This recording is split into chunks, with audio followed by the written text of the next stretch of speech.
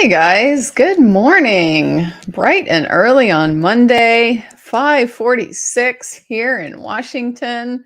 It's going to be another hot one today here, guys. It's been we got like 104 degrees or something yesterday. So I got my door open. The dogs might be coming in and out today, just to give you a warning if you hear like smacking and the disgusting noises that dogs make. Hopefully they won't be too bad because this is going to be a good day. This is going to be a very telling day, I think, for this trial and how we can expect it to go. We're going to start with the cross-examination of Brian Albert. He is, of course, one of the key people in this case. He's the fellow Boston police officer of John O'Keefe, and he is the man who owns 34 Fairview, or it did at the time, where John O'Keefe was found dead in the yard. So I thought he held up pretty well on direct examination, but he's a police officer. I kind of expect that he has done the testimony thing quite a few times. He didn't seem particularly nervous or uncomfortable, but he did seem, I don't know if practiced is quite the right word. He seemed like he knew what he was going to say, what he wanted to say, and how he was going to say it.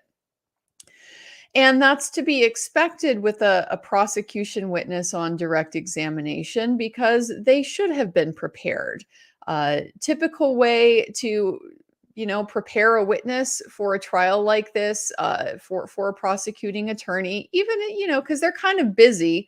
You're not necessarily going to sit somebody down and go through stuff in depth and work through potential challenges on cross-examination and stuff like that. I get that. Although I assure you that Yannetti and Jackson, they are doing that with their witnesses. But so at a prosecutor's office, what's most common is they'll simply bring you in. If you gave like a video interview or something like that, they'll have you rewatch it.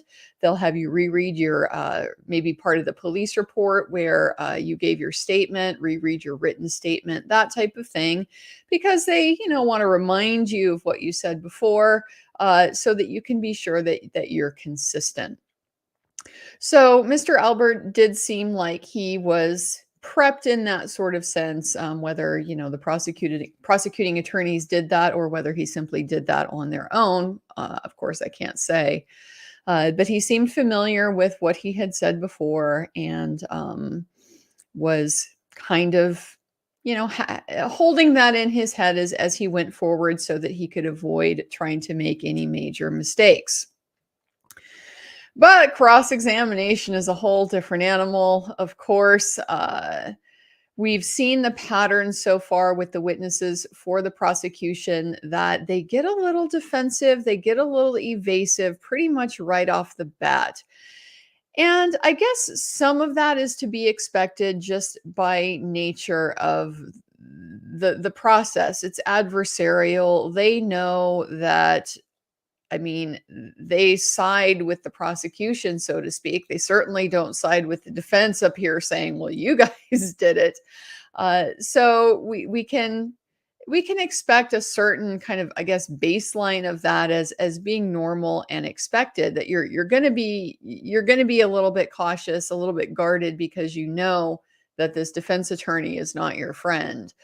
But it's just been kind of the way that some of these questions have been answered, the distancing from certain things that they seem to consider dangerous, and the just kind of consistently now getting caught with some like denials that just don't seem to hold up, some claims that seem to be a little bit improbable.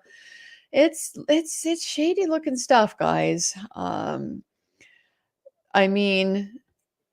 There's going to be issues. I can just preview for you right now. From what I know from the pretrial stuff in the case, there's going to be more of this stuff, like we had with Nicole Albert. A very small taste with Nicole Albert of confronting her with the 6 a.m. phone calls, two phone calls that she got from Jennifer McCabe at like 6:04 and 6:07 in the morning, which she denied receiving, but the defense has confronted her. These are in the Celebrate report. Are you saying they're wrong? They confronted her with statements that she had made to a police officer, and her claim is, those statements were wrong. He got it wrong. So a lot of just other people making mistakes, technology not being accurate, kind of thing. When I mean, a 6 a.m. phone call, if she made that or received that from Jen McCabe at 6 in the morning, really undermines your story, undermines your version of events, just blows the whole thing apart. And the whole thing is too, it's just, I mean, I guess you have to deny that because you didn't get up and come outside. The police and the fire trucks and the ambulance and all this chaos is going on out there, but you didn't come outside, and you have to explain why. To me, these calls could have been explained. If Jen McCabe is calling you, like apparently other people were making calls all around that morning to try to find out, well, what happened to John? Where is he? He didn't come home. Has anybody seen him? You could explain the phone call away that way. Well, somebody was checking in, trying to see if we knew anything about where he was. But we didn't get that explanation. We got a denial. So doesn't make a lot of sense to me that you got a record of a received phone call, and you're denying that happened. So we're going to get more of that with Brian Albert, because there's going to be more issues going on with phone calls, and we're going to have issues going on with evidence destruction. You might remember, I certainly remember from the pretrial hearing, where it was discussed that there was a preservation order that the judge had signed for the cell phones of these witnesses. And notwithstanding that preservation order, some of the witnesses still went out and apparently destroyed their cell phones, with also apparently the blessing of the prosecuting attorney's office.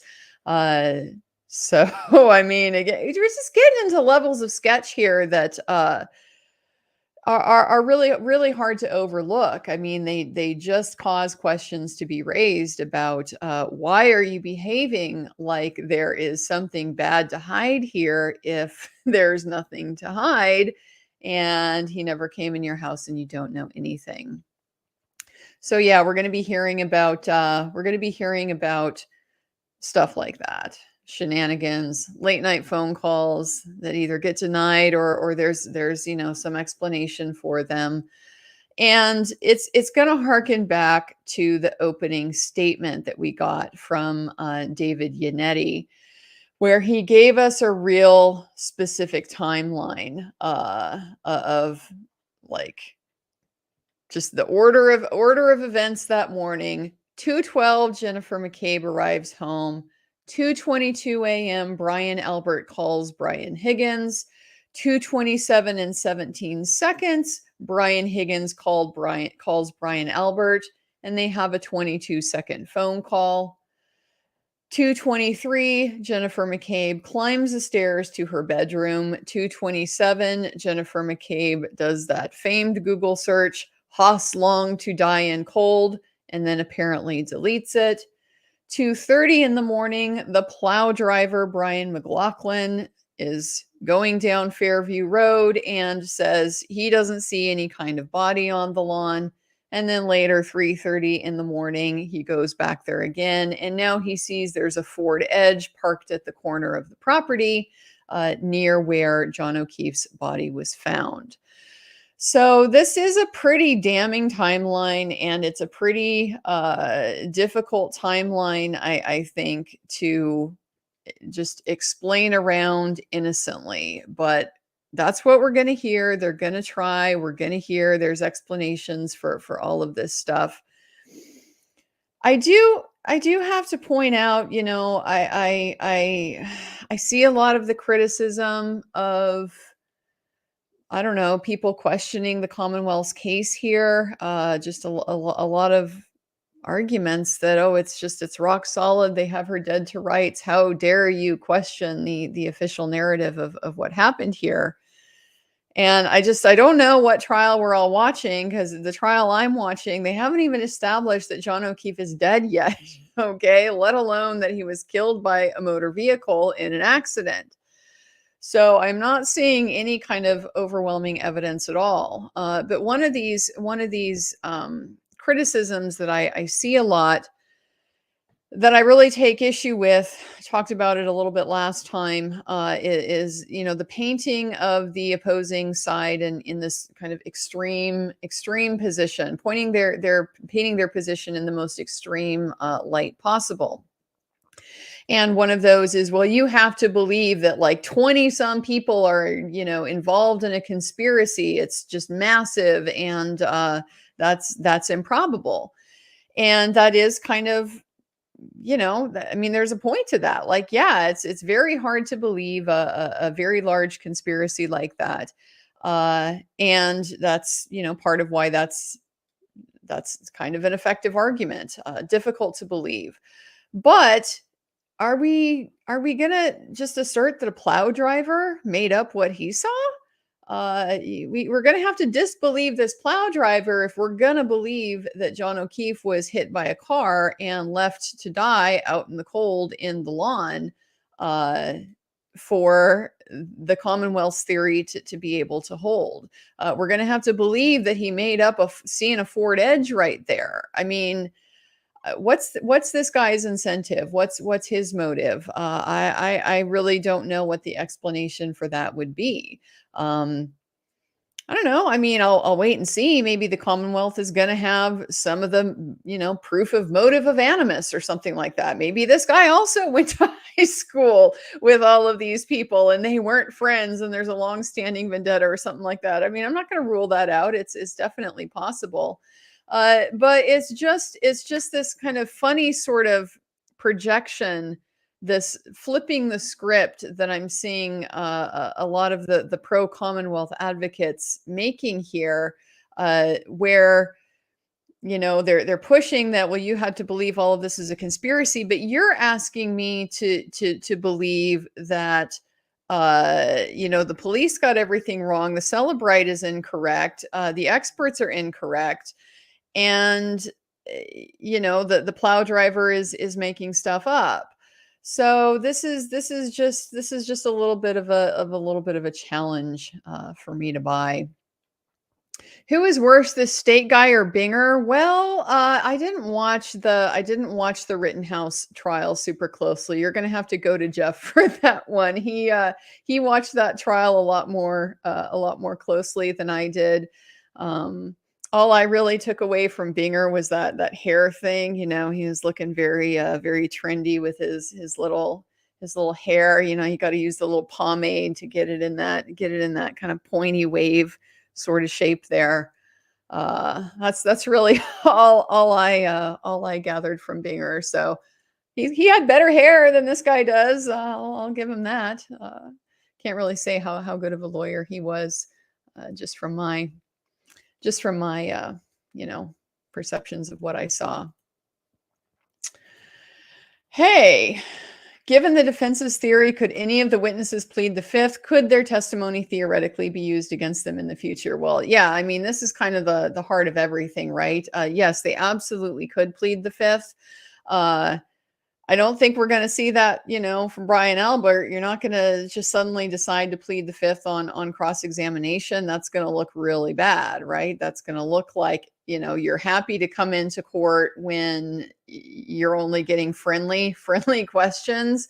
But then when things get tough, you're going to want to back away and not have anything to do with that. So just the pattern that we're seeing so far suggests it's unlikely that they're going to plead the fifth, but yeah, they absolutely could. And yes, it absolutely can be used against them in a future proceeding. I think part of the issue here is that they've already kind of gone all in. We know that these people have testified before multiple grand juries, some of them, the state grand jury, and then this federal grand jury that we've heard about, but don't really know a whole lot of the details of, what case is this? What are they investigating? Who's the target? That type of thing is all a bit unclear. So they already have sworn testimony that they've given that they waived their fifth and chose to go on record to make statements that can very much be held against them. They're going to be confronted with those statements here today. They're not, of course, facing a criminal arrest or anything like that here today. But yeah, once you give your sworn testimony, I mean, it doesn't even have to be sworn. Once you really make any statement at all, as soon as you open your mouth, just like the police tell you in the Miranda warnings, anything you say can and will be used against you. So yes, if there is a subsequent prosecution, the speculation of this federal grand jury is that it relates to some kind of corruption investigation. If that is the case, and any of these people end up facing charges or something like that because of that, then yes, this testimony can absolutely be used against them. We have a new member, my first YouTube member, Marissa. Welcome. Thank you, Marissa. I don't have anything fancy with membership levels or anything like that, guys, but I've had a lot of people ask me for just, please give me a way to show support to the channel, which I'm very grateful for. I really appreciate. So you can get a nice little, my fish logo, my Heidi Elkington fish. Go check her out on Instagram, Elkington Art. She does amazing things. She did my fish, designed my logo. So you can get a nice little badge, nice little special emoji fish if you want to become a member. When will we hear from Officer Bukaki? Haha, yeah, great question. Great question. I don't know. I've been kind of wondering if they're going to rely on this guy as much as they can just to try to keep Proctor off the stand. I've gone back and I've revisited that opening statement, a few times now, just because that's the commitment that the parties make. That's one of the challenges with an opening statement is you need to be pretty crystal clear with the jury about what they're going to get. And then you got to follow through on it. This is a promise to them. If you just stick with me and pay attention, wait for the stuff I'm telling you is coming, then you're going to see how my theory of the case is the correct one. And the defense has made some pretty big promises about what we're going to hear if Trooper Proctor ends up on the stand. He's going to claim, the whole thing with the plow, that's a big one right there, because he claimed that he went and talked to the supervisor and they told him the road hadn't been plowed that night. Well, then the defense goes and talks to the same supervisor and they tell him the opposite. And they tell him, who the name of the guy was, and defense is able to go identify that guy. Trooper Proctor put a bunch of stuff in that statement of facts that we talked about last time during the last stream. All of these times on the video at both of these bars where they have supposedly Karen getting shots of vodka, putting them in her glass, like drinking, adding up to 9 drinks that they say they can count and watch her drinking over the course of the night. We've seen an awful lot of video from both of these bars, and we have not seen any of that. That has not materialized from the Commonwealth. And we got to start to ask why that is. It's not like they've had any problem authenticating this video. The video is in evidence. We saw the video at the Waterfall, during the bartender's testimony. And the bartender would have been the perfect person to be aware of what Karen Reed was drinking and be able to validate that on the video, because she's the one that served the drinks. So she's in the best position to know that anyway.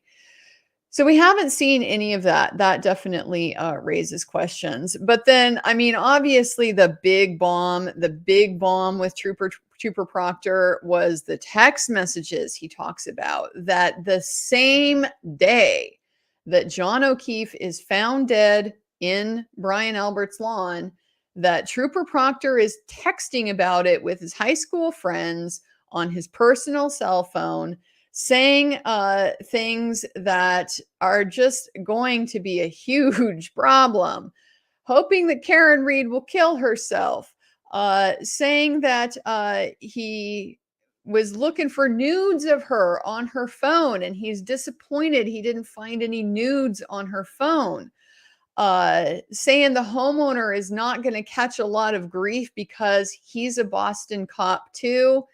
I mean, he just basically spelled out the cover up for the defense, like on day one. So Proctor is a very, very, very vulnerable witness. And it makes sense, like Judge Cannoni suggested in the pretrial conference. What if you don't call Michael Proctor? The Commonwealth, if they're smart, is going to go out of their way to avoid getting that guy on the stand, because all of that stuff is impeachment. It's bad. Like, that's really bad. It's possible they might even be able to get that in without calling Trooper Proctor. I'm just trying to think of what some of the hearsay exceptions would be, but the bottom line is that you wouldn't be offering those texts for the truth of the matter asserted, right? You're not offering them to prove that there were in fact no nudes on Karen Reed's phone. You're offering them to show state of mind. You're offering them to show motive. You're offering them to show absence of mistake. This was not just a coincidentally negligent investigation that happened to avoid the Alberts. It was deliberate because they knew this was a fellow Boston police officer, another Boston cop. So, I mean, possible they might not be able to avoid it, even if they decline to call Trooper Proctor. But so far, I mean, I gotta say, I haven't seen the kind of strategic operation from this prosecutor that suggests he's really thinking along those lines. He just seems to be putting everybody on the stand. He's got a list of everybody who made statements, and I mean, that's just it. Whether they have anything valuable to add or not, so far it's been mostly not. He's putting them on, and then they are getting picked apart with, all of this impeachable material that the defense has. There is no reason they needed to call a lot of these people. I mean, quite frankly, even a lot of the people who were there, who were kind of providing this background type of stuff, Chris and Julie McCabe, they weren't even at the house. We don't need every single person who was at the bar to testify about what happened at the bar. There's video of what happened at the bar. There's plenty of other witnesses who can talk about what happened at the bar, who are going to be important. The people in the home who are going to be the ones saying, well, John never came inside. So I don't know, why we're so invested in putting all of these people on the stand when they aren't adding anything and they're only just taking away from the value of the Commonwealth's case. All right, we are on the record.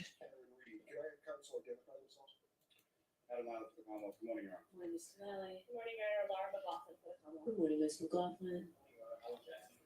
Good morning, Mr. Jackson.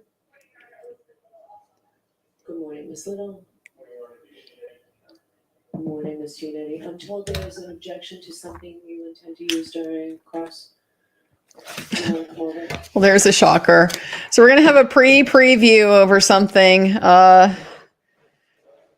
Pre-objection. Who knows what that is? Wonder if it's something that we haven't seen, can't anticipate. Oh, this is getting exciting already. So Karen's in the blue pinstripes today. Been a lot of commentary about Karen's trial style. And I like it. She is dressing like one of the legal team. I think it suits her. It's definitely not going to suit every defendant. Uh, but she is already, a professional woman. This probably isn't that far out of line with how she dresses for work anyway. And so she, looks comfortable in this type of clothing. It doesn't look unnatural for her or anything like that. But I've always had a soft spot for the blue pinstripes. They're just one of my favorite. I don't know what it is about it. It's very much a power look. So I feel like, maybe she's really feeling her strong position today. Kind of hard to say, but yeah, we'll see. I'm gonna see if I can try to up the volume here. I think the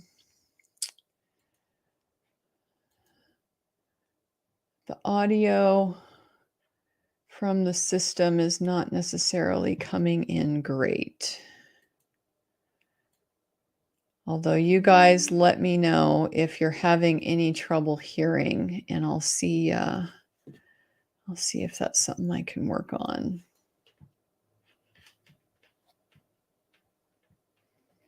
I'm just going to pull that down while I fiddle with it. Oh, and we're in for a treat, guys. Thank you, Nunzio. I haven't seen him in the chat yet, but Nunzio called me out for not having the YouTube premium. We had to sit through the ads, and I complained about YouTube. Yes, I'm here streaming, but I don't necessarily love the service. But I bought in. We have the premium. We're not going to get the terrible ads. So hopefully that will help things a little bit. I don't know why I'm having a hard time finding my settings here.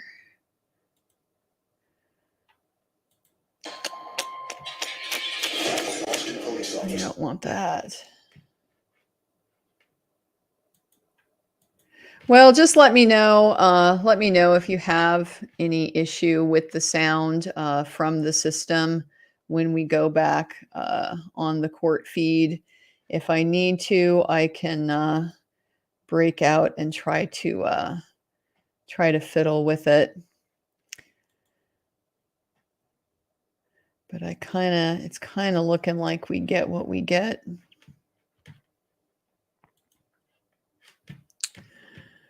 So anyway, I'll just get it back up. See who we got in the press for the courtroom. We have Turtle Boy is there in the courtroom, it looks like, for the cross-examination of Brian Albert. Isn't that him right there, or is that somebody else? I thought that he was on the list of people that Turtle Boy was going to be kicked out of the courtroom for. But here he is. Has there been a reconsideration? Do you guys see what I'm seeing? Does that look like him? I don't know. Of course, now they're going to pull away. So I'm just wondering what we could possibly have here that requires all of this pre-litigation with Brian Albert. It's got to be something good for the prosecutor to be fighting this hard. So we'll see. We'll see what we get. Well, while we're waiting, let me see what else is going on here. Hey, Nunzio. Thank you. Thank you for becoming a member. Thanks for helping us, shaming me into giving you the ad-free YouTube experience. No, I don't blame you. It's all cool. You're totally right. The ads were intolerable. It was worth it. So this is going to be better that way. But we appreciate you making that happen for all of us. On the topic of pleading the fifth, what would it actually look like? Does the jury get to see that and take it into account? Well, sometimes, yeah, sometimes they see it. They're probably going to be instructed that you don't get to consider it. Like in a criminal trial, you don't typically get to take somebody pleading the fifth as like evidence of something nefarious. But at the same time, how do you avoid that, right? If the prosecutors know that it's coming, then sometimes they'll pull them off the stand, they'll get the jury out of the room, and they'll clear that with the court, because it can get a little bit complicated to plead the fifth. It's not something that looks like we're back.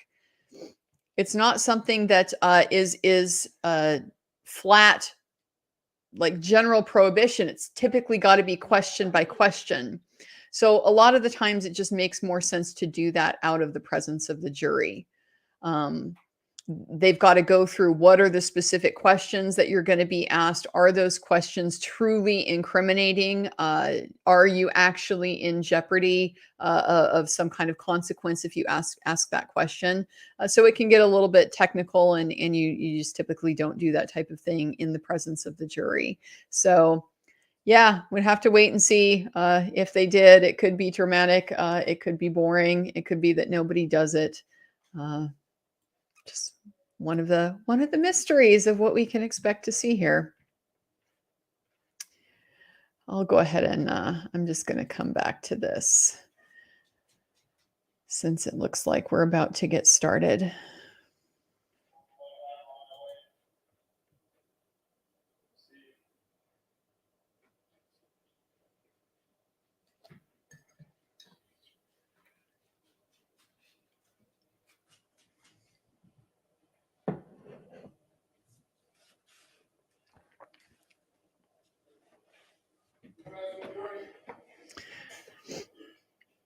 I see somebody saying a browser extension to boost audio. I will look that up. I'm using Firefox for this. So I'll see if I can find something at some point over the next couple days that might help us out with these sound issues.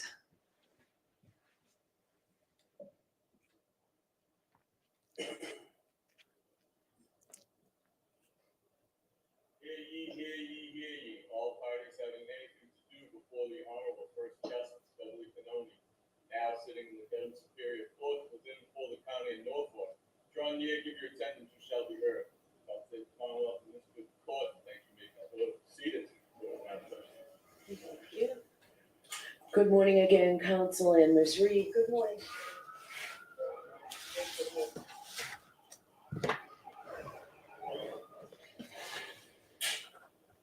Well, I do have to ask you those 3 questions. Were you all able to follow the instructions and refrain from discussing this case with anyone? Everyone said yes and nodded affirmatively. Were you also able to follow the instructions and refrain from doing any independent research or investigation? Everyone said yes and nodded affirmatively. Did anyone happen to see, hear, or read anything else since we left him?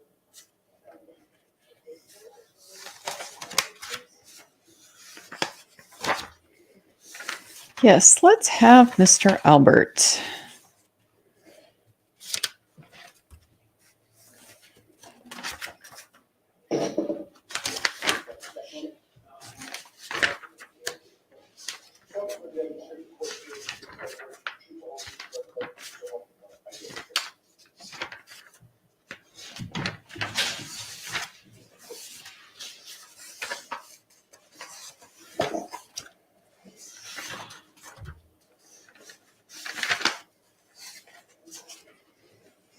Okay, whenever you're ready, Mr. Jackson. Looking a little more nervous this morning. This process is not the first time you testified in court of law. No. In fact, you were a police officer for, you was just under just over 30 years, is that right? Yes. During that time, how many times did you say that you testified in court of law in any capacity? I would say 100, perhaps. So you Yeah. consider yourself to be an experienced witness? In what aspect? Oh man, already with the As a police officer? Experience testifying in a courtroom. Yes. Okay, so you understand the oath. Yes. You understand the gravity of perjury. Yes. When was the last time you spoke to Mr. Lally before Friday when you began testifying? before Friday. The last time I spoke to Mr. Lally was, I believe, on a conference call around the time of my grand jury testimony. Which would have been 2022, Yes, April of 2022. yes. You've not spoken with Mr. Lally since that time. I don't remember speaking with Mr. Lally since that time, no. What about anybody else from the district attorney's office? No, Have you gone over the facts, what you believe to be the facts of your testimony with anybody before you testified on Friday, not including the lawyer that you had? no, Did you discuss any questions that you may be asked at direct examination, or questions that you may be posed on cross-examination with any member of the district attorney's office? no. Were you told about any exhibits or documents that you might be shown? Just in the prep, I believe I was shown a video of the Waterfall bar. And that was back in April of 2022. No, that was for the prep for this trial. With whom did you prep? Mr. Lally. I'm confused. I thought you said you had not spoken. Just in the prep, I believe I was shown a video. Trial, I had not. Okay, that was my question, Mr. Albert. Okay, I misunderstood your question. I apologize. Did you prep for this trial, Mr. Lally? Yes. Approximately a few weeks ago. Mr. Albert, about 45 seconds ago, I asked you, have you spoken with Mr. Lally before your testimony in this process? And your answer was, no, I have not. Did you understand my question? I did not. What was confusing about it? I was expecting you to ask me if I Unavailable. had prep with Mr. Lally. I didn't hear prep with Mr. Lally, so I didn't know what you were referring to. Guys, I'm going to switch over to the law and crime stream. Since I didn't say prep with Mr. Lally, your answer was, no, I didn't speak with him. I just prepped with him. Yes. What's the difference between speaking and prepping? No, there is no difference. I just misunderstood your question, that's all. Tell me about that prep, Mr. Lally. Yeah, switch Sure. here. I prepped with Mr. Lally about this trial with Mr. Lally, my attorney. Where did that preparation take place? The preparation took place. Okay. I'm Let's see if that's a little better. trying to remember exactly where it was. I actually don't recall where it was. Would have been at the DA's office. Yes. Okay, what is happening here? Sound. The preparation took place, I believe, I'm trying to remember exactly where it was. I actually don't recall where it was. Would have been at the DA's office. Yes, but it wasn't at the DA's office. No, I believe it was somewhere else, but I can't remember if it was here or the DA's office. I'm not sure. I also asked you a couple minutes ago, did you review any documents or any evidence in preparation for your testimony? And to that question, you also answered no. But I said I reviewed the video. Well, now you're saying you reviewed the video, but when I Yes. asked you, did you see any evidence or documents, anything in preparation for your testimony? You said no, right? No, I believe I said I saw a video. Did you misunderstand my question when I asked it the first time as well? No. I'm gonna try to be clearer with my questions. Okay. Let me try it again. What, if Let's bring anything, it down. have you reviewed in anticipation of your testimony in this trial? So I reviewed a video of the Waterfall. Anything else? I reviewed my transcript from the grand jury. So you have reviewed your prior testimony, My transcript of the grand jury, yes. which is prior testimony, right? Yes. When did you do that? I did that during the prep. What part of the Waterfall video did Mr. Lally show you?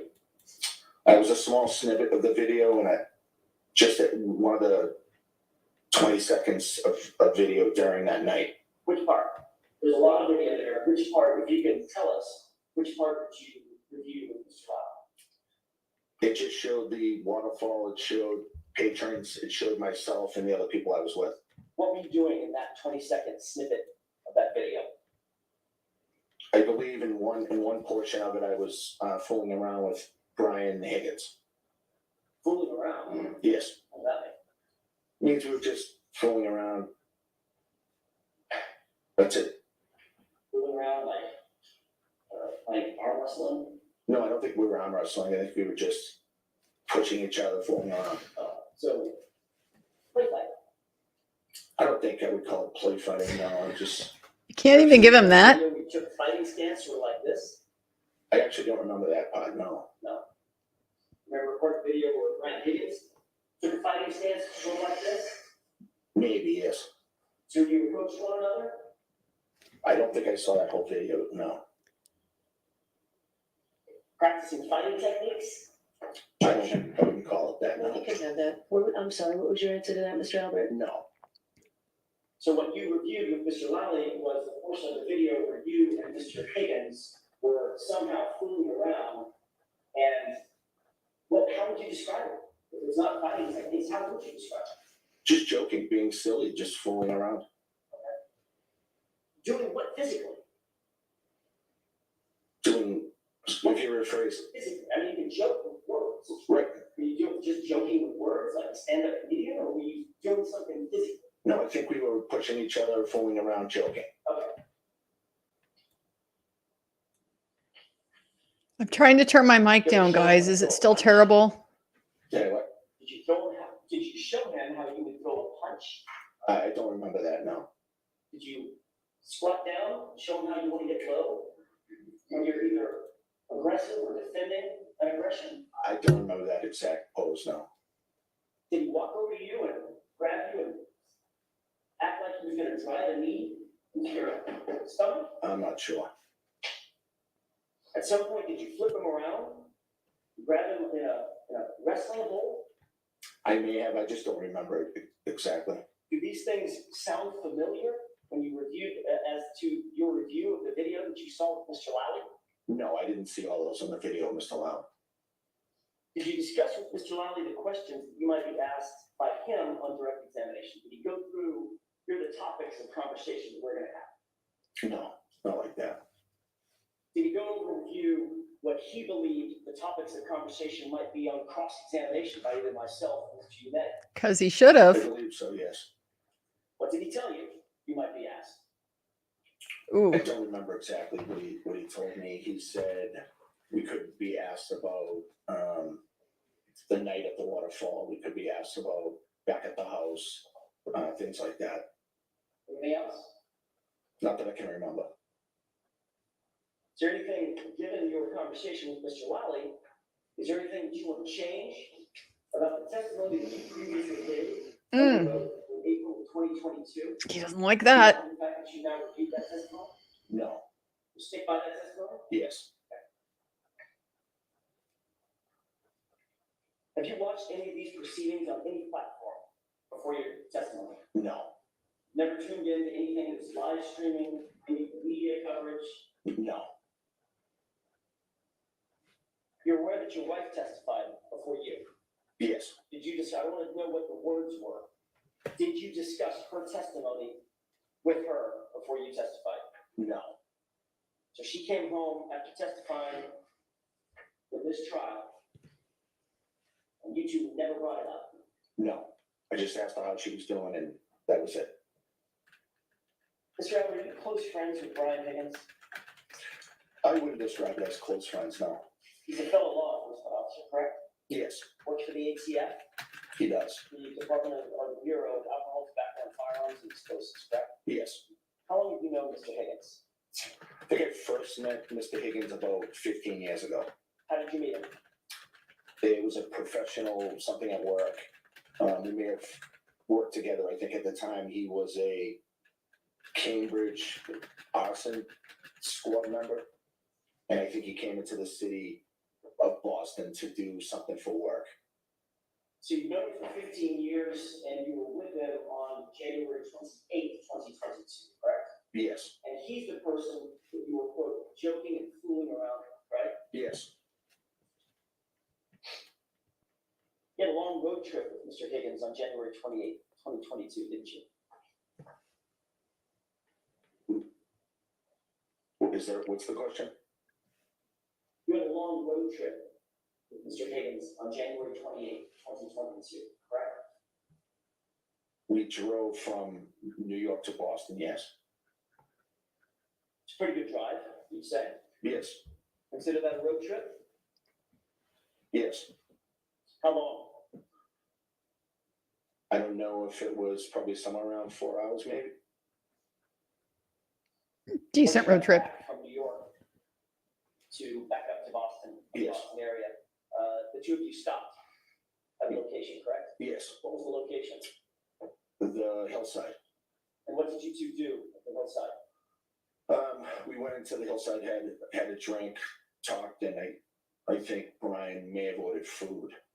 So once you got back from that relatively long road trip, that 4 hour long road trip, I apologize, you stopped at a bar and started drinking, correct? Yes, Do you have anything to eat at the hillside? I did not. But Brian did. Brian Higgins did. I left prior to Brian Higgins eating. During the course of that road trip, or at the hillside, did the two of you discuss Karen Reed, my client? No, Did her name ever come up? no, Without telling me anything that they had actually said, did he mention Karen Reed or the topic of Karen Reed? no, never. Did he mention the fact that he'd been texting and flirting with Karen Reed 2 weeks prior? No, So that subject, according to you, was never addressed or broached by Mr. Higgins or you no, during that entire day. no. After you arrived at the waterfall, John O'Keefe Oh, boy. arrived subsequent there too, right? Yes, How long after? approximately 45 minutes, maybe? And Karen Reed was with him, is that right? Yes, Brian Higgins was standing right next to you when she came in along with John O'Keefe, correct? I'm not sure where people were standing when they arrived. Well, you remember you saw video, correct? I don't believe there's any, I saw video of them walking into Waterfall now. Fair enough, but you saw at least a clip, according to you, saw a clip of that video of you at the waterfall, correct? Yes, You were situated at a high top table, right? yes. Your back is sort of to the camera, is that right? I'm not sure of the camera angles. The video that I saw, I was at the high top table, but I'm not sure of all the camera angles of the waterfall. Brian Higgins is the guy with the sweatshirt, with maybe a Harley Davidson emblem on the back or something. I'm not sure what he wore that night. I'm sure he had a sweatshirt on, but I don't know what the emblem was. He was standing right next to you in the video clip that you saw. Yes, In other words, that was the video where he was standing right next to you. You two turned to each other and start this play fighting thing. yes, So if it's that time or sometime around there at the high top, you were in proximity of Brian Higgins when Karen Reed and John O'Keefe came into the bar, correct? I just don't recall the timing of when they came into the bar. All right. Mr. Albert, did Mr. Higgins say anything to you at that time about John O'Keefe arriving with Karen Reed at his side? No, Did Mr. Higgins say anything to you about being upset that Karen Reed had shown up with John O'Keefe? no. Describe your relationship with John O'Keefe, if you would. So I didn't know John that well. I had only met him a few times, but every time I met him, it was cordial, pleasant, and I would consider him to be a coworker, even though I never really worked with him directly. He seemed like a nice guy. I knew his whole story about the fact that he had taken his niece and nephew after a tragedy in the family, and I had an unbelievable amount of respect for him doing that. But I can't say that we were good friends because I didn't really know him all that well. You were far better friends with Brian Higgins than you were with John O'Keefe, that's fair to say. Yes, On Friday, you were asked whether or not you knew my client, Karen Reed, correct? This meeting a couple days ago, during your direct examination. I believe so, yes. You were also asked the same series of questions at another grand jury not involving the Commonwealth. Remember that in June of 2023? Yes, I want to be clear about this other hearing. That was a non-Commonwealth hearing in front of a grand jury, correct? yes, All right. Mr. Lally and his colleagues were not there, is that right? yes, I was not there, Mr. Yannetti was not there, yes, or Ms. Little. right.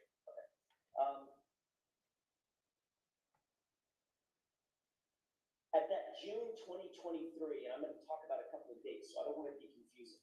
At that June 2023 non-Commonwealth hearing, you were asked some questions about whether or not you knew Karen Reed before January 28, 2022.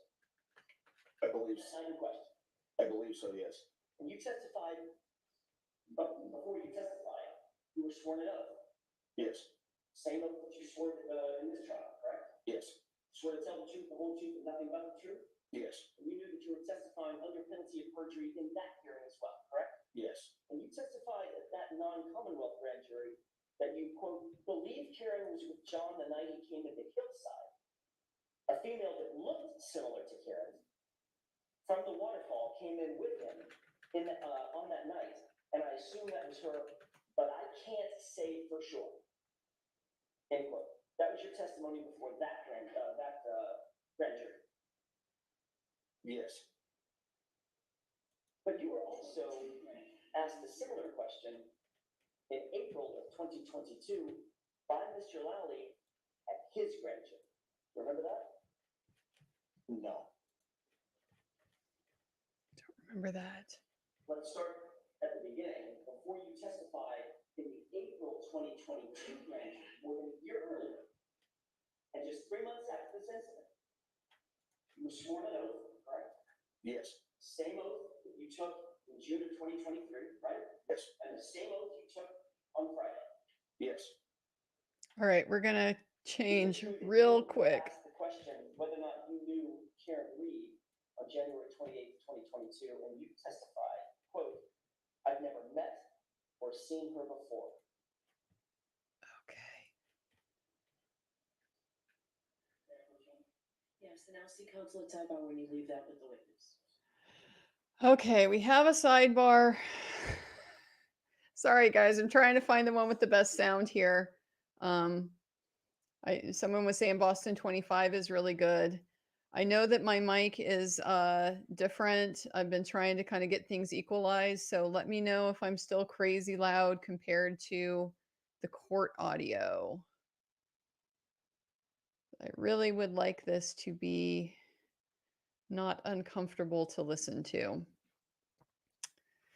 Well, he is a lot less comfortable today than he was yesterday, wasn't he? Alan Jackson is on this morning. He knows where he's going. He's on pace. I mean, this good pace of hammering him quickly.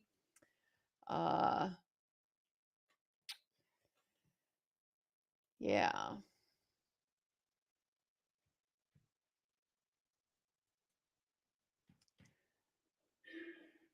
All right. How's the system sound here? Yes. It's- I have, thank you.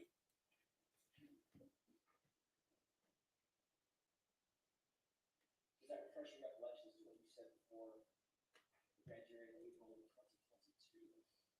Yes, but you didn't read the whole quote though. The whole point was the following. Question, so the female you had never met before, is that fair to say? Answer, no, I've never met her or seen her before, period. Maybe once, but I don't think I've ever had a conversation with her. That was the entire quote, correct? That's the entire quote, yes, that's not what you read earlier, but yes. Well, what I read earlier was, I've never met or seen her before. Those words came out of your mouth, right? That's not my whole sentence, no.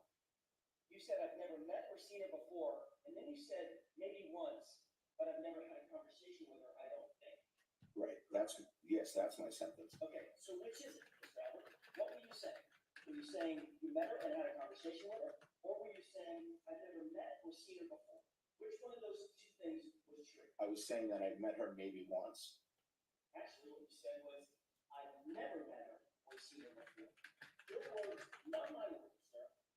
Is that right? No, because in the next sentence I say, I met her maybe once. So you literally changed your testimony within your own testimony. Objection. Now, can you answer that, Mr. Albert?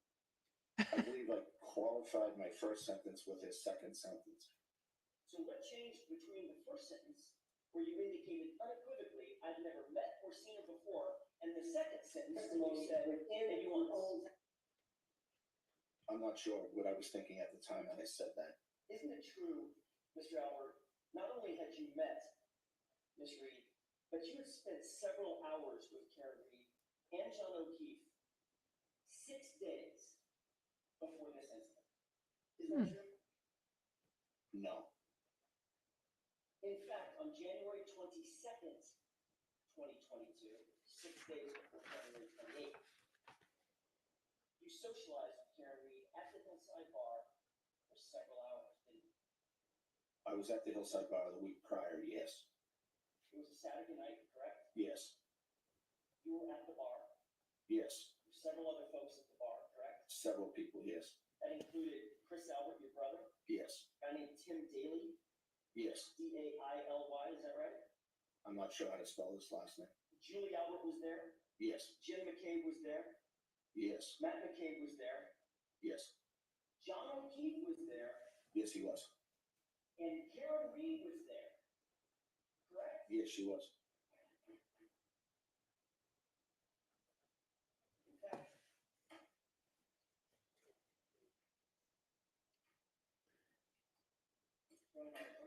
yes. I want you to take a look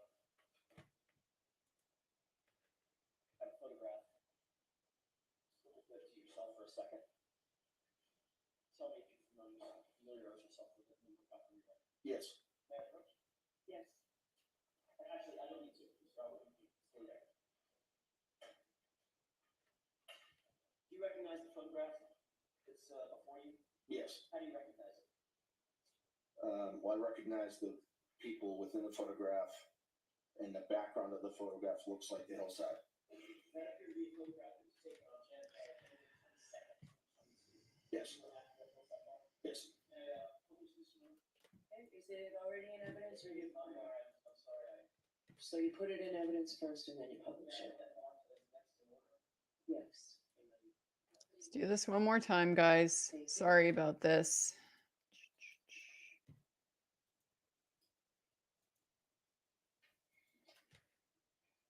I'm sorry. So you put it in evidence first and then you publish it? That marked as next in order. Yes. And then. Thank you.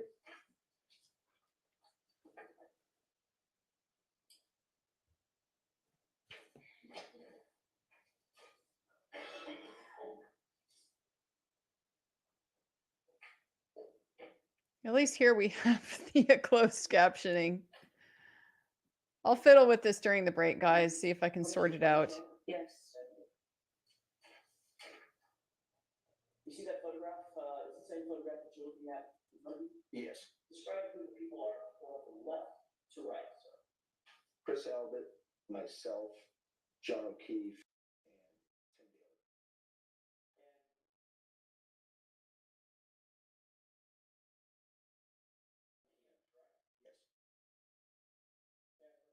Yes. Mr. Albert, who took the photo? I don't know. Karen Reed took the photo, didn't she? I have no idea who took that photo. Karen Reed took the photo, literally staring right at her. Correct? I don't know who took the photo. Well, there were a lot of people there. You mentioned my sister, 2 sister-in-laws, a brother-in-law. I'm not sure. No sound? Turn the lights back on, please, and take the photo down.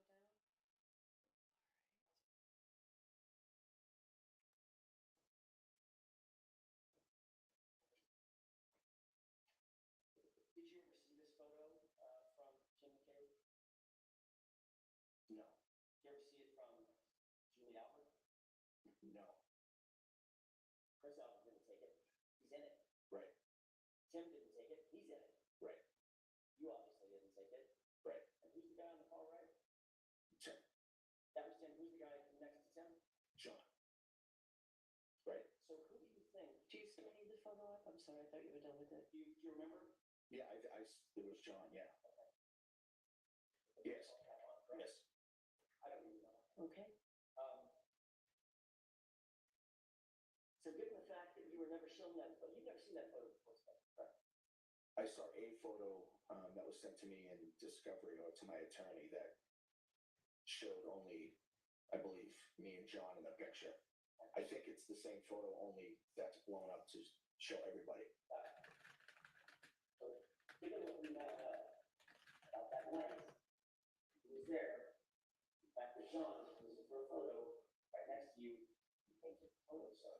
I have no idea who took the photo.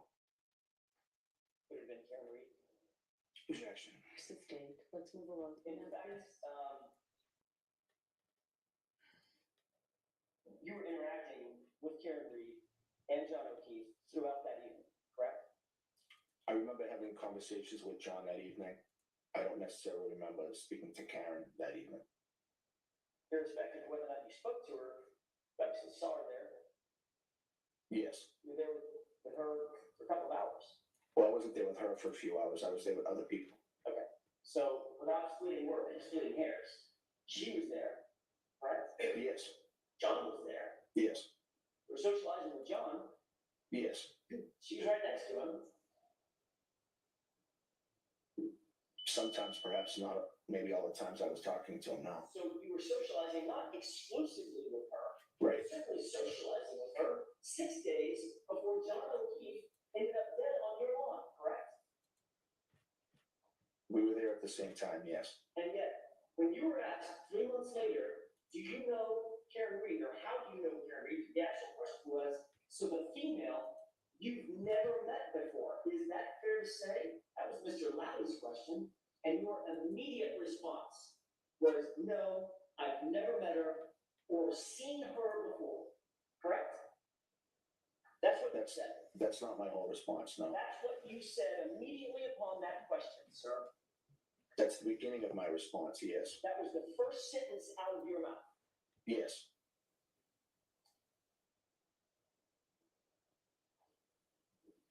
You also testified at the subsequent grand jury in June of 2023. When asked what was your impression of Miss Reed, you said, quote, I honestly didn't really have one. I didn't have any conversation with her. I just kind of saw her from across the table. I didn't really think of it either way. Correct? I don't know what that question is referring to. Is that for the Waterfall or is that for Hillside? Okay. Yes. So in June of 23, like a little over a year later, your testimony significantly changed from no, I've never met or seen her before, to I really didn't have a conversation with her. I saw her across the table. I didn't really think of it either way. Correct? No, I think those are very similar testimonies. When you were asked in the other proceeding, and this is about the Waterfall, question, did you talk to Karen Reed at the Waterfall that night? You answered unequivocally, I did not. Is that right? Yes. And that's what you told the June grand jury, June of 23, correct? It's referring to the state grand jury. No, I'm sorry, Okay. that's why I'm using dates. I'm trying to be careful. Right. April, I'm just not clear on what all the dates were. I'll see if I can clarify. Okay. April 2022, state grand jury. June of 2023, a different grand jury. Okay. When you were asked at the June of 2023 grand jury, did you ever talk with Karen Reed at the Waterfall that night? Your answer was, I did not. Yeah. Yes. With the court's permission, I play a small clip from incident 53. Okay.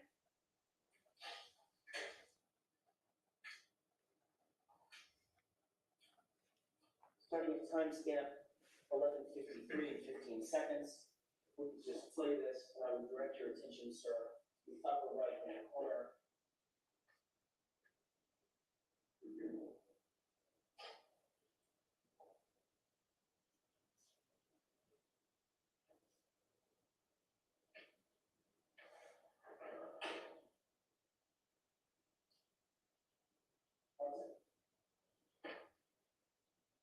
Do you recognize the individuals in this clip?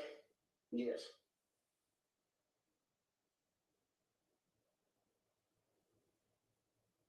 Do you recognize that person? Yes, I believe that's me. Recognize that person? I do. I believe that's the defendant. Ms. Reed, Yes. what does it appear you are doing as it relates to Ms. Reed in this clip? It appears I'm talking at the table. I don't know if it's specifically to her, but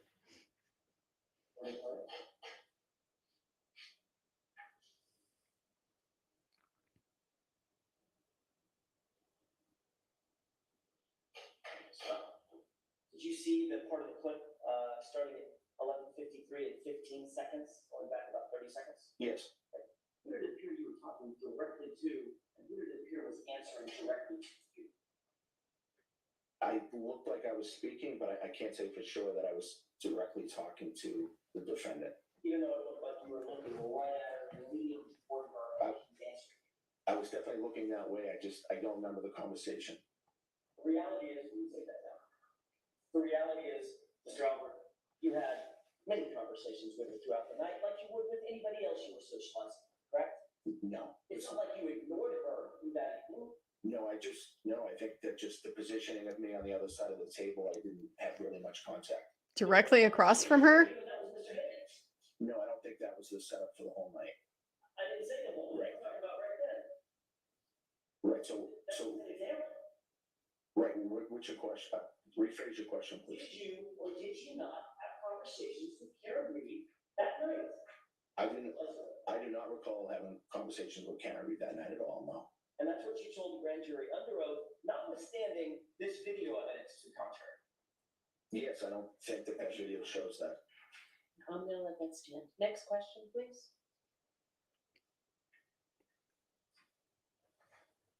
You were interviewed by Michael Proctor on January 29th, the day after this incident, correct? Yes, And that was 6 days after you spent several hours Karen Reed at this event, correct? 6 days later. yes,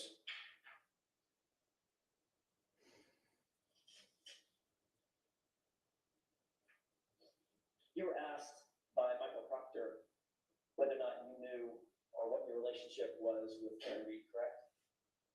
I don't recall if he asked me that. Did you say to Michael Proctor, quote, that you quote, did not know Karen Reed, end quote? I may have, yes. But when you made that statement, you did not know that Ms. Reed had a photograph of you at the Hillside Bar, right? You didn't know that photo existed, did you? Objection, Your Honor. Sustained. Sir, you were trying to distance yourself from Ms. Reed in your interview with Michael Proctor, weren't you? Objection. Were you? No, I was not. Mr. Albert, you were trying to distance yourself from knowing Ms. Reed in your grand jury testimony with, well, I'll use the date, in your April 2022 grand jury testimony, weren't you? No, You were further trying to distance yourself from Ms. Reed in your June 2023 grand jury testimony as well, correct?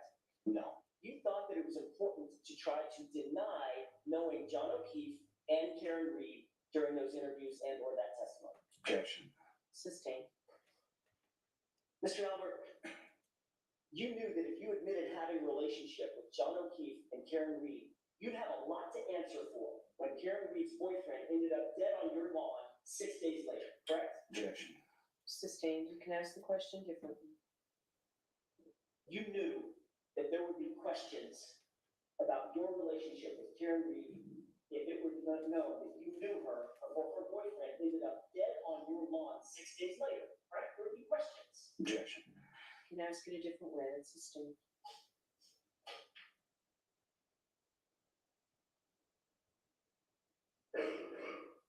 So you lied under oath when you said, I've never met or seen her before, correct? No, because that wasn't my whole statement. The sentence, I've never met or seen her before. Pretty unequivocal, isn't it? That was not the context of my whole sentence. But that's the words that came, those are the words that came out of your mouth, right? Initially, and then I remembered that I had met her once. So you just ask it this way. Sure. Is that sentence true or false? That you had never met or seen her before? True or false? That portion of that sentence is false. Let's get this on the record. Did John O'Keefe come into your house at 34 Fairview at any time on January 29th, 2022? Absolutely not. I wished he had. And you're as sure about that as you are about the statement that you had never met or seen Karen Reed in your life, Objection. correct? Sustained. Can I ask it differently, Mr. Jackson? I want to get back to the waterfall.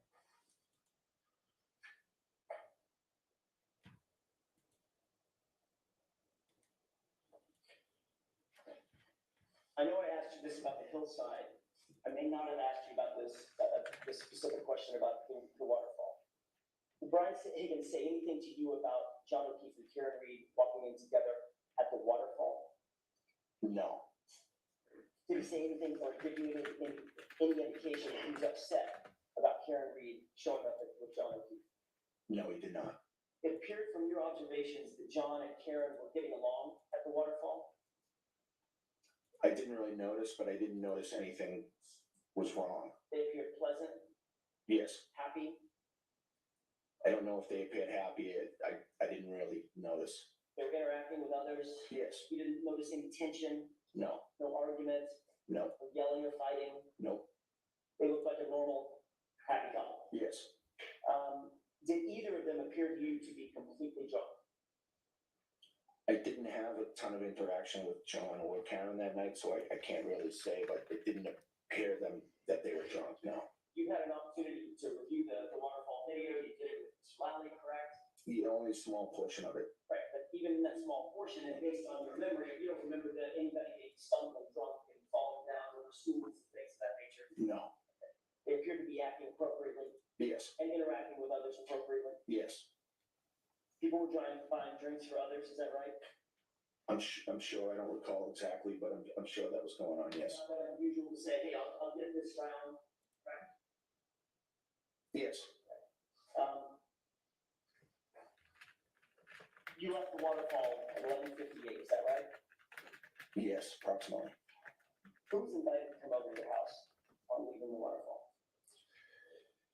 Whoever wanted to, really. You'd been drinking since about what time in the evening or in the afternoon? 9-ish? That's when you went to the hillside? Yes, That's when you had your first drink? yes, And you continued drinking throughout the evening consistently? yes, Did you believe you were okay to drive? yes. What kind of car did you have at the time? Ford Edge, Black? yes, Did you drive that car home from the waterfall? yes. Who rode with you? My wife and my daughter. What other cars were in the driveway when you got there? I don't recall. Brian Higgins' Jeep was in the driveway backing up as we pulled in. So kind of in your way. Yes, In other words, you weren't gonna park him in. I didn't want to block him in. So you waited until he moved his Jeep out of the way, Yes, and then you pulled in. Yes. Where in the driveway did you pull in? I believe I pulled to the left side of the driveway. You would have been closest to the garage, or was there a car between you and the garage? I would have been closest to the left side walkway. I don't think there was a car in front of me, but I'm not 100%. Mr. Albert, did you move that black Ford Edge at any point that night after you got home? No, Brian Higgins was the first person to actually physically get to the house. He got there before you, correct?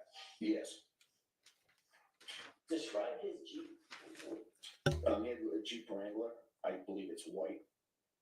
I think it's white. Any appendage on it? A plow. A snowplow on the front. Yes. That can hydraulically go up and down. I didn't see it that closely. I'm assuming it can, but I don't know that for sure. After Mr. Higgins moved out of your way, out of the driveway, where did he put that Jeep? I don't know. I don't know where he parked.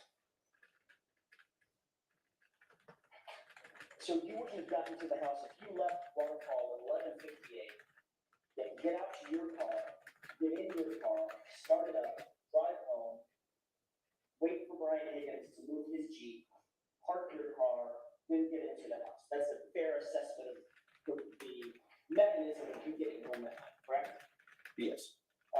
You wouldn't have gotten into the house until, what, 12:15? Maybe 15 minutes for all that? I would put it more, maybe 10 past 12. Okay, 12:10 or so? That would just be a guess. So it could have been 12. Yeah, and it could have been 12:07. Who was inside the house when you walked in? My nephew Colin, and my son Brian, And then he had two friends, female friends, I believe it's Sarah and Julie. What were they doing inside the house? They were sitting at the kitchen table. And your nephew, Colin, how old was he at the time? I believe 17 or 18. Describe him. In what way? Height, weight. So 2.5 years ago, so he was probably 5'11", maybe 6 feet, and probably 100 and, I'm guessing 175 pounds. Big boy. He's Not a small kid. right. Bigger than me, significantly. Yes. Athletic guy, Yes. played football, Yes. good at football. Yes. You testified that you went to the bathroom after you arrived home, correct? Yes. After saying hi to everybody, I went to the bathroom. Was that upstairs or downstairs? I'm not sure. I have a bathroom downstairs and not downstairs, but on that floor and then upstairs. So I'm not sure which one I went to. When you I came think back it was down, upstairs. I'm sorry, I didn't I mean to. think it may have been upstairs, but I'm not sure. When you came back downstairs from the bathroom, or came out of the bathroom, wherever it was, you no longer saw Colin. Yes, prior to going to the bathroom, Colin had said that he was getting picked up. But you never saw him leave. No, You didn't see him leave the house, and you didn't see him get picked up by anybody. I did not. You didn't see a car outside waiting for him, correct? I didn't, no. You did give an initial statement on the morning of the 29th to Michael Lang, about 7 a.m., is that right? Officer Lank was in the house at that time and speaking to all of us, really. And you've admitted that you have known Michael Lang for many years, is that right? Yes. Did you see that as a problem? In what way? Conflict of interest? Objection, Your Honor. I'll let him have it. Did you see that as a conflict? No. You were asked who was present at the house that night, the night before, right? Yes. You stated the following people were at the house that night, quote, in response to Officer Lang's question, at some point during the time in question. That's how he phrased the question. Who was at the house at some point during the time in question? You understood that, right? I don't recall his question, no. You knew that he was asking who was in the house. That's right, yes. So you mentioned Brian Albert Jr., Yes. your son. You mentioned Caitlin Albert, your eldest. Yes. You mentioned Julie Nagel. Yes. You mentioned Brian Higgins. Yes. And then you added the detail that Caitlin Albert had left your house about 12:15 a.m., correct? No, You didn't say that? I did not. I may have just a moment. Yes.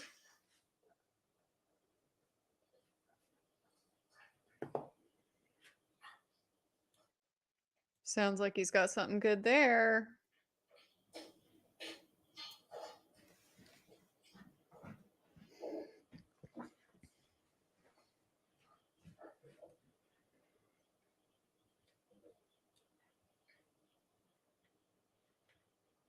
May I approach you on? Yes.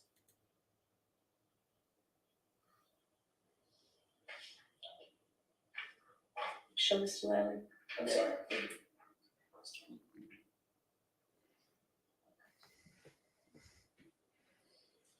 So you don't have to sit and read the entire thing. There's a, right at the top of this, there's a word that says next. If you read that area, that next few sentences, let me know when you're finished.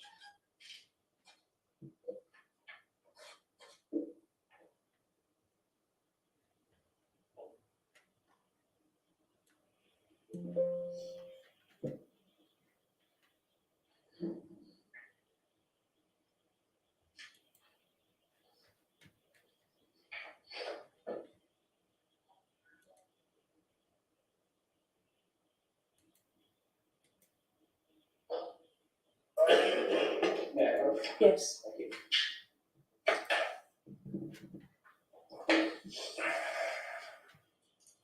So, did you have an opportunity to review that portion of a report? I did. Did that refresh your recollection about a conversation that you had along with your wife with Officer Lang? Yes. Is it true that Officer Lang asked you and your wife, who else was in the house that night, aside from the names already mentioned? And the names mentioned were Brian Albert Jr., Caitlin Albert, Julie Nagel, and Brian Higgins, who was a friend of Brian Albert Sr. Is that right? That's what the report says, yes. And then the report goes on to say, they advised me that their daughter Caitlin left the house around 12:15 a.m. when she was picked up by her boyfriend, Kristen Ross. Right? That's what the report says, yes. Do you think Officer Lang got it wrong? Perhaps, yes. Did you say that Caitlin left about 12:15? No, Did Nicole say in your presence that Caitlin left about 12:15? she did not. At any point, did Officer Lang ask you what time Caitlin left? I don't recall him asking that. It was a very chaotic morning, and I don't remember him saying that. So in fact, if he wrote that sentence in the report, which you just read, he's just taking that out. Objection, Your Honor. Sustained. I'll ask it a different way. If that's what.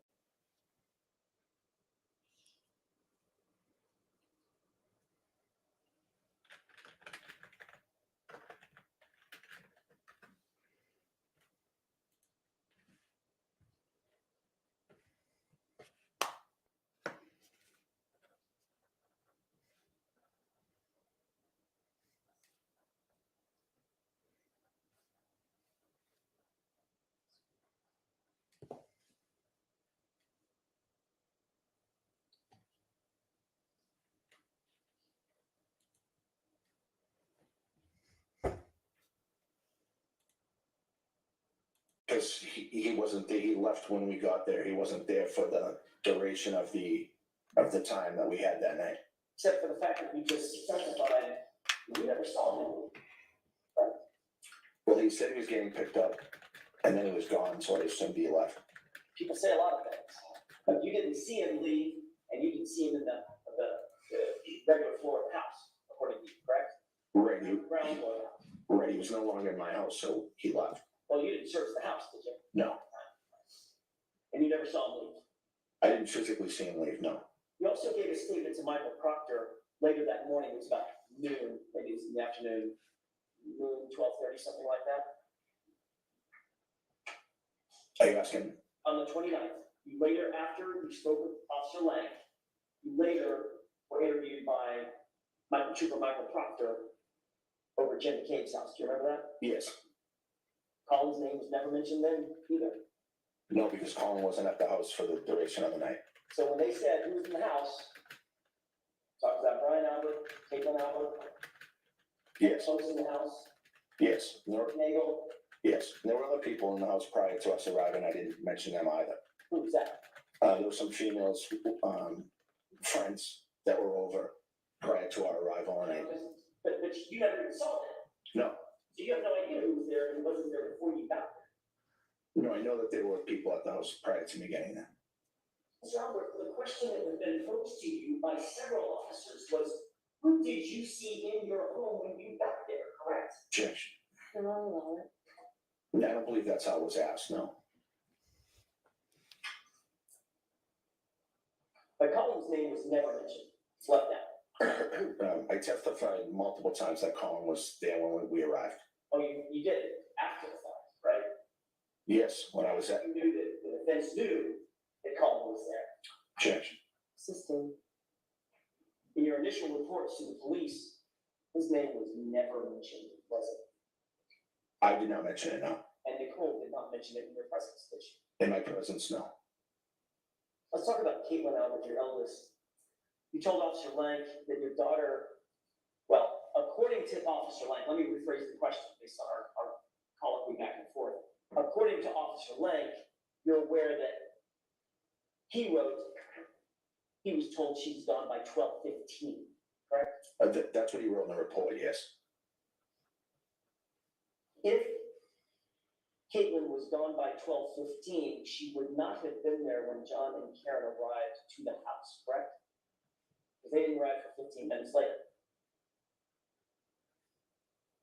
But she was at the house, so that would be a hypothetical.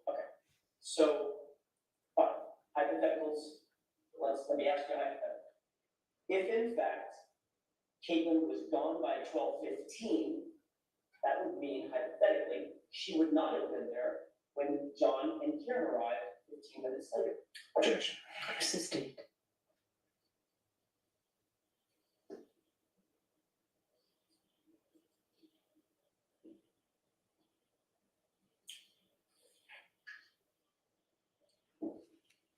When you were interviewed by Officer Lang that morning, other people were in the room, not just you and Officer Lang, correct? Yes, I wouldn't consider that morning to be an interview with Officer Lang. More of a conversation. Yes, During that conversation, Nicole was there. yes, She was in earshot. yes, When she was involved in the conversation, you were within earshot. yes. Brian Jr. would have been within earshot.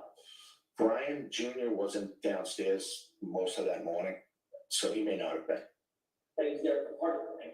Yeah, but I'm not sure that he was there at the time, like, Officer Lank was asking questions. The fact of the matter is, notwithstanding what Officer Lang wrote that you said about Caitlin leaving at 12:15, she did not leave at 12:15. Is that right?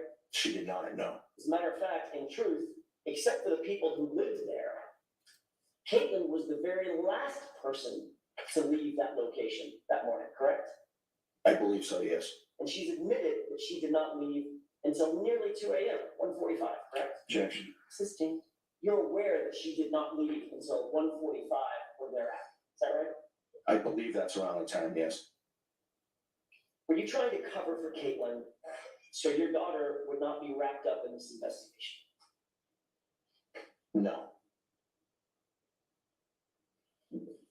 But as a reminder, when you were spoken to by the first two officers and discussed who was in the house, you never mentioned Colin was even there, correct? objection. We've gone over that. Next question, please. Sustained. If Colin was gone, just like Caitlin was gone, that would eliminate them from ever being at the house at the same time as John O'Keefe and Karen, right? Objection. Sustained. On January 29th, about 11:30 or 12, we talked about the fact that you were interviewed by Michael Proctor at Jim McCabe's house, correct? Yes, You knew at the time that the state police were looking to interview Jennifer McCabe about her understanding of what had happened the night before. objection. Sustained. You were notified that the state police were going to interview Jen McCabe. Objection. Hello, were you notified that?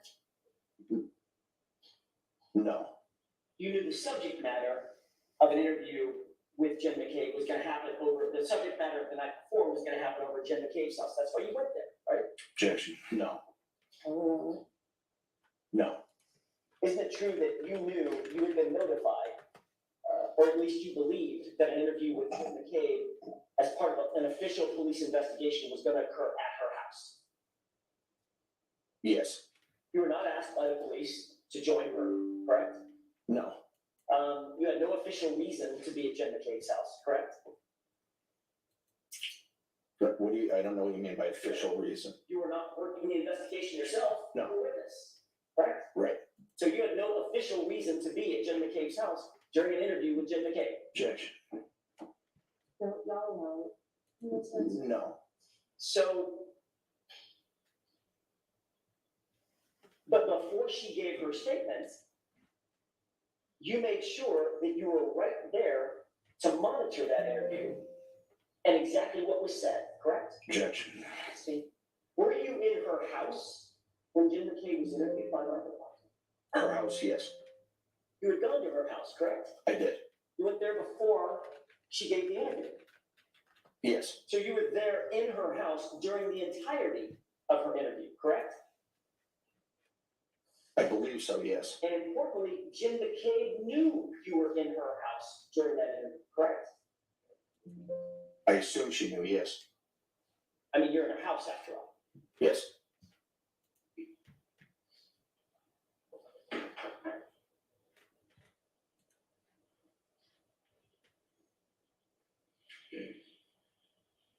want to get back to 34 Fairview if I could. In the early morning hours of January 29th, Brian Higgins directly followed you into the house after you walked in, correct? Could you rephrase that? Sure. You walked in, even though there was some moving of cars, you were the first one to walk into the house. Brian Higgins followed you. Yes. Nicole and Caitlin then came in shortly after that. I think Nicole and Caitlin probably came in around the same time as me. And then Brian Higgins. Did you make another drink once you walked into the house? Did I make a drink? Did you make a drink? Grab it from your, Yeah, yes. when I say make a drink, did you get a drink? Yes. What drink did you get? I don't know, probably just would have been whatever was at the house, a beer or something. Did Higgins have another drink? I don't know. What did you do? What did you and Brian Higgins do once you were inside the house? We just kind of hung out, talked. At any point, did you and Brian Higgins go down to the basement? No, I don't remember going to the basement. You don't remember going to the basement, or you didn't go to the basement? No, I didn't go to the basement. Did Brian Higgins go to the basement? Not that I know of.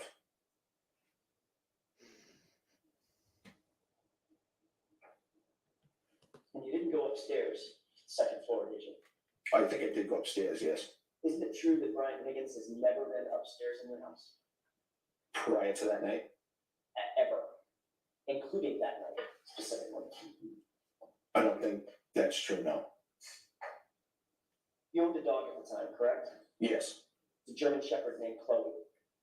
yes, mix. Describe that dog as being not great with strangers, is that true? I did describe it that way, yes.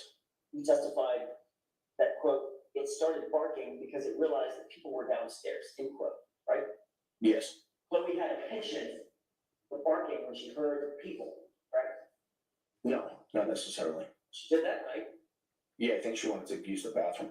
Well, that's not what you said in your testimony. You said it started barking because it realized there were people downstairs, right? Right. So your German Shepherd, probably a decent dog, guard dog, if she heard commotion and people, she would bark. Objection. Sustained, you can ask it differently. Obviously, if Chloe hears commotion and people, she's apt to bark. That's the only question. No, So just that night, out of nowhere, first time ever, Chloe starts barking when people walk into the house. no, it's not the first time ever, but she didn't bark often. Okay, but she did bark that night, right? Yes, And the reason that you gave under oath for why she started barking was because there were people downstairs knowing about, right? yes, So in that instance, on January 29th, in the early morning hours, she was barking because she heard people. well, I can't say why she was barking. Well, you did say why she was barking. I let her out to use the bathroom, so I think that's probably why. Except your testimony was it started barking because it realized there were people downstairs. Those are your words, Mr. Albert. Right. Okay, Do you stand by those? yes, You ultimately did let Chloe out to go to the bathroom, correct? yes, And then you allowed her to stay downstairs and you monitored her with the others who were in the house, isn't that right? yes, Matter of fact, you testified in that state grand jury, the same April grand jury, April of 2022. So I let it go out to the bathroom, I let it back in. I kind of monitored it a little because we usually don't have people over the house and the dog's not great with strangers, period. So I was just making sure that the dog was all right with the people that were over, end quote, correct? yes, So in fact, you did keep Chloe downstairs at least for a period of time with people that were over, right? yes, for a few minutes, I think. Mr. Albert, after you learned that there were questions being raised about John's injuries and dog bites and scratches, in May of 2022, you got rid of that dog, did you not? Objection. Sustained, you can ask it differently. At some point, your family got rid of Chloe. Chloe was rehomed in May And we can use 2020. whatever words we want to. Rehomed, rehoused, whatever, but you got rid of her. She's no longer part of the Albert family, right? Objection. Pull up that. Right.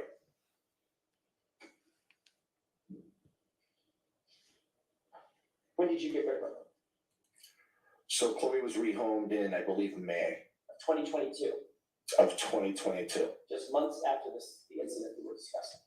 Well, after she was involved in a dog fight with another dog out front. Right, but that's also after the incident we were Yes, discussing. yes, May. That's a family pet that you had had for 6 years or 7 years. Approximately 6 or 7 years. Not sure. Congratulations just now for having gotten rid of that dog, is because it bit another dog and ultimately sent 2 women to the hospital, correct? I believe 2 women went to the hospital. Yes. But you took no action to get rid of Chloe until after you knew that serious questions were being raised about John O'Keefe's, Objection. correct? Sustained. At some point, you did realize there were questions being raised about John O'Keefe's injuries on his arm, correct? Objection. I love that. Did you realize that? I heard some talk about it, yes. As of January of 2022, John O'Keefe had never been in your house, had he? John O'Keefe was never in my house before or after that date.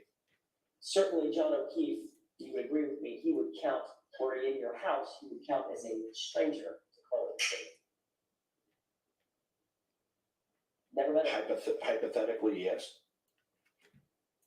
I want to ask you a couple of questions about your house.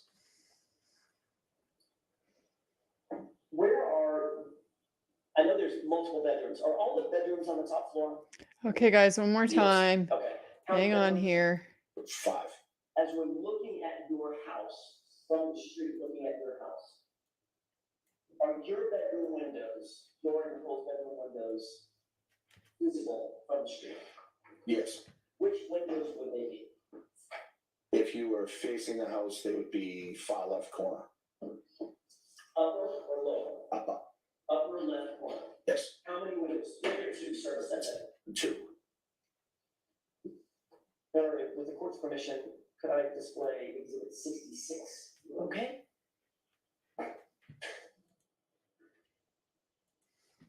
You see what is displayed on that television? Yes. What does that appear to be to you? The house at 34 Fairview Road. Understanding this is a graphic representation, not a photograph. Do you see the windows that you just described servicing your bedroom on that, graphic? Yes. Are they, right there? Yes. Okay, upper left, 2 windows, correct? Yes. And those overlook what part of the lawn? The front lawn. Okay, front lawn toward the left side of the house, not toward the driveway, correct? Right. I mean, it's the whole front lawn, but yeah. Right, so they're toward the left side of the house. The windows are, yes. They asked about the view. Right. So the view's the whole front yard. I'm just trying to make the record, the spoken record as clear as possible. Right. They're on the left side of the house. Yes. They directly overlook this portion of the lawn, the left side of the lawn, Yes. furthest from the driveway. Yes. We can take that down.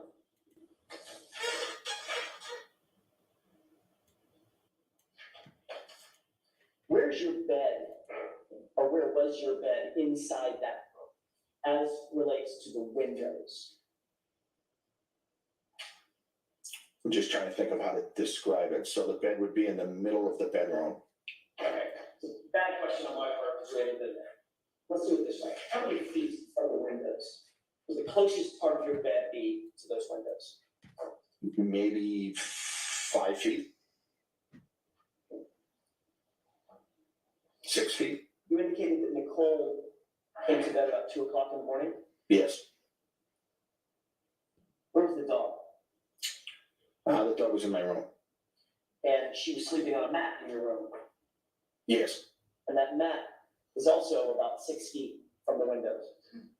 Yes. 6 feet being from me to this little, maybe this far, Could be, yes. Maybe a little further, but yes. maybe this far. Maybe.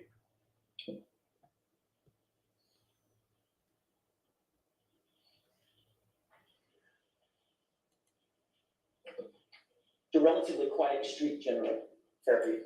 Yes.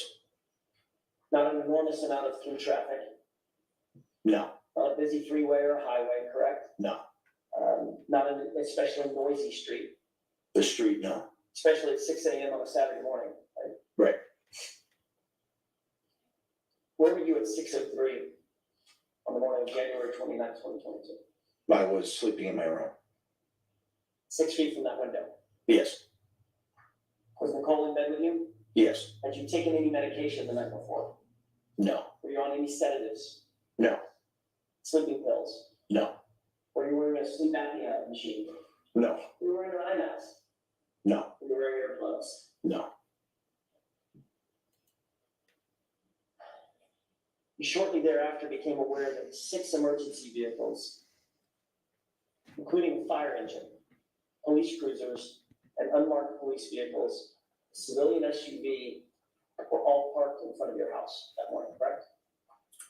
I'm not aware of what type of vehicles were parked there, no. You've seen photographs since this incident? Of the vehicles up front? No. Are you aware that all of those vehicles had their engines running? No. Are you aware that all the emergency vehicles at least had their lights on, flashing lights? No.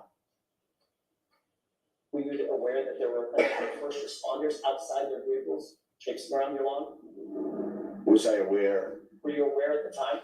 No. Were you aware that there were emergency responders, first responders, who were talking to each other over the din of the wind and the snow What? to communicate with each other? No. You're aware that there were 3 women on your lawn at one point? Just only after the fact. And at least one of those women was screaming to the top of her lungs? Okay, I know this is muted, guys. Yeah. Your German Shepherd was 6 feet from the window, correct? I don't know that for sure. That's where Matt was. Well, that doesn't mean that's where she always is. She also sleeps in the closet area sometimes. Oh, so now Chloe's in the closet. I didn't say she was in the closet. I said she sleeps in the closet area sometimes. Is she sleeping in the closet area that morning? I don't remember. Likelihood is she's sleeping on that mat 5 or 6 feet from that window, correct? Judge, I don't know. And your explanation, and by the way, we've already talked about this. Earlier that day, you already indicated she was barking because she heard people and noises downstairs when you guys came in the house. Yes. And your explanation is that you and Nicole and Chloe, the German Shepherd, all slept through the entirety of that commotion on your front lawn. Yes. To be clear, you are a trained first responder. Yes. Yet during that entire event, after you were awakened, all that chaos on your front lawn, you never came out of your house to assist or investigate in any manner whatsoever, did you, Mr. Albert? Once I was awakened? Correct. No. We've talked about this a little bit, but I want to ask you a couple of other questions about the layout of the house. The house is sitting on top of a basement, correct? Yes. Or was at the time. Describe how you get to the basement from inside the house if you come in the front door. And when I say, I'm sorry to do this, I don't mean to interrupt you. There's 2 front doors that you go in, correct? Yes. For purposes of my question, Mr. Albert, I'm going to talk about the one that's right in front of you, the obvious one, as the front door, and the one to the right of it as you're looking at the house as the side door. Okay. I don't know how else to describe it. If you come in the front door, describe for the jurors, where is the basement door as compared to that? So you walk straight ahead. You pass the kitchen dining room area opening on your right-hand side, and there's a door on the left. How many paces? The door opens, how many paces you walk over and grab that door handle? I'm not sure, maybe 10? 10 full paces. Maybe, yeah. So Maybe 8, maybe 8. Albert, it's about 4 long steps, correct? Ooh, I don't know, you asked paces, so 6 feet, 6 feet. 6 to 8 feet, maybe. Got it.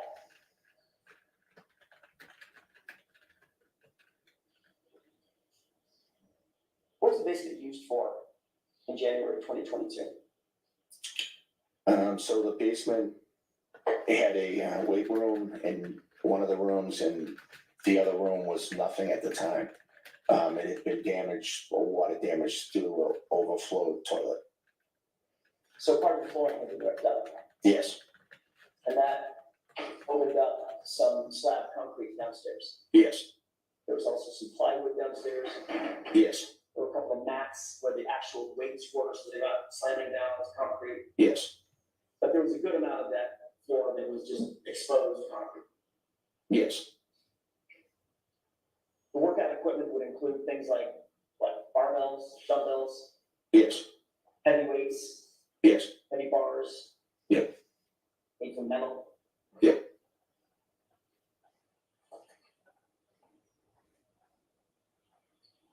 Once you're down in the basement, by the way, there's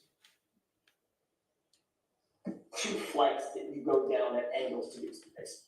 A series of steps, a landing, to the left, another series of steps, and you stand on the basement. yes, not a long staircase, very small, but Right, I mean, it's narrow and tight, but in other words, you don't just walk straight down a staircase, you go down to a landing, turn left, turns a little. go down, turn left again, and now you're in the basement. Yes, If you wanted to move something large or heavy out of that basement without having to go through the house, could you do that? Judge. Oh, Could you rephrase the question? Say it again. If you wanted to move something large or heavy out of that basement without having to go through the main house, could you do that? Yes, and it would depend what it was, obviously, how big it was, or, How would you do that? there's a bulkhead door you can use. Where does that bulkhead door come out? It comes out to the backyard, right at the kitchen area. You can see it from the kitchen. And right to the left of that is the side fence. Yes, And directly through that side fence is the front yard. yes, The same side of the front yard as John O'Keefe's body was found. yes. All right, would ask at this point to mark a video.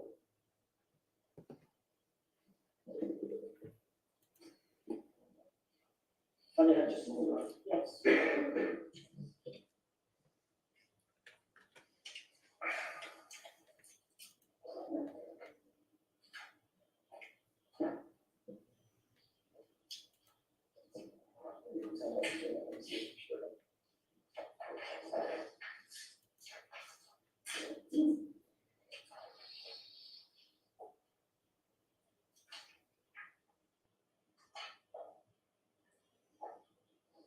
Mr. Jackson, would you like to take the morning recess? That'd be great. Good time. Yes, thank you.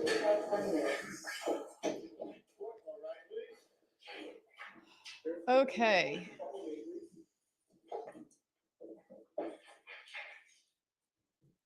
All right, guys, I'm going to try something here because I need to, apparently, I'm being told I need to use Chrome. I'm in Firefox. So during this break, I'm going to go ahead and get out of the studio and come back. And then hopefully that will fix the issues with the audio. I think you guys are right that it's coming in through my microphone and not through the system. So, but just a quick couple of comments first. I mean, right off the bat, this guy is just evasive, nitpicking the small details of the questions that he's getting, and just coming off as really, really defensive. I mean, fighting over the prep and like when the prep and how the prep. I have a feeling we're going to have a very long cross-examination here because I don't feel like Mr. Jackson is necessarily scoring a lot of points yet. He has got some good stuff in, like this thing with the visit to the hillside, the trip to the hillside a week before with Karen Reed there, and Karen Reed taking photos of that. I mean, that's the kind of thing that you would think you would volunteer if somebody's asking, do you know this person, etc. So, yeah, not a great look for him, but at the same time, nothing. I don't feel like anything that Jackson has dropped so far has really been a bombshell. Like there's nothing here that's completely totally contradicted by prior testimony or stuff like that. It's just he's hard to pin down. And that's something that comes with practice. When cops have been on the stand a lot, they learn how to qualify things and not be real definitive, not volunteer stuff that they aren't asked. So like if you're asked, do you know Karen Reed, you don't necessarily volunteer, well, I saw her at the hillside like a week ago. But when you don't do that, then and it comes out that that's what's happened, now you look sketch for not having mentioned that the first time you had the chance to do it. So he's looking shifty, but at the same time, I don't think he's really been knocked down as a liar. So I'm going to go ahead and pause, guys. I'm going to have to leave here and come back. Give me just a minute, and hopefully we'll be getting this sound a little bit better the next time you see me.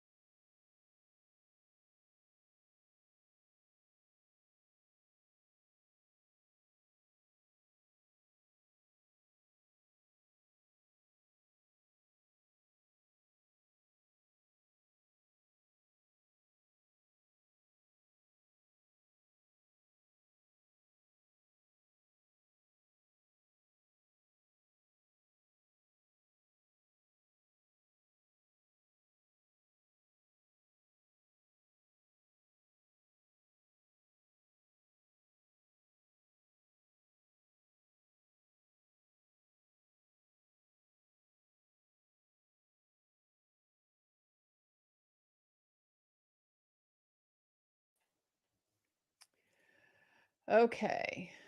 I think this is going to work better, guys. So fingers crossed. Yeah, we're still in the learning stages, learning curve, guys. Sorry about that.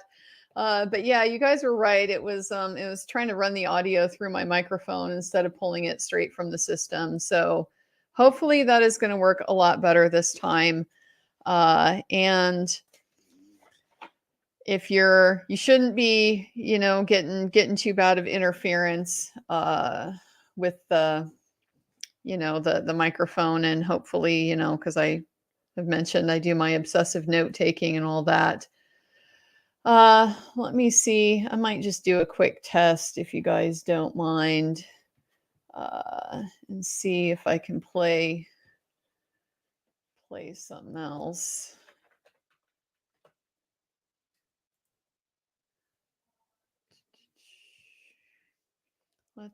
Let's go see what Jeff is up to.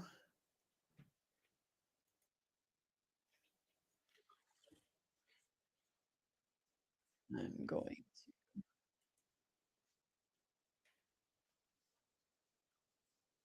I was saying I right, was so a I'm gonna couple of test minutes here late starting by because seeing what some Jeff is up idiot to. was letting their little yappy dog yap away Give me uncontrollably feedback down if the this is street. better. And these two lumps of bread were just going nuts because there's this dog yapping down the street.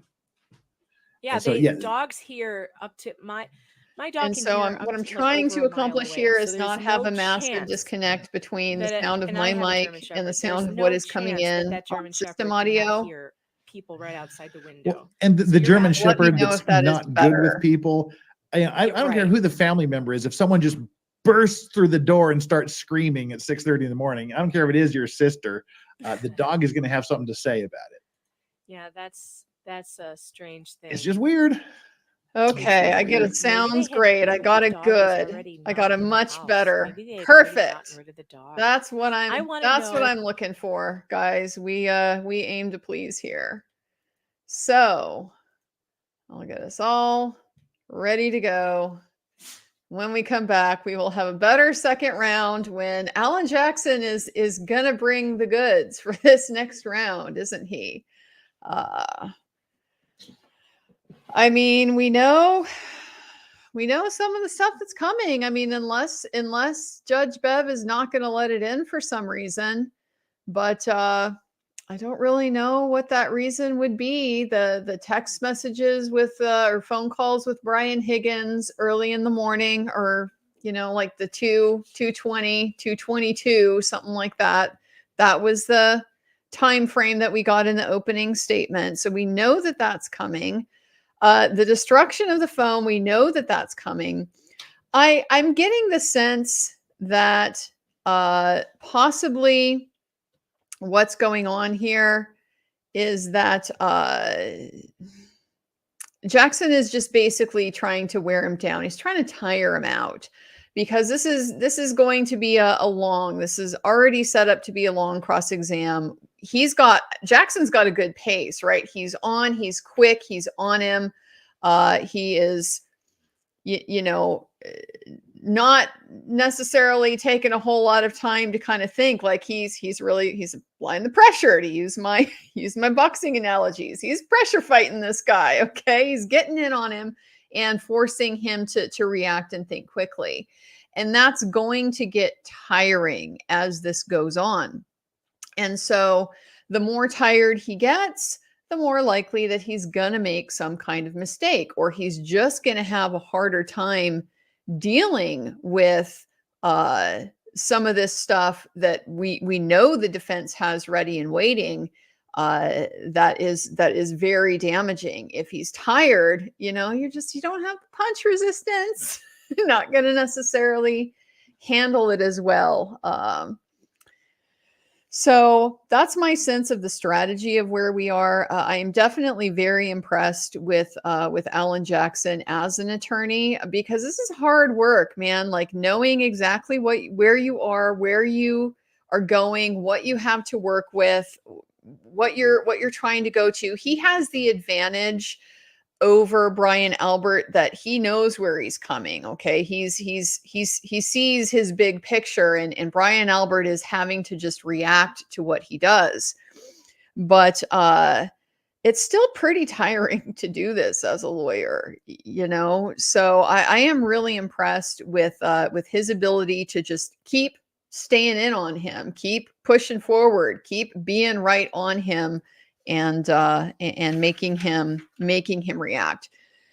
And it seems to be making him a little nervous. I mean, we are seeing a lot more of the shifting, the mouth movements,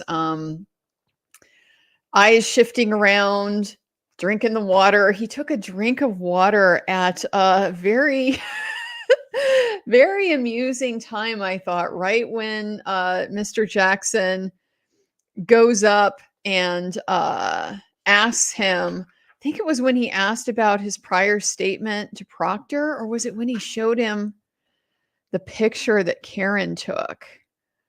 Boy,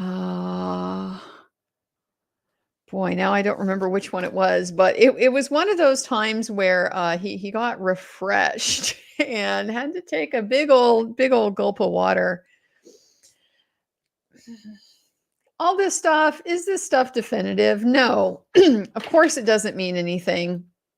This is just, you know, this is just kind of noticing how people are reacting and the fact that they're stressed.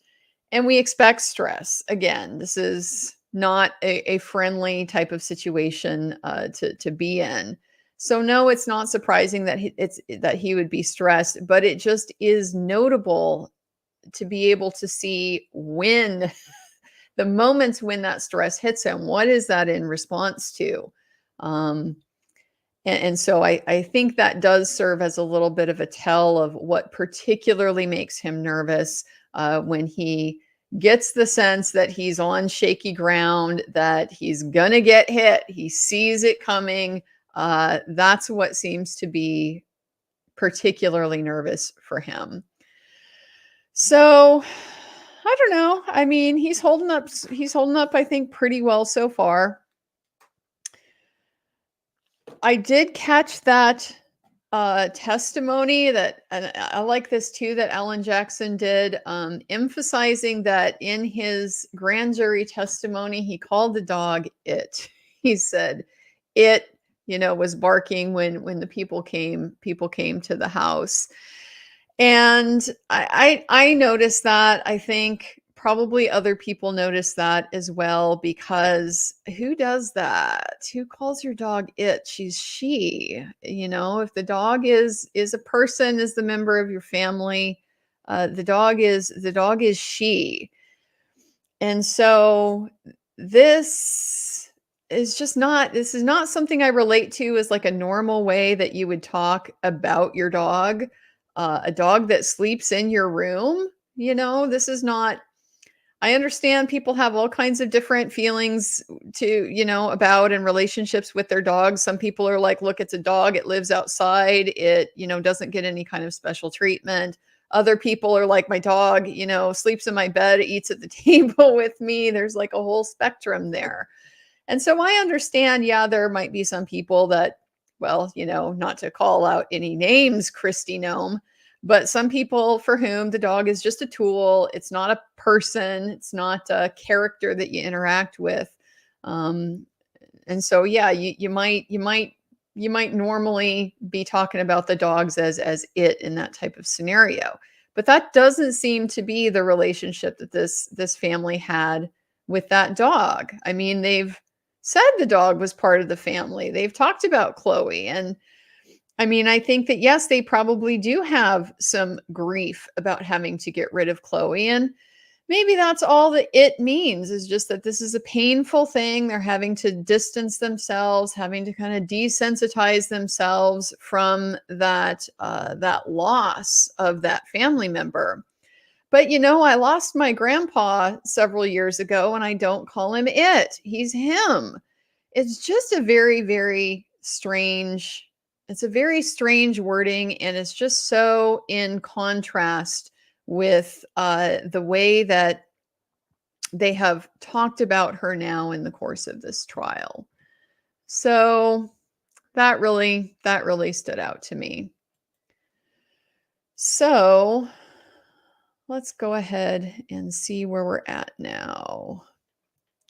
If defense calls Proctor, can defense just cross and lead? No. If they call Proctor, they're going to have to treat him like their witness. So it's direct. They cannot use leading questions unless he is hostile. If he's a hostile witness, meaning he's basically just refusing to cooperate with them. He's pretending like he doesn't know what they're talking about. He's being resistant, basically.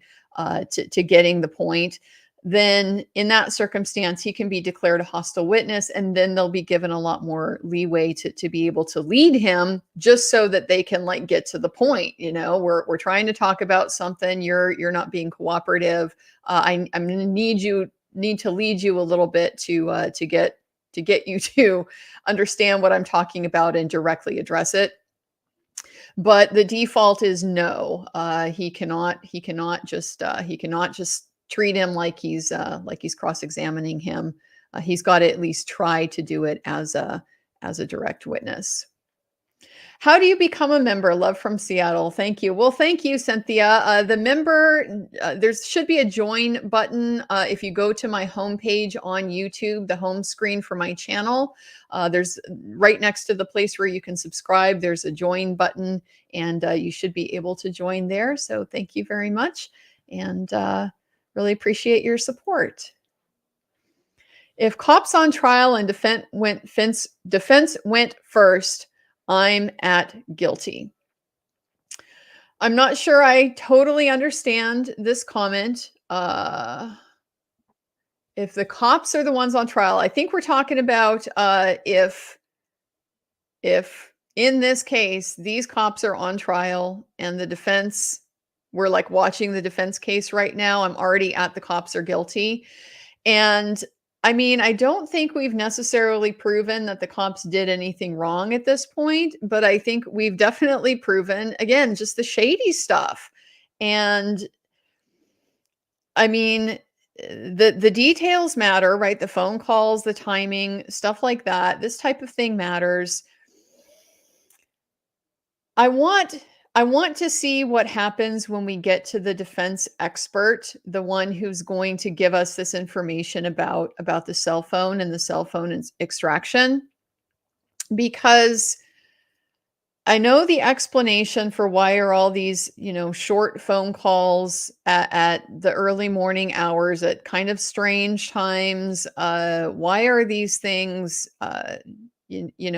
coming up as answered calls for 22 seconds, 7 seconds, 15 seconds, whatever. And the explanation for that has been voicemails. I think that might be what Nicole Albert said. Maybe it was a voicemail, something along those lines. And I expect that there's going to be a record of that. There's going to be a way to determine if it was a voicemail versus it was an answered call, whether that is going to be through phone records that would, I would expect show the voicemail service was used. Even if you don't have the voice message anymore, you maybe deleted that, like you deleted everything else. I would think there would at least be some kind of record to show, this call was processed through the voicemail service versus this one was actually answered and talked to. Just some kind of difference in how that call connects. So I don't know those details. I am very eager to hear that from the defense, because that's a possible explanation, I guess. But it again, it's looking shady so far. So yeah, I don't know if I'm at guilty yet, but I'm definitely at these guys really aren't doing themselves any favors. And if these guys are on trial and they had been my witnesses, number one, I am not 100% convinced I would have them testify. Because again, I mean, I would recommend against it. Of course, ultimately always the defendant's choice, whether he testifies or not. But I get to recommend, and people tend to listen to my advice. It's not a guarantee, but they trust me to tell them what I think the best result is going to be.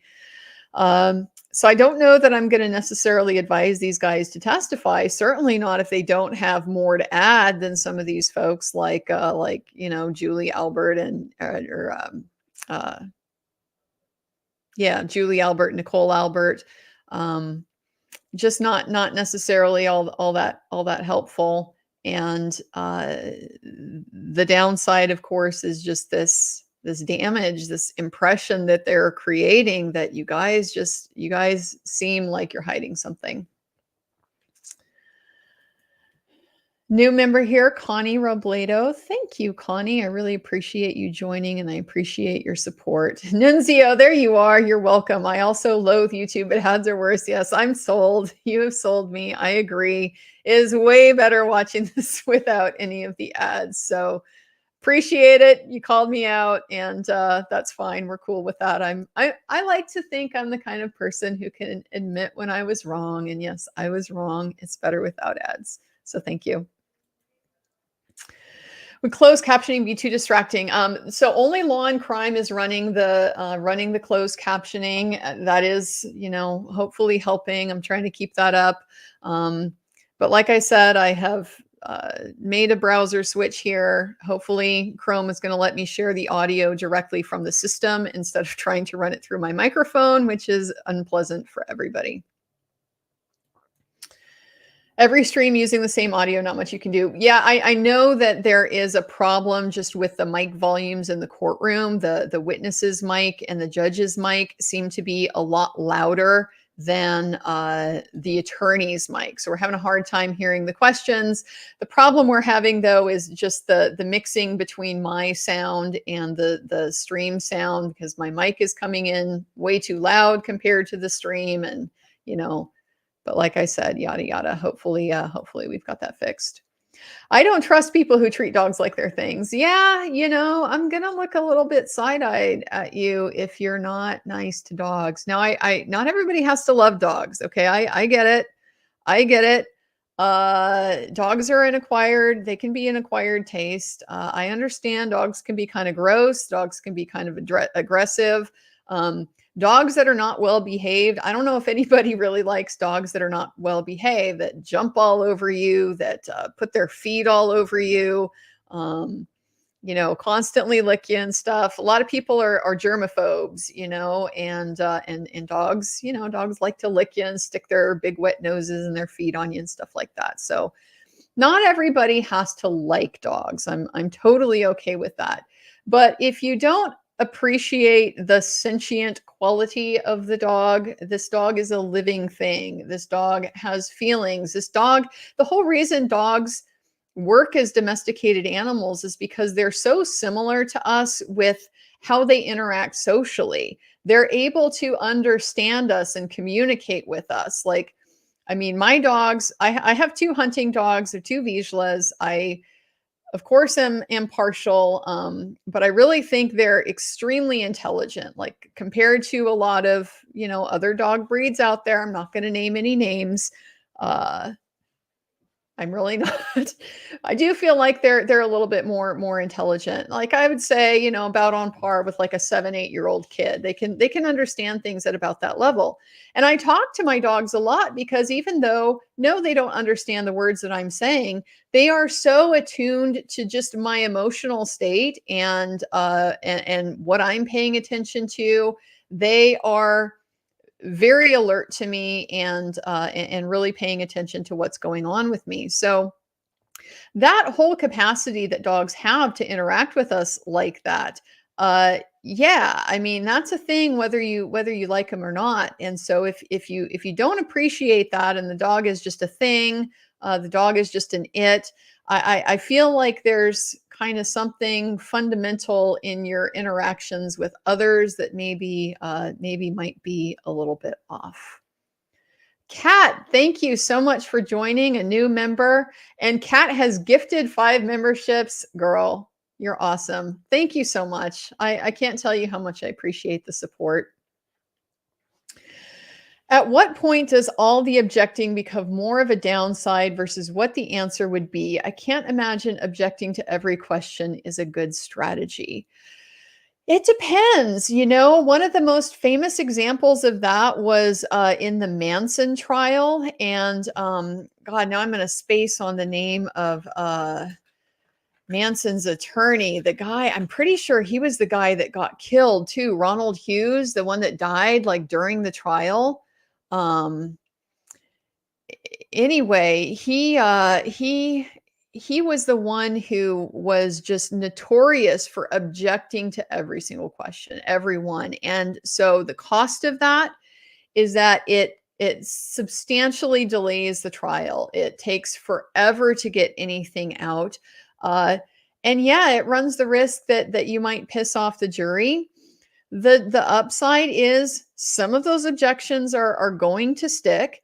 And I mean, I gotta say, the reality is probably when you're sitting at a table next to Charles Manson in a courtroom, you're already the underdog when it comes to whether the jury is going to like you or not. Is it gonna really hurt that much for you to take this obstructionist kind of strategy to just basically you're interfering with the state's flow, the prosecutor's flow. You're making it very difficult for them to get going on a run. So yes, it can definitely be a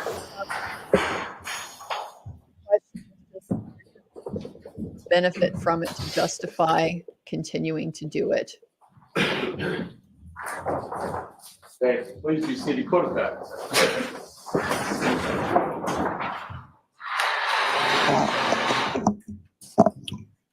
All right, are we all squared away? Yeah. Okay. Thank you. Mr. Albert, did you speak with anybody at the break about the testimony? Just my attorney. May I approach? Yes. With his attorney.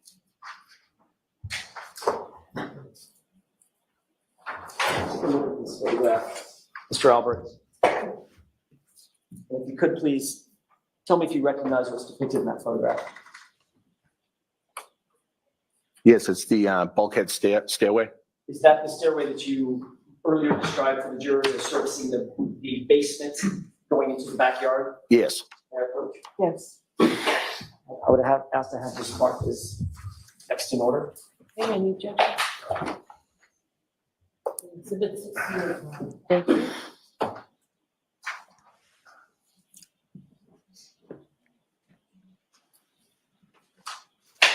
Ma'am, Yes. move to publish, Your Honor. Okay.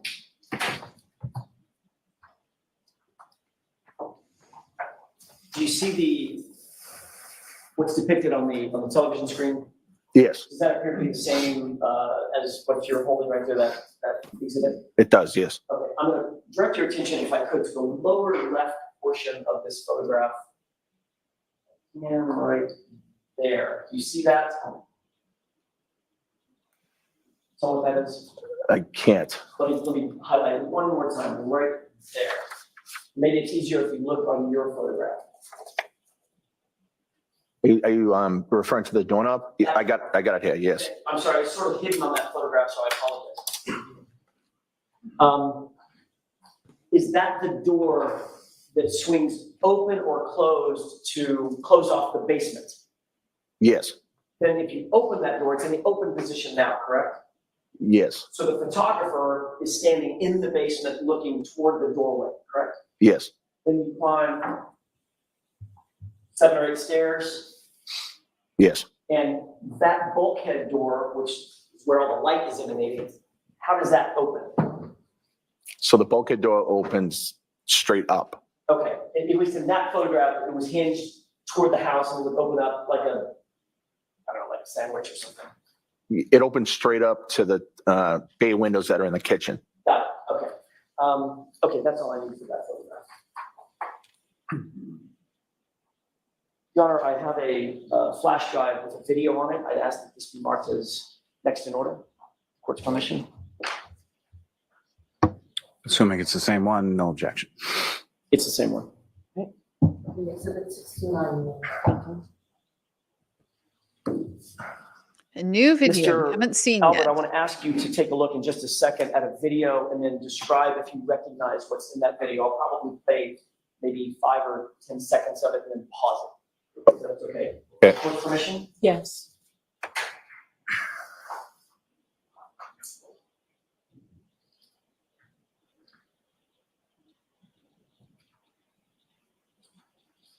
Pause. Do you recognize what's depicted in that video, at least up to that point?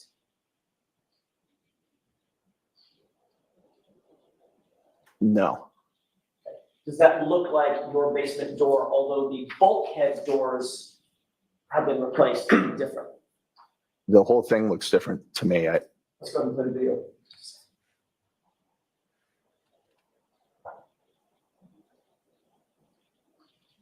Pause.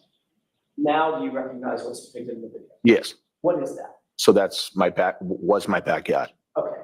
And what area is over to the left over here? That's a gate Okay. And what does that gate open up to? to the front yard. So the area that we're looking at right now, where the photographer is standing, is the backyard. Yes. Now, having seen that, notwithstanding the way that the bulkhead doors open, now do you recognize what was depicted at the beginning of the video, which was that staircase? Yes, the downstairs door, the door itself, the wooden door itself also looks different, Okay, so, but it is but it is the stairway, yes. Those pneumatic Going into hinges the look basement. pretty Yes. nice. or coming out of the I basement. like that Yes. So system. in other words, another way to put that is that represented the ingress and egress through the bulkhead to the basement. Yes. Okay, let's go ahead and play this.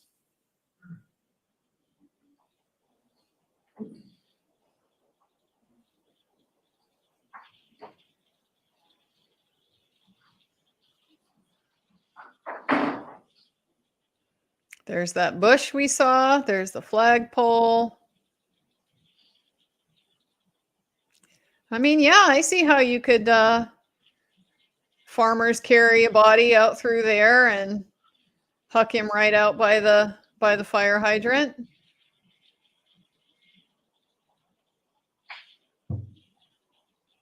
I love their dogwood. That's beautiful. Did you recognize what was depicted in the video? Bring the lights up. Thank you. Thank you, Your Honor. Did you recognize what was depicted in the video as it continued to play? Yes. Describe that for the jurors, please. It looked like the video was from walking from the backyard towards the front yard.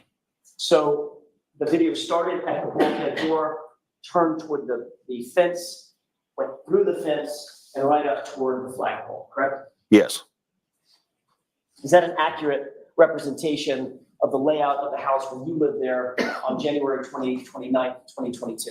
Yes. With the exception of the bulkhead door having been replaced and maybe the basement floor. Yes. By the way, the 34 Fairview house had been in your family at that time in 2022 for 2 generations? My parents built the house in the late 70s, 79 maybe. So if your parents are 1 generation, Wow. you and your family are another built the generation, house. 2 generations. Right. Nearly, maybe actually a little more than 50 years, half a century. That what? It was the Albert home. Yes.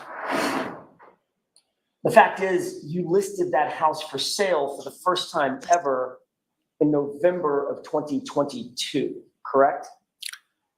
That's the time we listed it, yes. Just months after John O'Keefe was found on your lawn. Objection.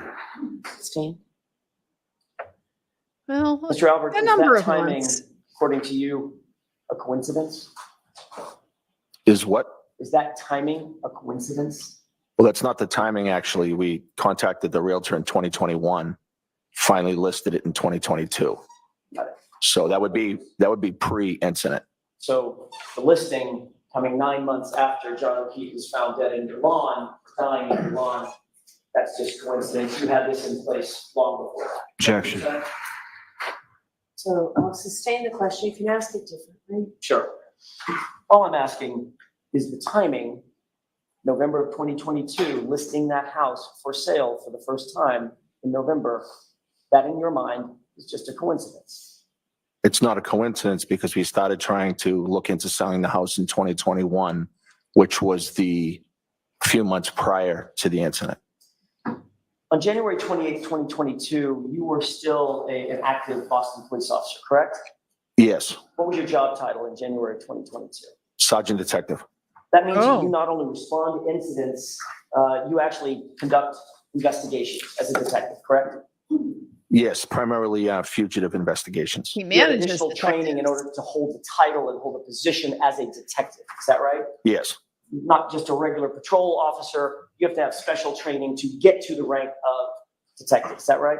Yes. As a sergeant detective, that's above a regular detective, indeed, because you're a supervising detective, is that right? Yes. You have experience and training in order to hold that position as a supervisor in the detective spot as well. Yes. There's civil service tests for the rank, but yes. And you've investigated crimes, I mean, I'm guessing just a ton of different types of crimes, including assaults, manslaughters, homicides, kidnappings, things of that nature. No.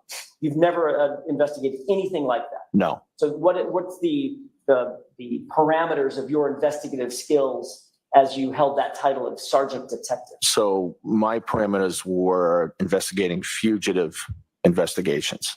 That was my specialty, I guess you could say. So you've responded to, obviously, to countless incidents and scenes as both a patrol officer Yes, as well as a detective. yes, You've supervised the investigation of at least the fugitive type of crimes, correct?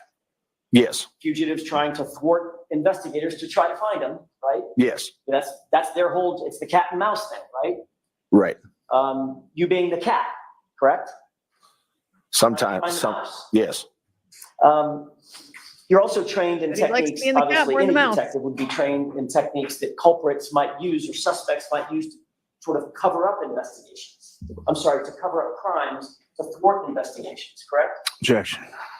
Do you have that training, sir? no, So in No, all of your training, 30 years as a Boston police officer, and as a sergeant detective, you don't have any training in what techniques criminals might use to try to cover up their conduct?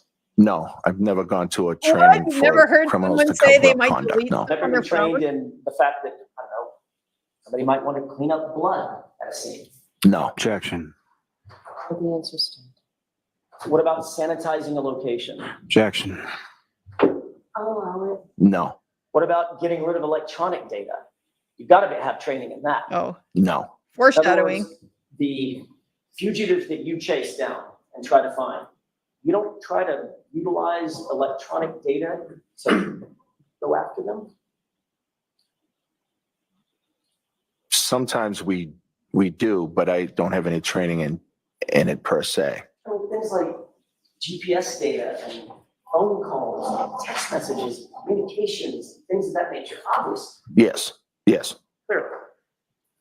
These are all things that, at least those things, are things that if you didn't have formal training, you got on the job training and just have common sense about how to go after this type of evidence, correct? yes, Sir, you had an iPhone Oh, boy. with a number ending in 0888 back in January 2022, did you not? yes. How many years did you have that iPhone as of January 28th, 2022? Of several years, I'm not sure how many, but multiple years. And Mr. Albert, you were notified by the Commonwealth that on September 23rd, 2022, in the fall of 2022, a judge specifically ordered that you were to preserve that phone. Objection, Your Honor. Data, correct, sir? I'll see counsel at sidebar. What's the problem with this? I'm struggling to find what the problem with this is. He can explain if he wants to say, oh, I misunderstood, or oh, the Commonwealth told me it was okay for me to destroy it, or oh, I understood that the order wasn't in effect, or anything else like that. He can explain that, but you destroy the phone, the defense is going to get to ask.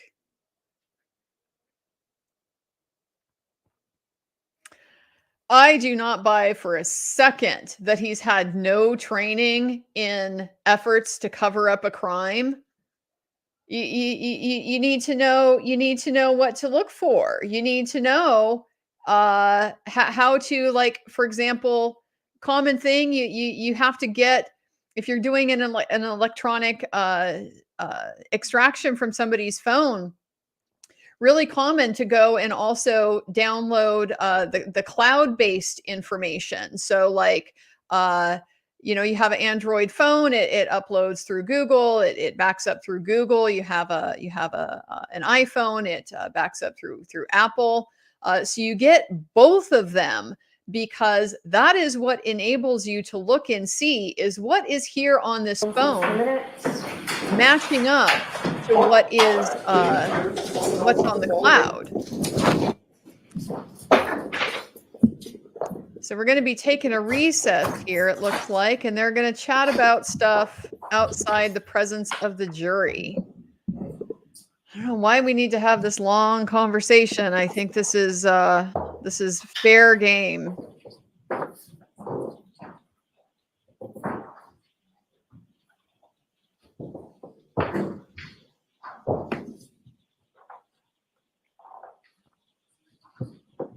So that's just one example Thank of you, the Ms. type of Cedar. thing. All right, and I am going to see if his counsel here, he has a right to be present in the courtroom. Oh, Sure. is his lawyer here?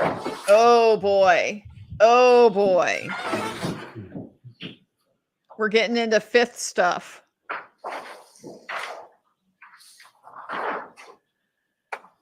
Hi.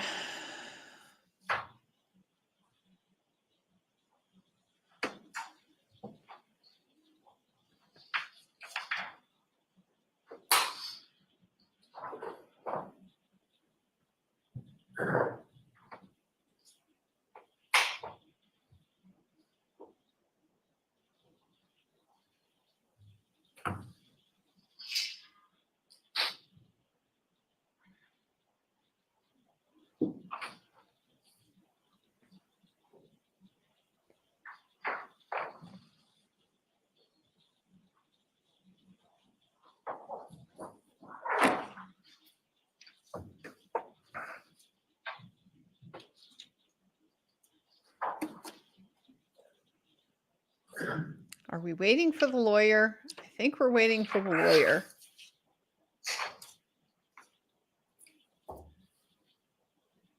That is a really small courtroom.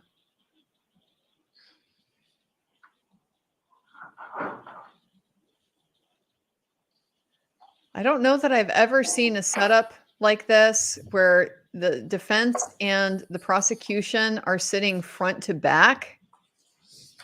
They can't even fit them in side to side. It's so small.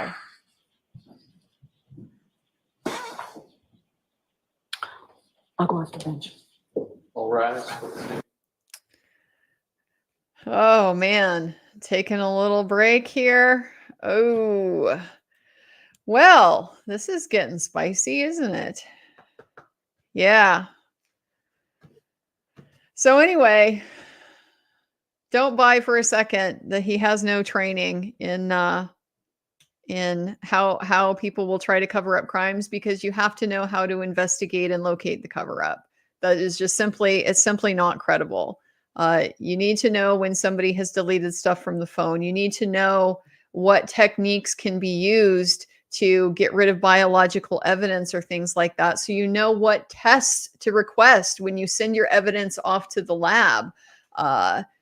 You know, if they have used some type of, like, you're doing an arson investigation or something like that, and you need to look for evidence of an accelerant. I mean, just these are all the types of things that are going to be routine. They're going to be routine because you expect, like you pointed out, as a matter of common sense, people who commit crimes, they're not trying to get caught for them. And you know, I don't like to be too rude about people, but it's just the reality that most of the people who are committing crimes and getting caught for it, they're not the smartest people out there. So they're not all that good at covering things up. But occasionally they do get pretty sophisticated. I mean, I can think of all kinds of things off the top of my head. All right, looks so like Mr. he's Jackson, here. you can have a voir dire. We're going to see what he's going to take the fifth to. This is it. You are currently represented by Mr. Henning, Yes. seated behind me. Gentleman in the, Yes. in the gray suit. Correct? Yes. Okay. Without telling me anything you've ever communicated with him, when did you hire him as your lawyer? I'm not exactly sure of the date. Give me a. Or is he going to blame his Narrow it down. lawyer and say the lawyer told me I could get rid of the phone? 2022. I'm just not sure the exact date or even the month.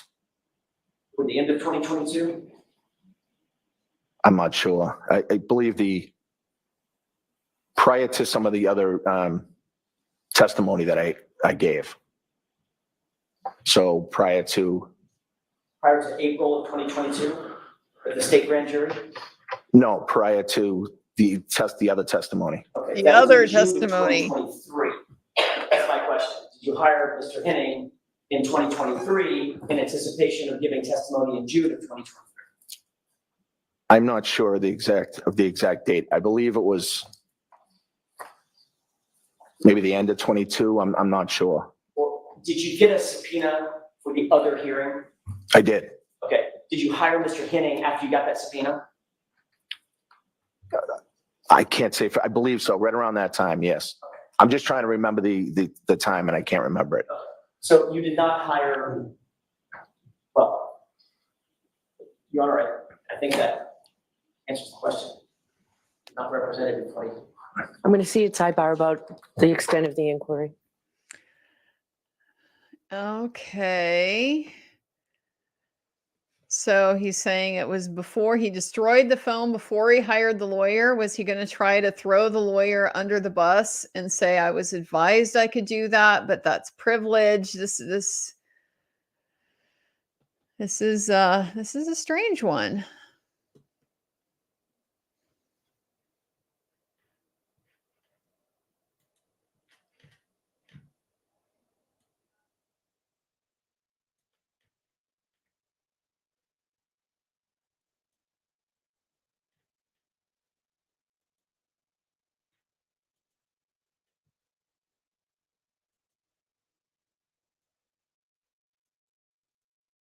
Sorry for whoever I blasted with my microphone. We've been having to fiddle with the sound all morning.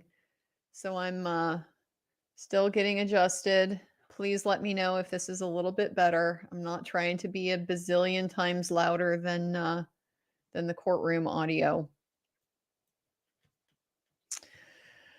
Yeah, who told them that they could destroy the phone? And most importantly, why? Why did they decide they needed to destroy the phone? What was so important that you couldn't just hang on to the phone anyway? It's a phone. It's not like taking up a ton of room in your house.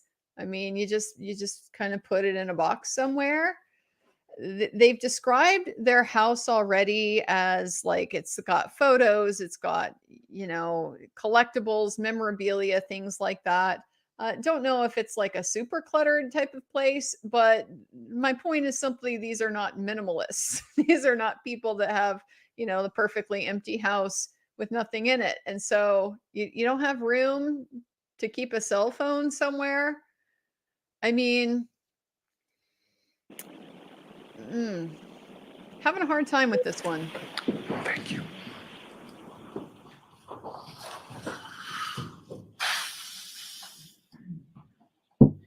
May I interrupt? Yes. Thank you.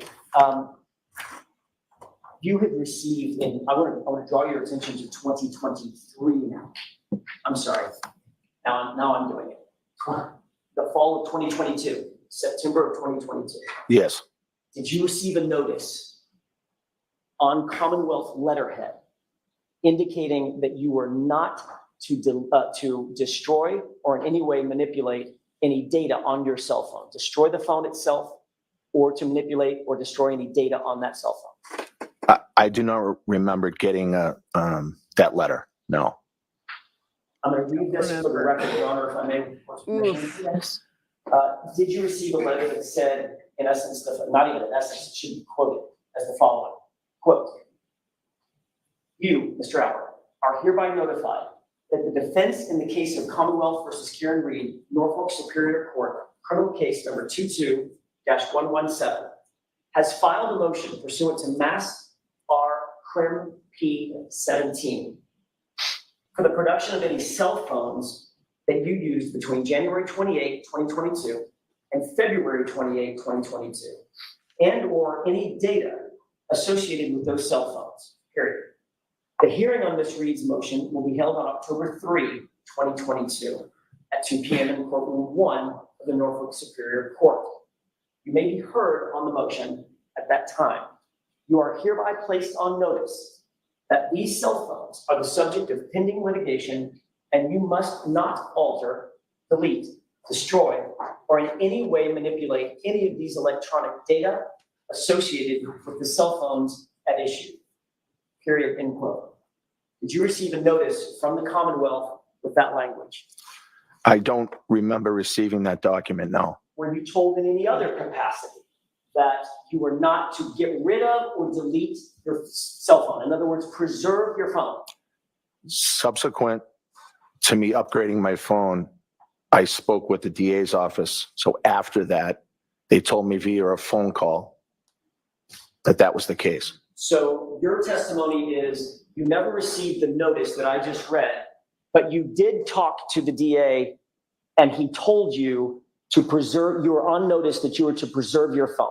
After. I Right, know you well- want to say that, Mr. Albert. My question is, did you have the conversation with Mr. Lowry? Yes. Okay. When was that conversation, sir? So I don't have the exact date of the conversation. I'm not sure. Who did you talk to on the phone exactly? Was it Mr. Lowry alone or was it a conference call? It was a conference call. Who else was on that conference call? I believe Steve Nelson and other witnesses in the case were on the conference call. Can you name those witnesses for us, please? I believe it was Brian Higgins. I believe Jen McCabe, Matt McCabe, and maybe somebody else, but I can't recall. Who initiated that conference call? I believe it was somebody in the DA's office. So either Mr. Lally or Steve Nelson, somebody like that. Did everybody just call into a central number, a conference line? Yes.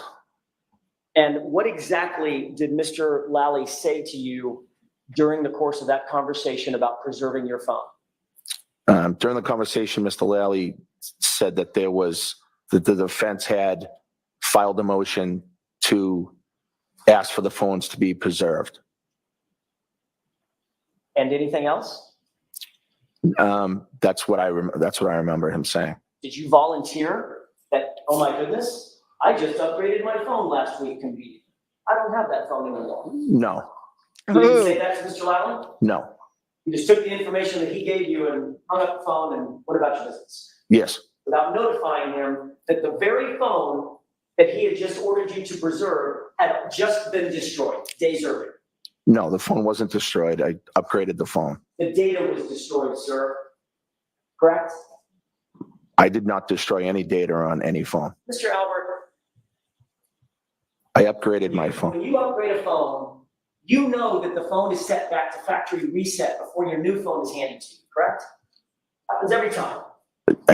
I don't know that. So if you have personal texts with your doctor, personal communications with Mr. Henning, your lawyer, you're just gonna hand that to a pimply-faced kid at Best Buy and say, here's my phone? You know that data is destroyed when you upgrade your phone, right? I think some things come over across contacts, things like that. So I don't know that for sure. You can back up your data, sir, but the phone data is destroyed for all purposes. It's factory reset, correct? I don't know that. Who you have a phone? That's an iPhone. Years, How many times have you upgraded your iPhone? multiple times. Every single time you upgrade it. You know the phone prior, the data's destroyed on it, correct? Usually my contacts come over and my photos come over. So That's a backup. no, I don't think I have that on backup, but okay. Irrespective, you didn't tell Mr. Lally that you had gotten rid of that phone. I was not asked that and I didn't tell him that. I see. You felt like if you weren't asked that, you didn't need to volunteer it, even though the conference call was specifically about preserving your phone pursuant to a judge's order. Correct? What was the question? You didn't offer to Mr. Lally that you had gotten rid of the very phone that he was telling you That's had what to it be was about. preserved due to a judge's order. I did not. And you didn't seek any advice from, I'm not asking you for the communications. You did not seek any advice from counsel at that time for those purposes. I don't believe I did. No. Yeah, I'm just wondering. Sure. He doesn't know the data would be destroyed. You're going to tell me the cop with OPSEC is not going to know. He's just going to hand over his telephone. I mean, that was a great example Mr. Jackson gave. He handed it to the pimply kid at Best Buy, and it's just full of all of his stuff. And probably Karen Reed's nudes, you know. And you're just going to hand that over? No. No, of course not. At some point, you indicated, Mr. Albert, at another proceeding under oath, in relation to a conversation that you had with Brian Higgins about your phone. Quote, I don't recall saying I was going to get rid of my personal phone to Brian Higgins. I may have said that, you know, there's personal stuff on my phone. But I don't recall saying that to him, but I don't know. We had multiple conversations about things. Remember saying that under oath at another hearing? Yes. Hearing. You literally admitted at that hearing, there's personal private data on that phone. Hence, you got rid of it, right? No. You certainly wouldn't allow some kid at the AT&T store to have your personal private data. You're a cop. No, I assume he doesn't have it Why would you assume that? because he took the phone and has it. And what do you think happens to the data on the phone, sir? Let's just use common sense. What do you honestly think happens to the data on the phone when you turn it in and upgrade your phone? I'm sure that the data is not there anymore. I'm sure. It's destroyed, sir, correct? I don't know that for a fact. I know that some things are transferred back to the new phone. You just said, you know, the data is not there. Some data, I guess, isn't. Yes. No, that's all I have. All right, Mr. Lally, any questions? No, Your All Honor. right, I'm going to take a short recess. I'm going to let this witness, if he chooses to have a few minutes. We'll come back. Gonna let him have a few minutes. Does he need to chat with his lawyer? Is he chatting with his lawyer? Oh, nobody is going to buy that a cop doesn't know that you gotta deal with the data on your old phone before you just hand it over to somebody. You know, I do remember, I'm trying to think of where it was now. I think it was an article that I read about a lawsuit that somebody had filed not that long ago, within the last couple of months, and I believe it was here locally in my area, which is why it caught my attention. And what was happening was that somebody was going to one of the cell phone stores. I think it was like a T-Mobile store or something like that. And there was an employee in the store who would take the old trade-in phone, and they would basically, like, you know, lie to the customer, tell the customer that they needed to get the password and things like that to be able to reset the phone. So the customer would give all this information over, and the employee was then hanging on to the phone, using the password to get into it, access all of the personal information. And in this particular lawsuit, yeah, found the nudes and then went and posted them online. So that's what the lawsuit was about. You think a cop doesn't know that stuff like that can happen? And that they're going to take steps to make sure that it doesn't happen. If you're going to hand over your phone to somebody else at a store, you're going to make absolutely sure that they are not going to be able to access all of that personal stuff that's here in your phone. I just don't buy it. I just really don't buy it. I don't think the jury is going to buy that. Cops in particular are, you know, they tend to be a little bit concerned about operational security, right? OPSEC, and understandably so. They run into a lot of people who are not happy with them, don't like them, aren't pleased with the interactions that they've had with the police officers. And some of those people can be very dangerous. They can hold grudges. They can be threatening.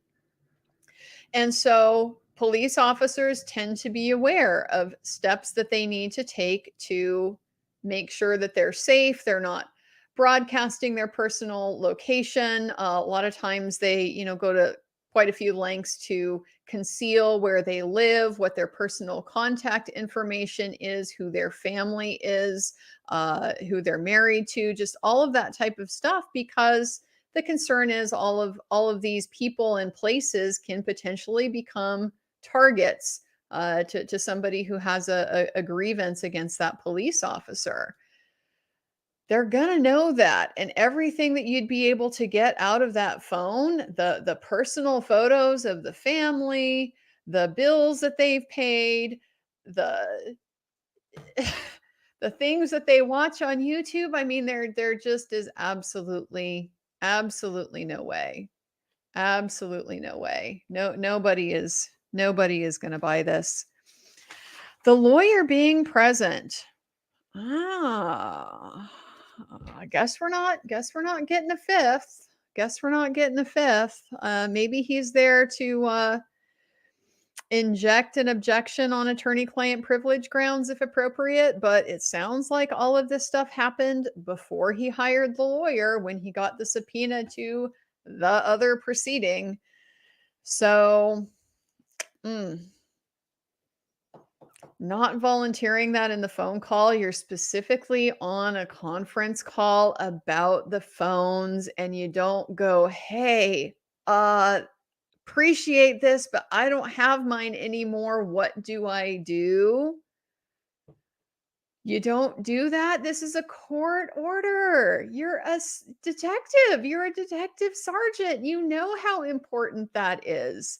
You cannot tell me that if this guy is investigating somebody and there's an order like this in place in the case, and that person goes and destroys the phone anyway, that you don't know how significant that is, and that you wouldn't be raising these exact same questions that the defense attorney is now raising about how could you not know? Why didn't you mention anything?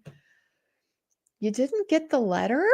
He's going to get slapped with that when the jury is back in the room. They're going to point to the address. They're going to I mean, maybe maybe it's certified. I don't know. Was it personally served? I don't know. But they're going to hit him with that. They're going to be able to show, at the very least, what a coincidence. You don't seem to have any trouble getting all of your other mail at your address, but just this one particular thing that happens to be really important in the case, you just happened to not get that one. Nobody buys that. Nobody buys that. If you're going to send a letter to a defendant in the mail advising him of his court date, or telling him where he needs to report for probation, or you're the fugitive guy, letting him know, hey, you need to check in with your probation officer because you've missed your appointments. And so if you don't check in by such and such date, then we're going to have to get an arrest warrant from you. We're going to have to take you into custody. You don't think he's going to be questioning if that guy just happened to not get that letter? It just, he's going to know perfectly well. They're going to be examining him about all the other stuff he's able to get that way. And just coincidentally, he didn't get this one. Nobody is going to buy that. This is starting to go downhill for Mr. Albert. This is starting to be more and more of a problem. I knew that this phone destruction issue was going to be an issue for them.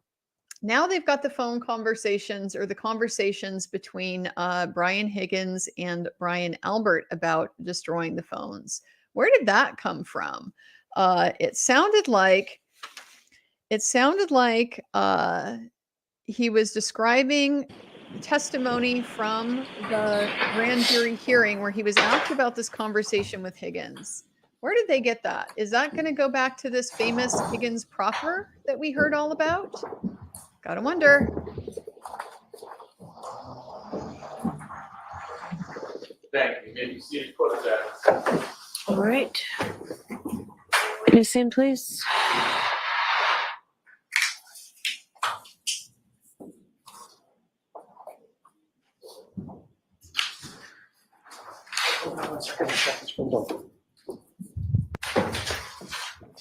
My dog stepped on a bee. Maybe he should pull that one out. That'll distract him. I didn't get the letter because my dog stepped on a bee. All right, Mr. Jackson, go right ahead. Thank you, Your Honor. Mr. Albert, you were notified by the Commonwealth that on September 23rd, 2022, a judge specifically ordered you to preserve that phone and all its data, the phone ending in 0888. Is that right?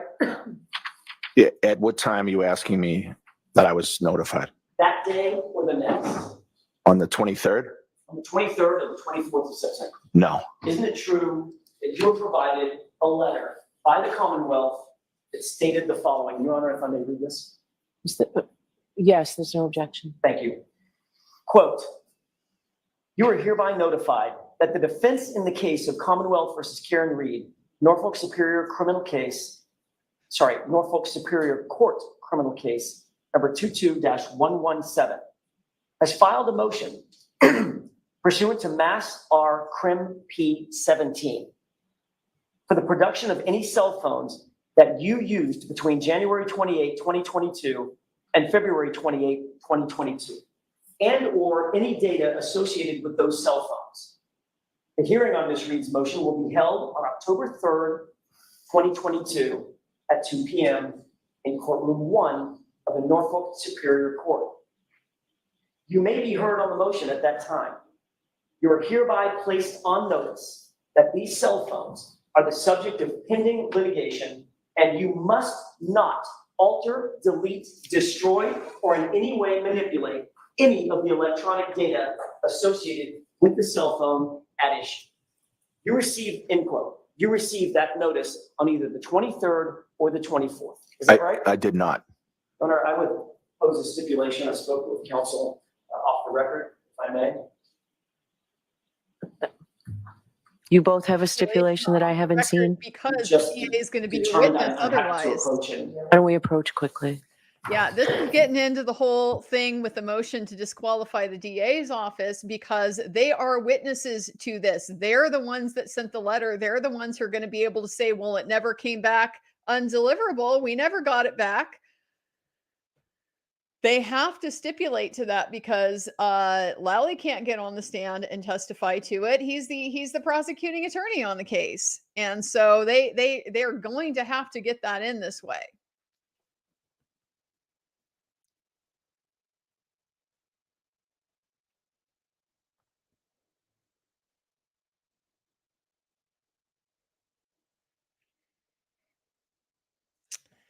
Yikes.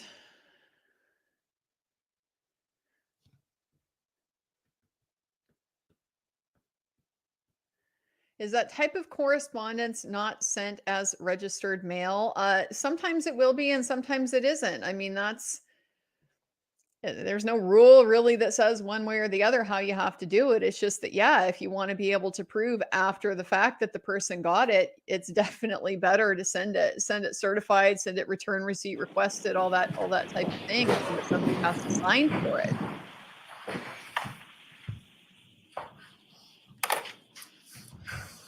Madam, yes, I would offer the following stipulation that on either September 23rd or September 24th, the Commonwealth sent a letter on Commonwealth letterhead to Mr. Albert's attention, stating exactly what was just read into the record pursuant to the court order dated September 23rd, 2022. Okay.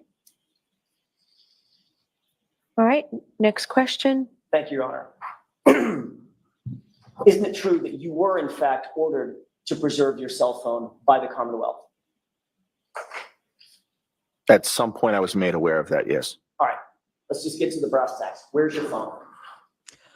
My phone was upgraded and traded in for a new phone. Your phone was upgraded and traded in for a new phone. Yes. Okay. What date? Another way to say that is you traded your phone in and got rid of it, correct? I traded my phone and upgraded it. Yes. When did you get rid of your phone ending in 0888? I upgraded my phone in September, third week of September, maybe around 22nd. The 22nd of September. I believe so. I can't be sure the exact date. Ooh, So the according to day you, before. you got rid of the phone that was the subject of a court order preservation the day before it was ordered preserved, right? What's the, Wow. what, rephrase the question, please? This order was just Say that stipulated, again, this order please. is dated September 23rd, 2022. It was just stipulated that on the 23rd or 24th, you were then sent a notice to preserve the phone. And your testimony is on the 22nd, the day before this all happened, you upgraded your phone and got rid of it in total, correct? I upgraded my phone on and around the 22nd, yes. And you knew that all of the data on that phone would be factory reset and destroyed. Objection. Do you know that, sir? I do not know that. How many times have you upgraded your phone in your iPhone? I'm not sure. 4 or 5 times, maybe. You're aware that when you turn a phone in and you upgrade it, the phone that you turn in, that data is factory reset, meaning it's gone. It's destroyed off of that device, correct? Well, I think some data transfers and some doesn't. We're not talking about a backup. I'm talking about the physical phone. That physical phone becomes a brick when you turn it in, correct? Correct that it becomes a brick? I don't know. It becomes effectively a brick. There is no data left on the phone. I'm not talking about backup data onto a cloud. I'm talking about that phone. So the old phone, yes. Yeah, it's just everything on it's destroyed, correct? Right, although some of the data transfers to your new phone. And you're aware that the very data that you were ordered to preserve would have been destroyed, according to you, the day before. Correct? He doesn't know how to answer Rephrase your that. question or ask me a Oh, question. rephrase you're- it again. If Even you're by his are own you claiming admission, that he you knows got rid of your some of the phone on data 22nd? I You upgraded it? upgraded my phone around that. I'm not sure if that's the exact date, but yes. So it could have been after the 22nd. I don't think it was after the 22nd. Could have been the 24th? No, Or it could have been the 25th? no. So you're absolutely sure that you could not have upgraded your phone and gotten rid of it anytime after the 23rd when this judge ordered that it be preserved? No, Because you know that if you got rid of that phone after you had been notified that you were ordered by a court to preserve it, you'd be committing a felony. objection, Your Honor. Sustained. Ooh. He doesn't know that. He doesn't get to ask So that. you now claim that you got rid of the phone on September 22nd, 2022. Hours before you were ordered to preserve it. That's your testimony, correct? Yes, Mm. Is that just a coincidence? September 4th was my birthday. The phone was broken and failing. I had planned on getting a new phone, and that just happened to be the day that I got it. Happy birthday. Was that Yes, it's a a coincidence. coincidence? Objection. Sustained. What does a birthday 3 weeks before have to do with that? That's bad. That's a You were bad asked excuse. at another hearing in June of 2023 that exact question, correct? Whether it was a coincidence. You remember that? I don't. You recall being asked, quote, so it's just a coincidence that within minutes, hours, or days. Objection, Your Honor. Let's hear the question first. Within minutes, hours, or days of you trading in your phone, that phone you had in January of 2022, that you were ordered to preserve it. Answer, yes. Question, that's a coincidence. Answer, yes. Yes. Objection. Move to strike. I'll let that stand. That was your testimony, wasn't it? Yes, And that's what you're saying today to these jurors. Just Yeah. a coincidence. yes.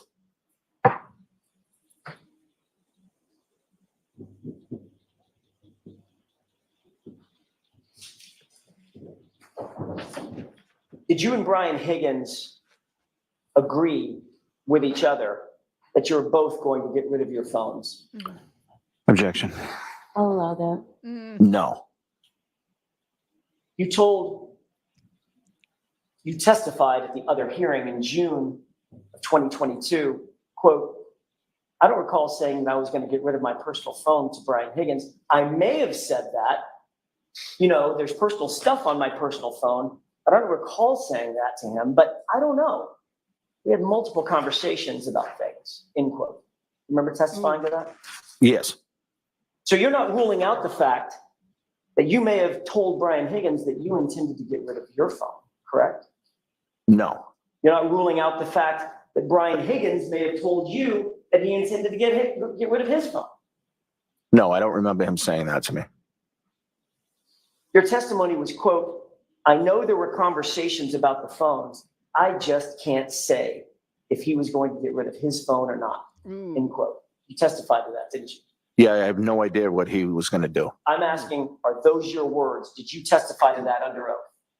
Yes, although I don't know the context of the time that they were asking that question. June of 2020? No, not the date of the hearing, but when they were asking if and when that conversation took place. Does it really matter? When it took place? I think so, yes. When you talked to Brian Higgins about getting rid of your phones, when do you think you had that conversation? I don't think I talked to Brian Higgins about getting rid of my phones. Well, you just said you can't rule out the fact that you had conversations with Brian Higgins about your phones and possibly getting rid of your phones. Right? No, I don't think that's what I said. You two discussed the fact that you both wanted to get rid of your phones. I don't remember having that conversation with Brian Higgins at all. Ooh, looked over Your to the jury testimony was, there. quote, "I Desperate. know there were He's fine. conversations about the phones, sir." Phone a friend. Correct? Correct that that's what you read? So if you're having conversations with Brian Higgins about the phones, what the heck were you talking about? I don't know the timing of when they asked when those conversations were. Mr. Albert, So I'm leaving it open to you. I don't care when it was. I'm asking you, have you ever had a conversation with Brian Higgins about your phones, respectively? we may have, I can't remember that conversation specifically. Then why, in June of 2023, did you testify, "I know there were conversations about the phones" with Brian Higgins, end quote? I'm not sure of the context of that. So now you just can't remember. No, I don't think I could remember during that testimony either. I think if you read the whole thing, I think I said, I'm not sure. I don't remember. Your quote was, "I know there were conversations about the phones. I just can't say if he said he was going to get rid of his phone or not," end Right. quote. Right. Does that help refresh your recollection? Yes. So now as you sit here and you answer my question, did you and Brian Higgins have a conversation about your phones? I don't remember having that conversation with Brian Higgins. Oh, I love that. All right. Lie. Let's shift gears. Oof. That hurt him. That hurt him. Before I shift gears,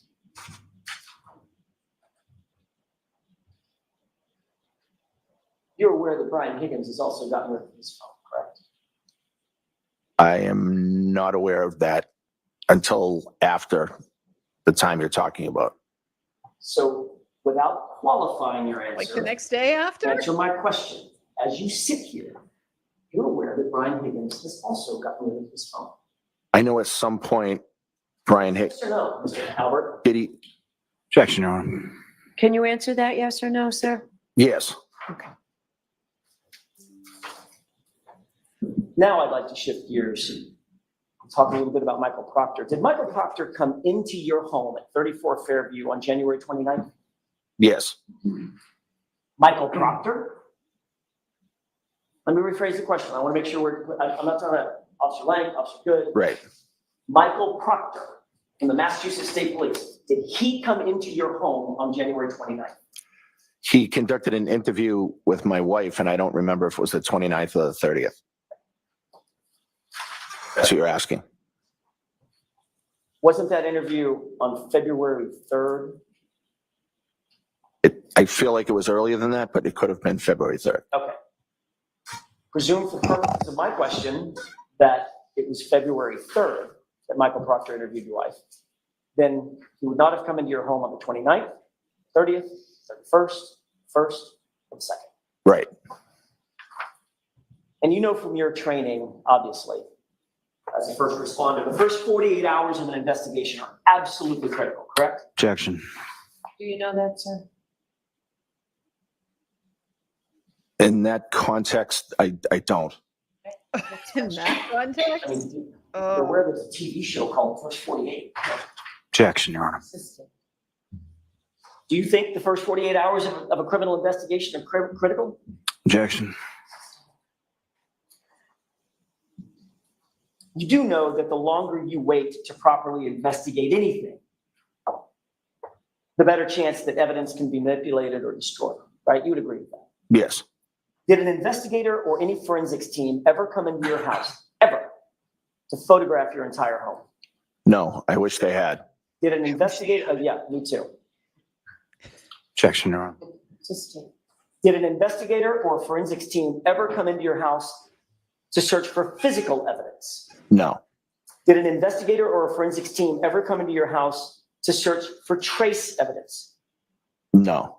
Did an investigator or forensics team ever come into your house to take carpet samples, flooring samples from the basement, for instance? No. And to this day, you're aware that that's never happened. Yes.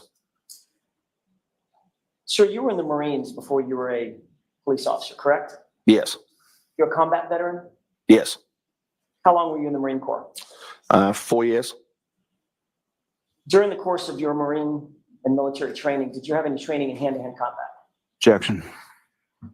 I'll allow it. Yes. In addition to your Marine training on the subject, did you also receive additional training from the police department through the academy or otherwise on basic hand-to-hand combat? No. So that's not part of the academy? Not hand-to-hand combat, no. Fighting techniques, use of batons, things of that nature? Defensive tactics. Defensive tactics. Okay, that's fighting, right? Well, it's not hand-to-hand combat, no. Okay, fair enough. I may be using the wrong Oh, word. the It's physical, wordsmithing. it's training on how to either defend yourself or control another person physically. Yes. I mean, they're not going to send you out there on the streets completely ill-equipped. They need to know that you know how to defend yourself and how to put somebody in custody that doesn't want to be in custody, correct? Yes. And that might include fighting. It could, yes. And beyond your Marine training and your police training, you're independently trained in techniques of fighting. Have You're I a- boxed before? Yes. Okay. And you've trained in boxing. It's not like you just walk up and smack a heavy bag, right? You'd have to rephrase it. You've trained. You're a trained boxer. You're a It's trained hard. fighter. You fought. I've boxed in the past and I've trained to box, yes. I mean, I've hit a heavy bag, Right. but I'm not a trained fighter. You're a trained fighter. All right, so I'm going, there's an objection. You were standing, Mr. Lally. Yes, Your Honor. Jurors, disregard that. Mr. Jackson, no comments, just questions, please. Yes, Your Honor. In fact, your boxing skills were featured in a TV show that you were featured in as well, correct? Objection. I'll allow that. No. No? You were in We fact, just no, watched it. That they were featured in a show? No. You're going to you're never shown on TV in a ring sparring with somebody?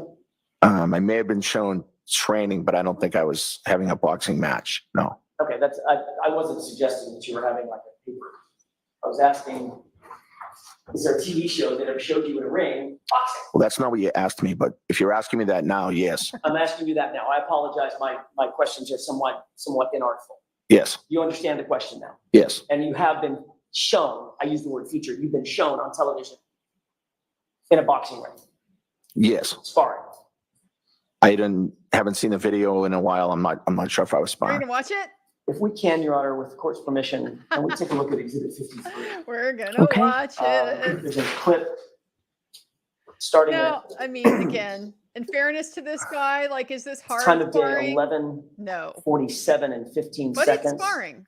to 11:48 and 35 seconds, maybe a minute and a half. Oh, we're going back to this video. Can you enhance that?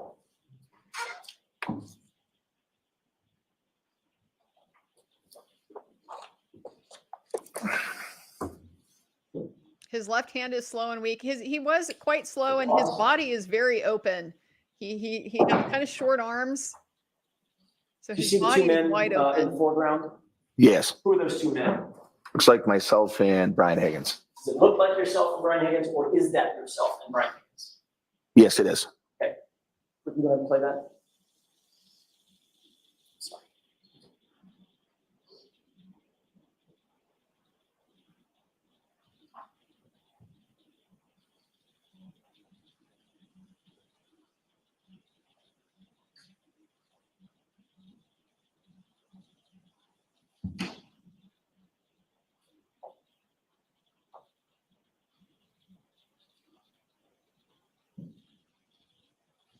Terrible footwork too.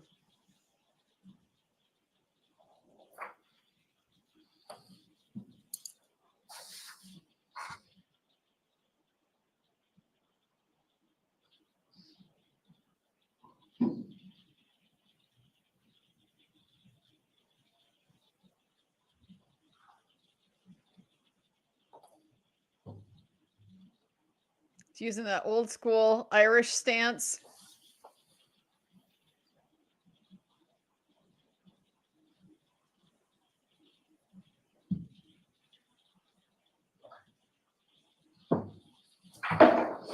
I've got one more clip to play, but I have a couple of questions, Your Honor. Would you, Let's take it down and you can put the other one up after the questions.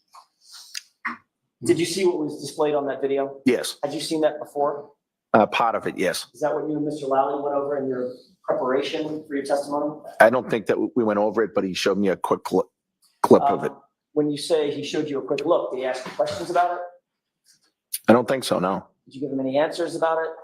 No, Any explanations? no, just, He showed you the clip and? yeah, he just said, yeah, it looks like we were fooling around.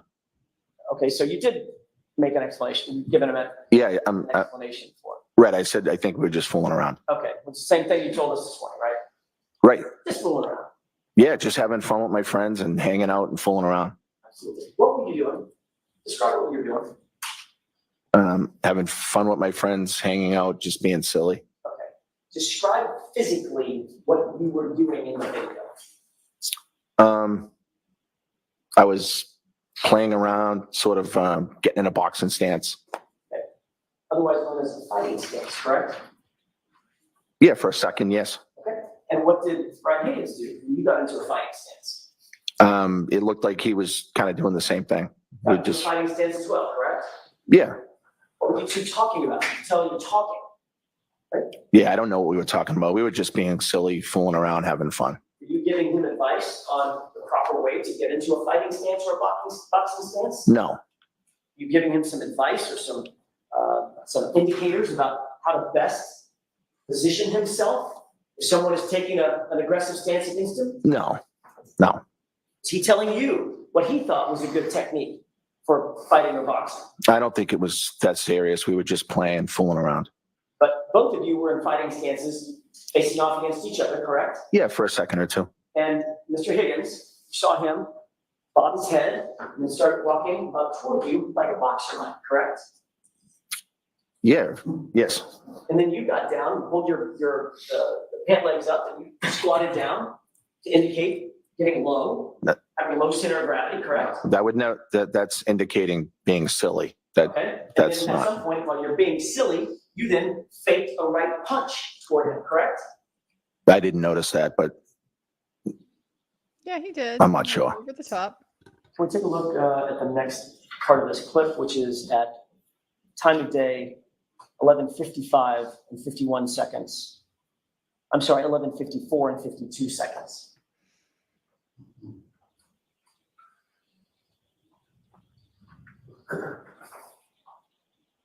Okay, so shovey. And highlight it.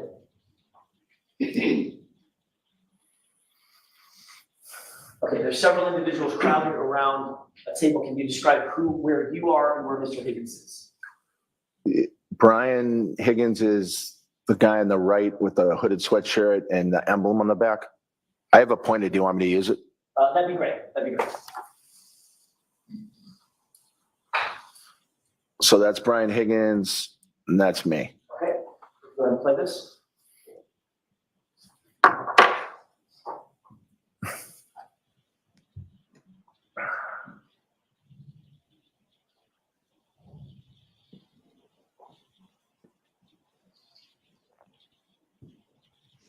Pause. Yeah. Got his You back. see what you just did? Yes. What'd you do when you slapped his right arm? What did I do? What did you do? What are you doing? It looks like I'm just being silly, fooling around. Okay, I'm gonna ask you for a little bit more physical description. What are you doing? Why are you grabbing him from behind? I don't really know. Is that a wrestling hold? No, Is I that a don't think. control hold? No, I don't think so. Is that some sort of a control hold that you've used in the past? Bear hugging somebody? No. That's just a silly fooling around with my buddy. Let's go ahead and play this.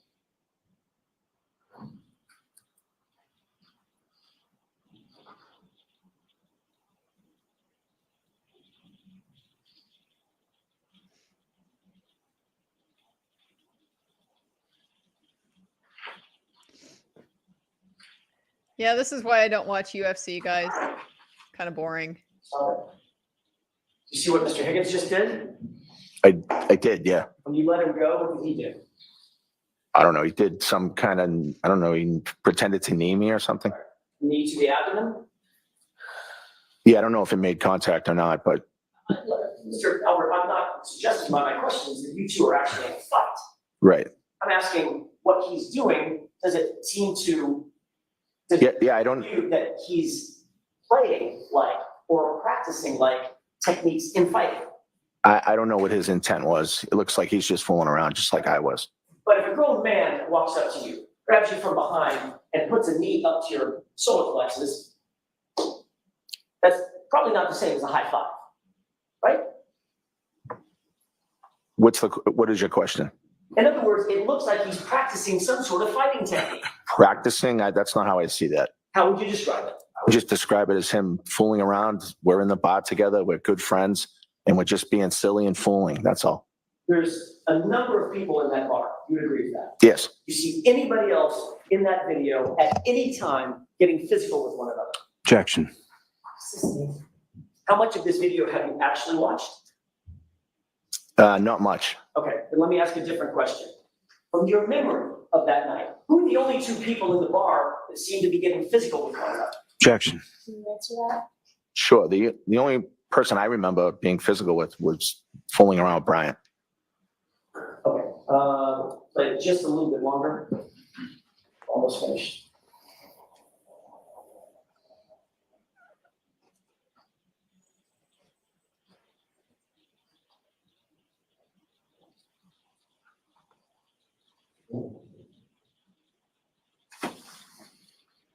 So now they hug it out.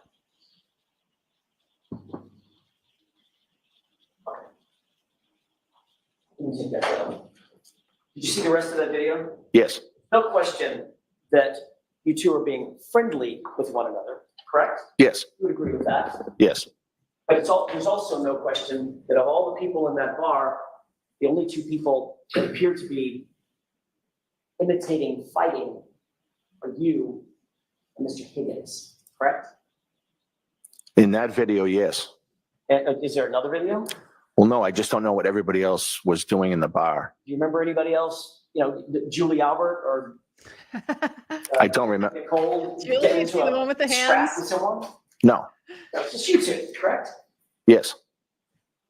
Mr. Albert, this is minutes before everybody headed to your house at 34 Fairview, correct? Yes. Including John O'Keefe. Yes. Going back to the morning of January 29th, everyone had left your location.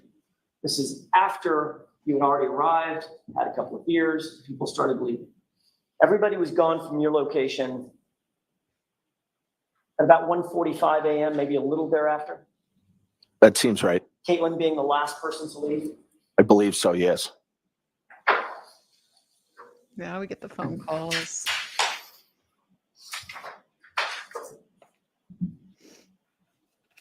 What did you do to get ready for bed, to settle in? I went upstairs and just lied in bed. The TV was on. I was just kind of watching TV. You have a nightstand? I do. Is it on your side of the bed or Nicole's, or you have one on each? We may have had one on each in that house. Put your phone on your nightstand? No. Where'd you put your phone? The phone was in bed with me. So your testimony is that you get in bed after being on a road trip all day long, And you screen. then at restaurants, and at bars, then at a get-together at your house. And when you go to bed, you don't charge your phone? No. I had the phone in the bed with me. Why would you have the phone in bed? We have 5 kids, and if somebody was trying to call or if I needed to reach them, it's just kind of a habit I do. I put my reading glasses and my phone in bed with me. That's And weird. you don't charge it. Sometimes I charge it, but not as a routine, no. So you're worried about having your kids out, they might need to get a hold of dad, so you make sure that your phone is nice and close, but it can just run out of But batteries? the nightstand isn't close Well, if it's enough? dying, then I'll put it in the charger, but if not, I just leave it on the bed. And what about that night? That night, the phone was on the bed. How do you know? Well, I remember the phone being on the bed. You remember There's that? specific recollection from 2.5 years ago about the state of the battery charge on your phone such that you know it was in your bed that night. No, I just know as a routine, I keep my phone on the bed with me. That's not what you just said. You just said it depends on whether or not the battery needs to be charged, whether or not you charge it. My answer is that sometimes I, of course, charge my battery, Of course you have. but I sleep with the phone in my bed. Every single night? Yes, mostly every night. I thought you just said 4 questions ago, it depends on whether or not the phone needs to be charged. Sometimes you keep it in bed, sometimes you put it on the charger. If the phone needs to be charged, I charge it, but I sleep in bed with my phone. Mr. Albert, did your phone need to be charged that night? Don't remember if it did, but I slept in bed with the phone. You've been on a road trip most of the day, correct? Yes. You've been out at bars that night, correct? Mm-hmm. Is that yes? Yes. You weren't charging your phone. We saw the video. You weren't charging your phone at the bar. Right. So when you got home, clearly put your phone on a charger, didn't you? But I did not.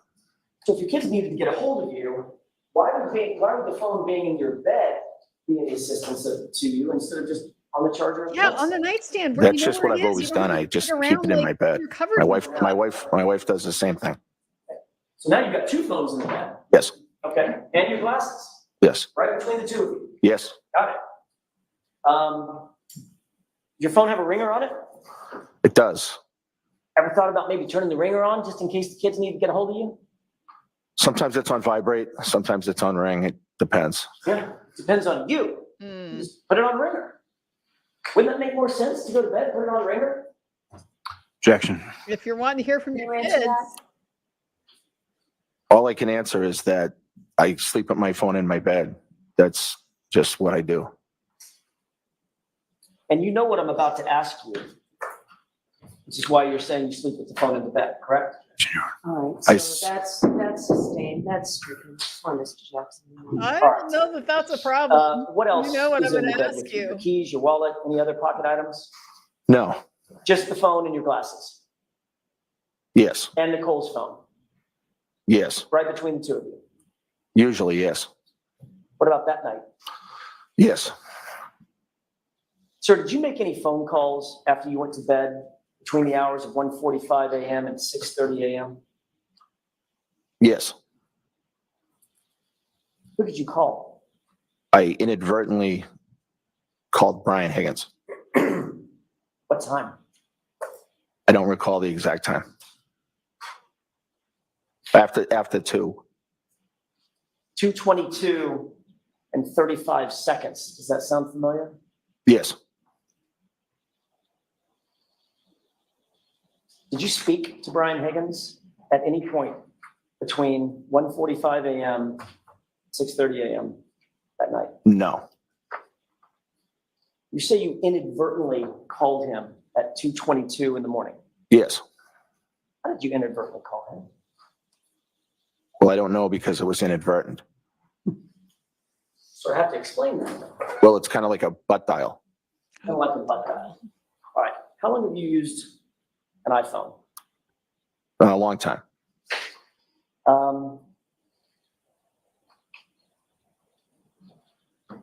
As a matter of fact, you've been asked this question before, haven't you? Yes. Hence my question. You knew what I was going to ask you. Objection, Your Honor. I'll withdraw it. You indicated previously at a different hearing in June of 2023 that you were, quote, hanging out with your wife and you must have butt dialed Mr. Higgins, correct? Yes. At 2:22 and 35 seconds on January 29th, 2022, correct? Yes, You were asked how that could have happened, much like I just asked how that could have happened, right? yes, And in that hearing, you said, quote, "I'm not totally sure." Similar to what you just said here. yes, And here you added that it could have been a butt dial. yes, You were then called back to that same hearing, but at a different date, an ongoing hearing, right? yes, That was in July of 2023, correct? yes, You then changed your testimony and said, and I don't mean to be indelicate, but your testimony was then that you were in an intimate situation, I'll put it that way, with Nicole at the time. And that's how you butt dialed Brian Higgins, correct? I don't believe I said that's how I butt dialed Brian Higgins. That's the time. I think I said there was a time frame that was close. Okay. So I didn't say that, no. What you said was you were in an intimate situation with Nicole at the time that the butt dial occurred, correct? I'm not sure if you have something you can read me or show me.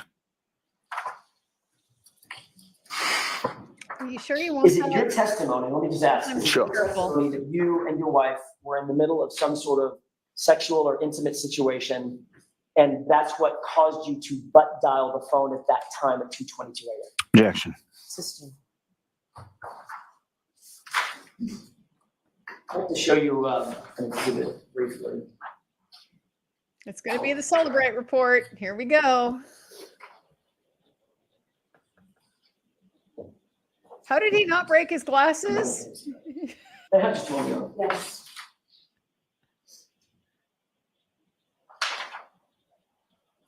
May I approach briefly? Yes.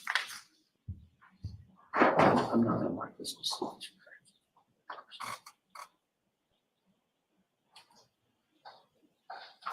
Sir, I just want to find out if this refreshes your recollection. Look at lines 11 through 13.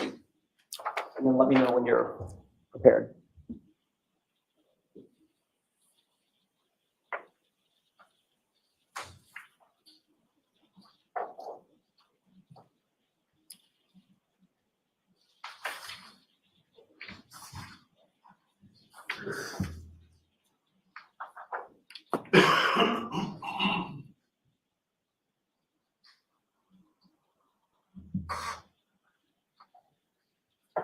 Yes, May I approach? Yes.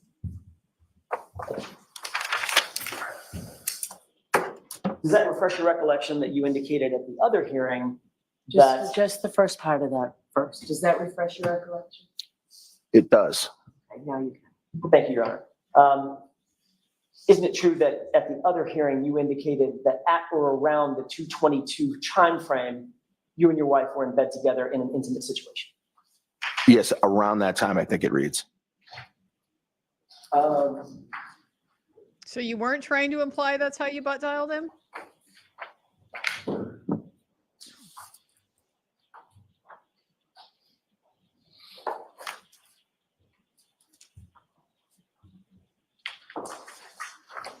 Mm. May I approach briefly, Your Honor? Yes. Well, with the court's permission, let me ask a couple of questions. Do you recall every call that you made between, say, 1:45 a.m. and the next couple of days? You remember every single one of those calls? No, Do you think it would refresh your recollection to look at a log of those calls during that time frame if we're going to discuss those? yes, May I approach, Your Honor? Yes.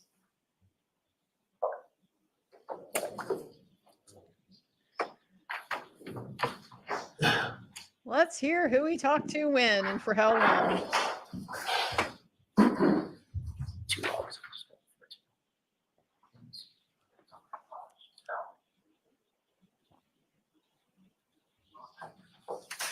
I may not even get it. I'll show it to you. Is talking about this on national television his way of punishing the kids for making him do the cover up? Just a theory. May I, Your Honor? Yes.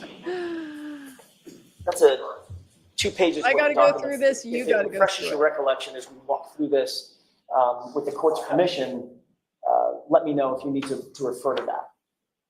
Right, I'm not gonna be able to read it right now. I'll do it as you ask. Correct, yeah. No, you don't need to read it right now. Just wanted to have it in front of you. By the way, you've seen these records before, correct? At the other hearing proceeding? I've seen some records before, yes. I don't know if these exact records or not. All right, and you've acknowledged that at least the first page, these are your phone records for the number ending 0888, correct? Yes, Okay.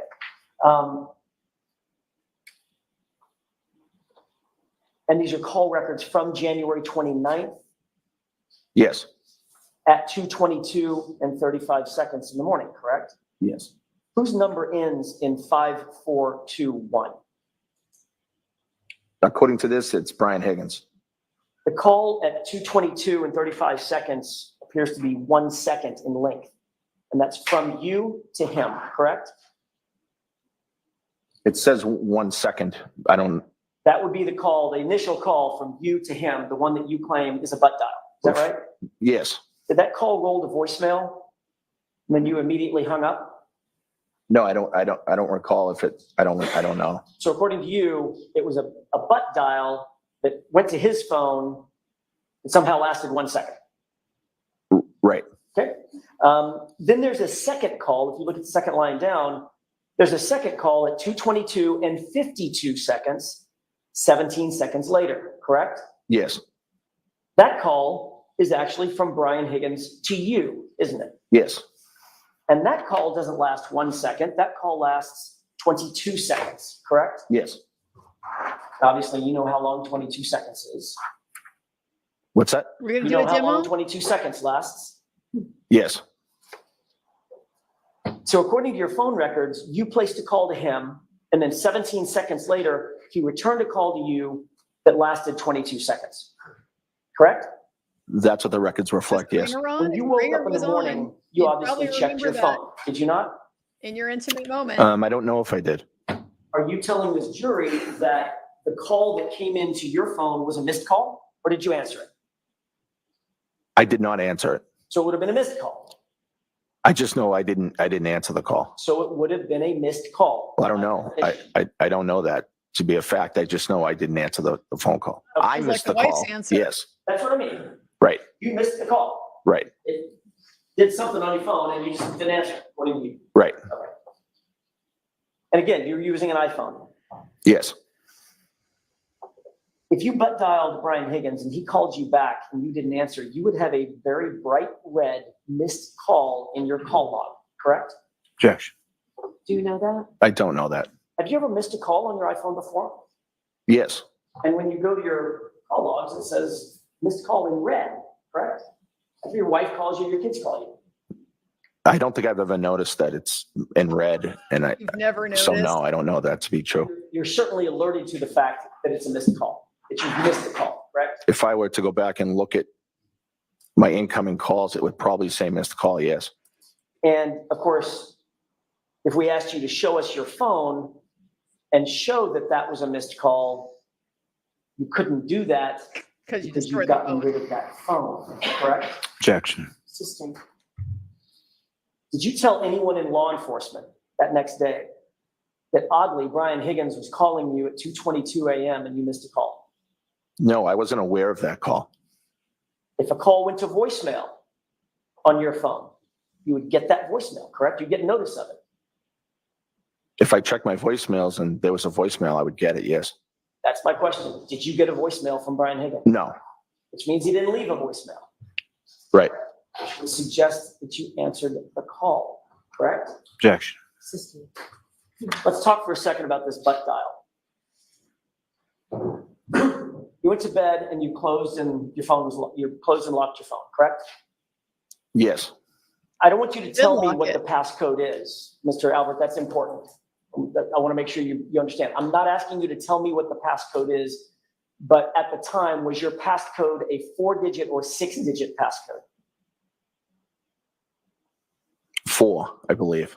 And that locks the phone when it's not in use, correct? The phone will lock after it's not used for a while. I don't know the exact timing of it. You're exactly right, Mr. Albert. I said it backward. The Right. phone automatically locks. You have to use the 4-digit passcode to unlock it, correct? Well, no, I also have voice, face recognition too, so it can open that way without any passcode. We'll get to that in a second. Oh, boy. The phone locks when it's not in use, correct? Yes, And then to make a call, once you open the phone, either through facial recognition or through the passcode, then you have to tap on the phone app in order to open up the phone app, correct?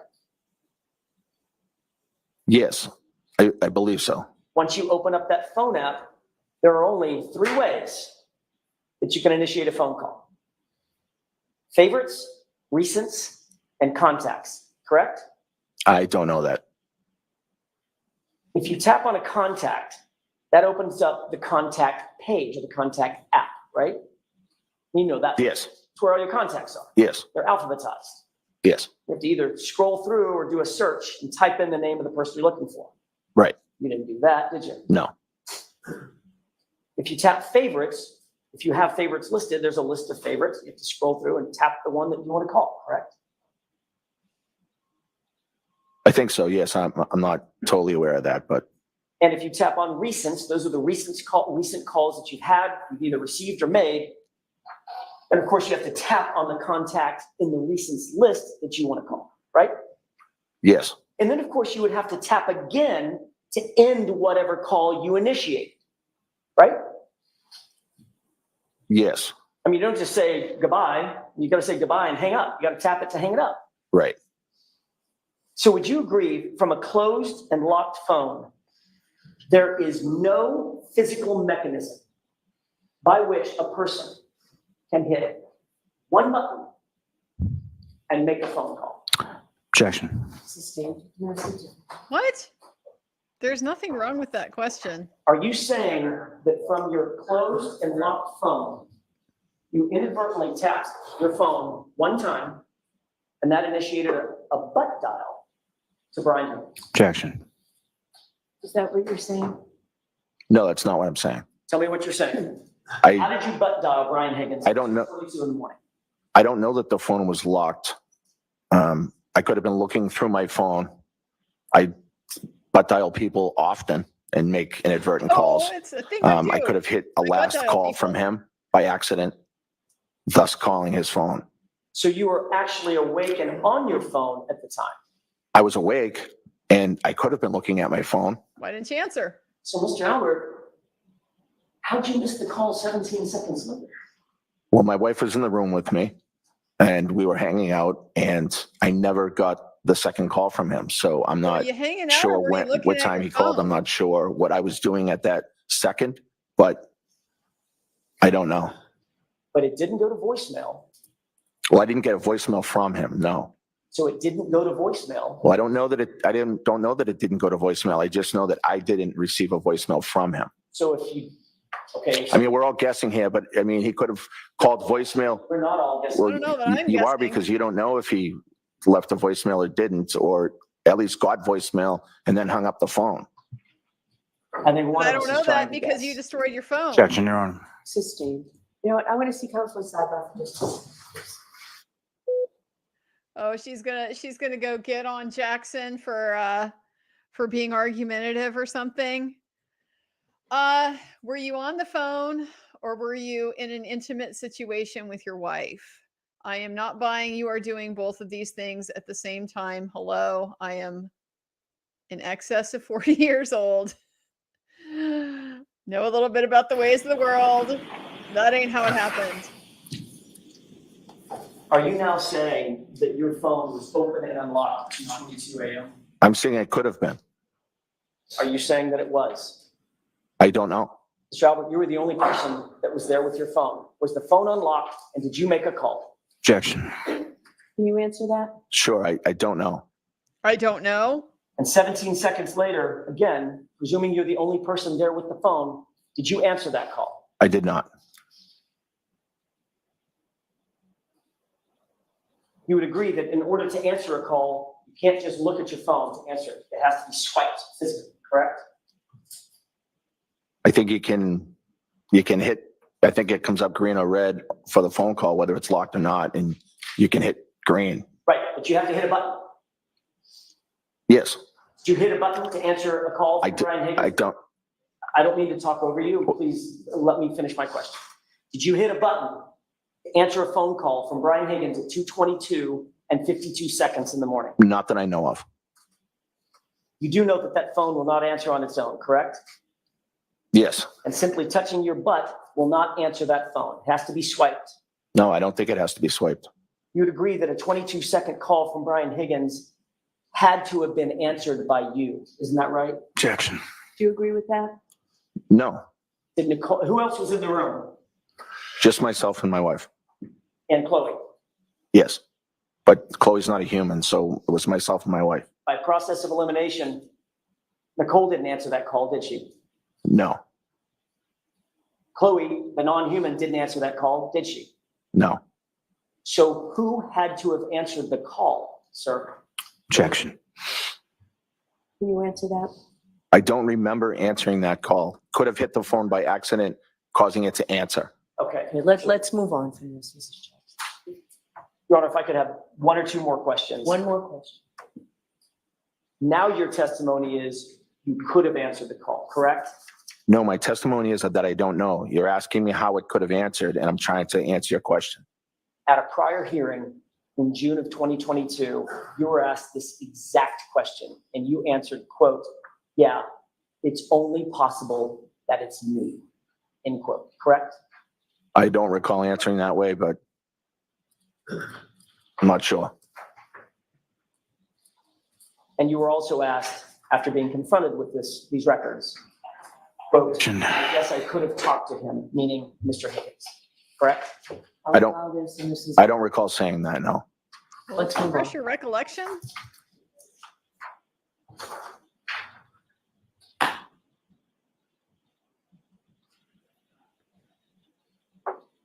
Did you have any conversation with Brian Higgins about a 2:22 a.m. phone call?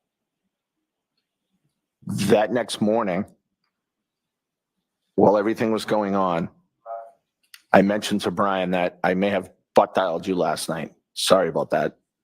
Did the two of you agree that you were going to both say those calls were butt dials in order to cover up those calls? Objection. You can answer that. We did not say that. But let's be clear, since then and now, you've gotten rid of your phone, correct? I upgraded my phone, yes. And since then and now, Brian Higgins has gotten rid of his phone, and you're aware of that as well. Yes, By the way, you indicated that you were awakened in the morning by Jim McCabe about 6:30, correct? yes, And when you woke up, you said you grabbed your phone to make a call. Is that right? no, Isn't it true that you grabbed your phone and made a call at 7:20 in the morning? yes. But that's not when I was awoken by my sister-in-law. Sorry, that wasn't my question. After you're awake and you're up, you Right, started making calls. right. My question is, what was the first call you made at 7:20? Can I look at this? If that refreshes your recollection with the court's permission. Yes. At 7:20, I called Brian Higgins. Mr. Albert, you have 6 siblings and 5 kids, right? Yes, You have in-laws, cousins, huge family, correct? yes, But on the morning you find out that John O'Keefe is laying dead or dying on your lawn, the first call you made at 7:20 was to Brian Higgins. Is that right? yes, The same person you had a call with, or at least the logs indicate you had a call with at 2:22 in the morning, correct? yes. During that 7:20 a.m. call, did you two discuss the 2:22 a.m. calls? No. Thought you just said that you told him, "Oh, I think I may have butt dialed." Yeah, that was later in the morning when he came to the house. Not on that 7:20 a.m. call. No. What did you talk about on that 7:20 a.m. call? I informed him of what was going on at my house. We were out the night before, and I thought it was important for him to know what had happened. Mr. Albert, I have a couple of more questions about the phones or the phone usage that morning and the day, throughout the day. You called Brian Higgins at 7:20 a.m. for 1 minute and 56 seconds, correct? Yes. Brian Higgins called you at 7:30 for 5 minutes and 47 seconds. Yes. You called Brian Higgins at 7:57 a.m., spoke for 12 minutes and 33 seconds. Yes. You then called your brother, Kevin Albert, at 9:40 a.m. and spoke for 1 minute and 5 seconds. Yes. Chief Berkowitz called you at 9:50 a.m. and left a voicemail. Is that right?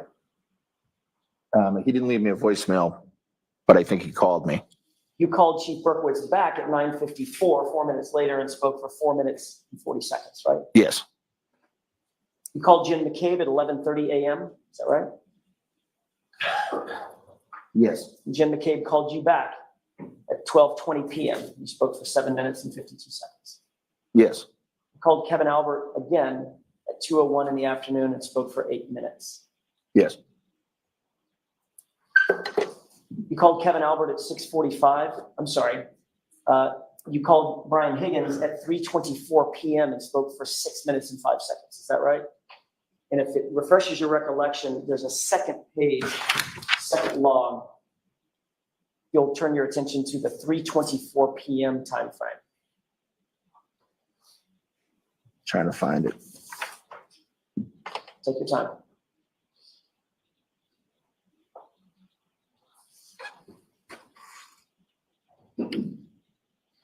What time are you referring to? 3:24 p.m.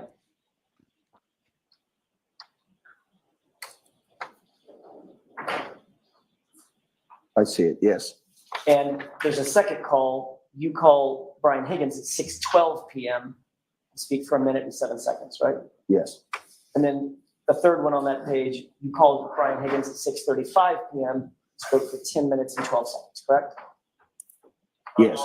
Turning back to your call logs, you called Kevin Albert at 6:45 on the next on that same day, spoke for about 16 minutes.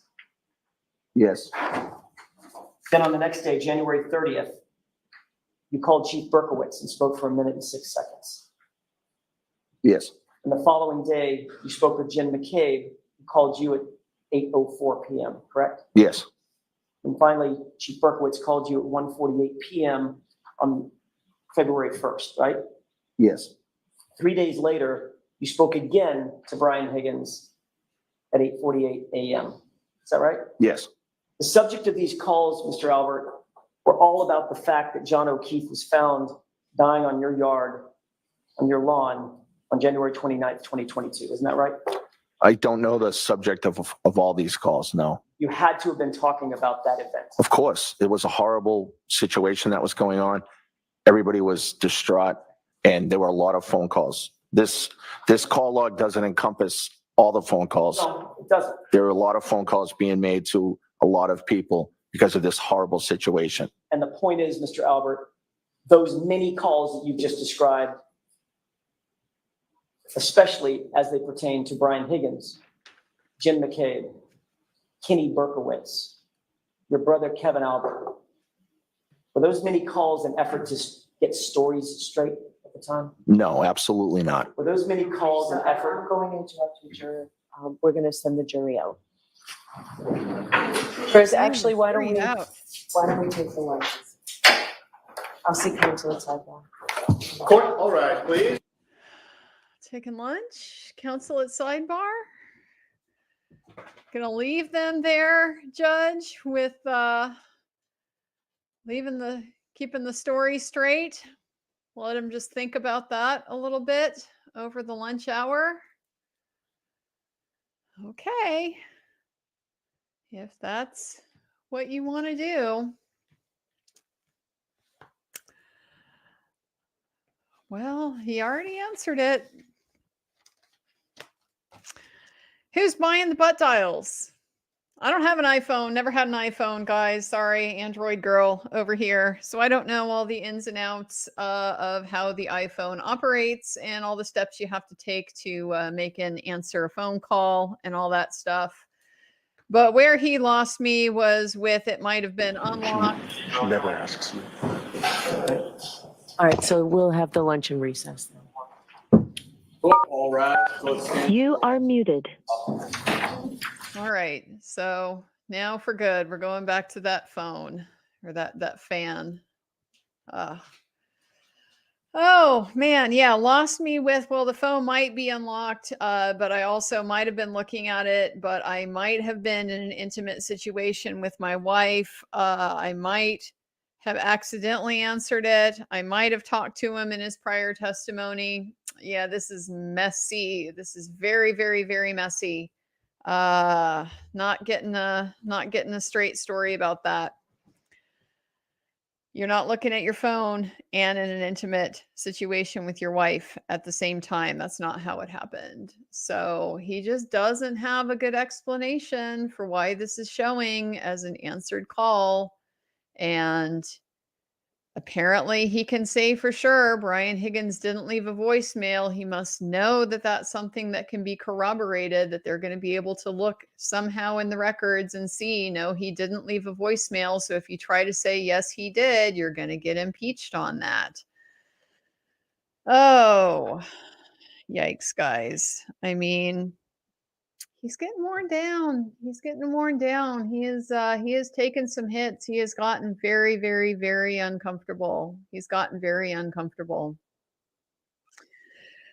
Something that I think I'm seeing from here that is helpful to him is I do think that there are moments where he's able to draw on some core truth, even if he's not telling us the whole truth about the situation, because I'm not buying this explanation about the butt dial and stuff.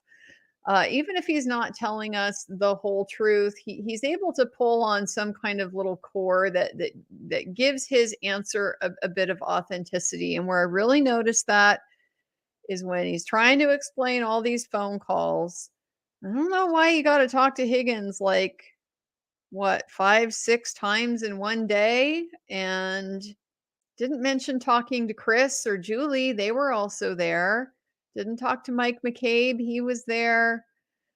I don't know. I just don't know about this.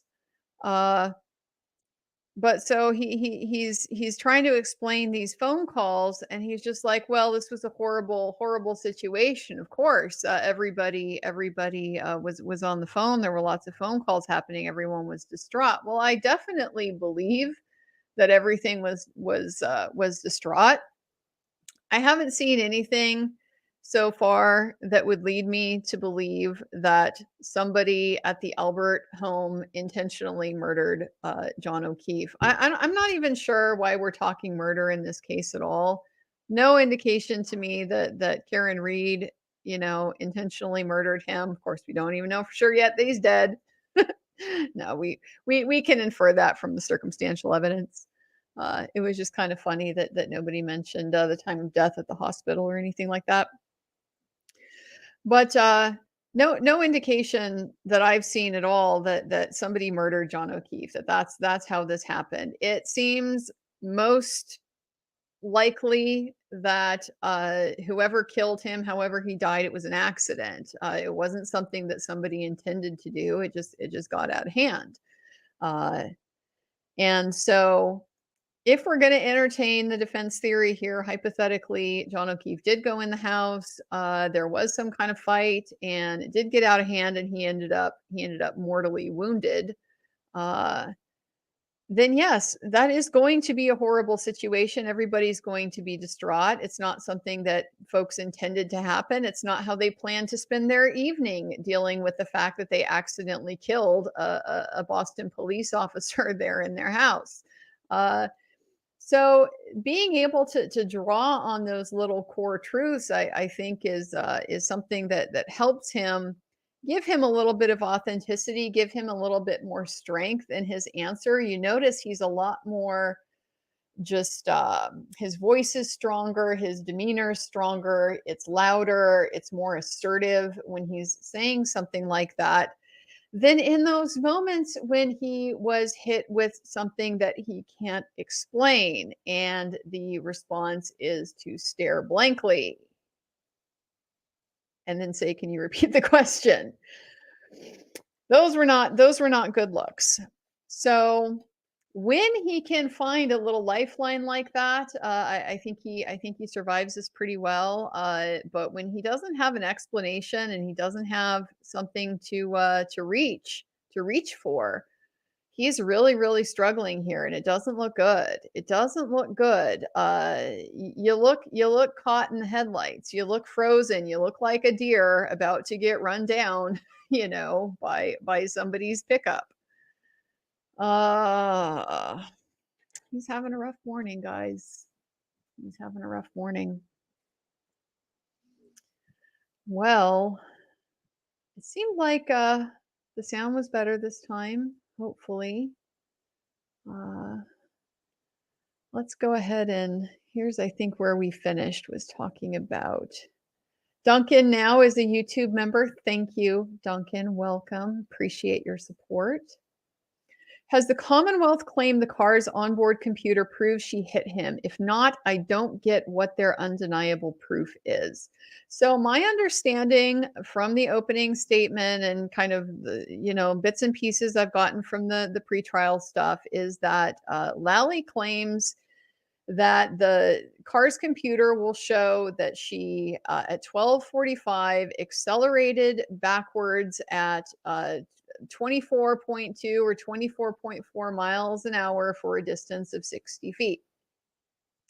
Doesn't tell us exactly what the source of this information is. It could be a combination of sources. And that's really going to be the key to evaluating, well, how good is this evidence? Especially modern cars now, they have tons of information that you can get through the onboard diagnostic system. It's like all of these systems now, they got a computer chip in them. It's not the old days where like you just have a computer running the timing of the engine. The computers are on for everything, and that's part of how you're able to, the mechanic is able to diagnose what's going on with your car. When you go in, you have a problem. They plug it into the OBD port. It's called OBDII, the OBD port, onboard diagnostic system. And it's usually like right under the dash on most people's cars. You have a little reader that you can plug into that, and it will pull data from all of these various computer chips that are in the different systems in the car. And so it'll send you a code. It'll send you a diagnostic code.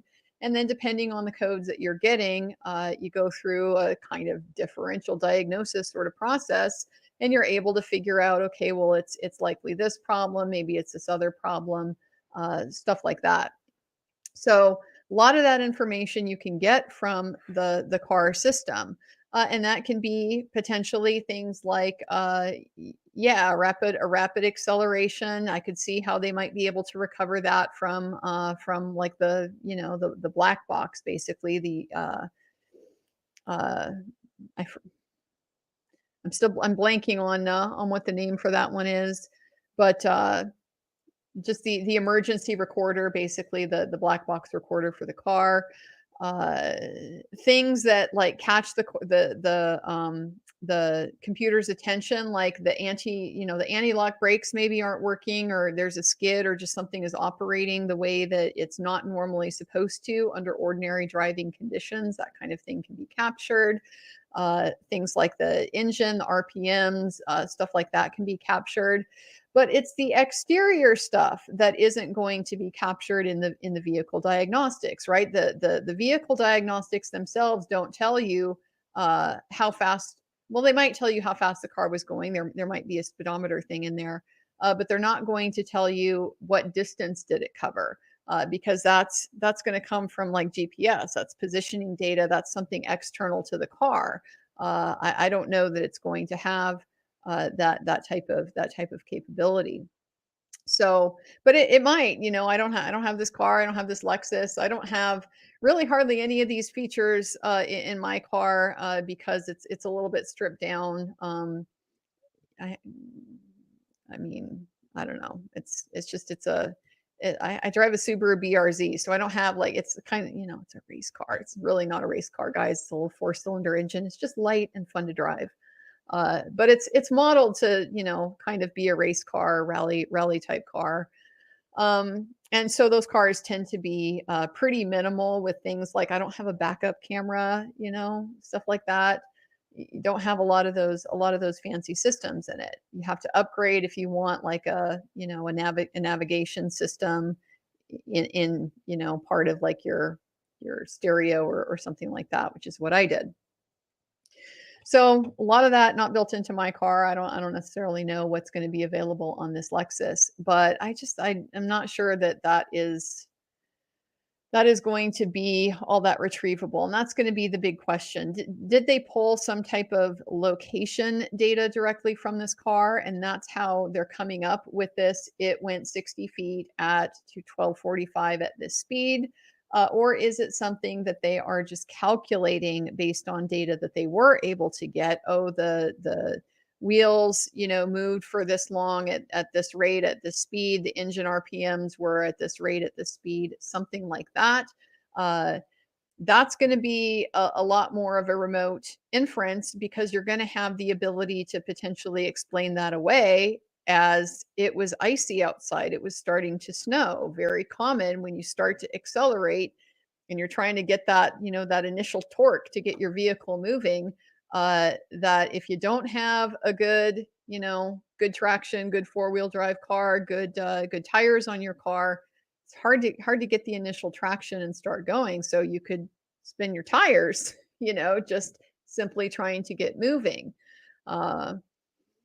That is, you know, a potential explanation depending on exactly what the source of this data is. But if their data shows no, we can put it positionally, you know, through one of these navigation systems, the car actually moved 60 feet, then they got, you know, I think a lot stronger case that the computer is going to prove that she hit him.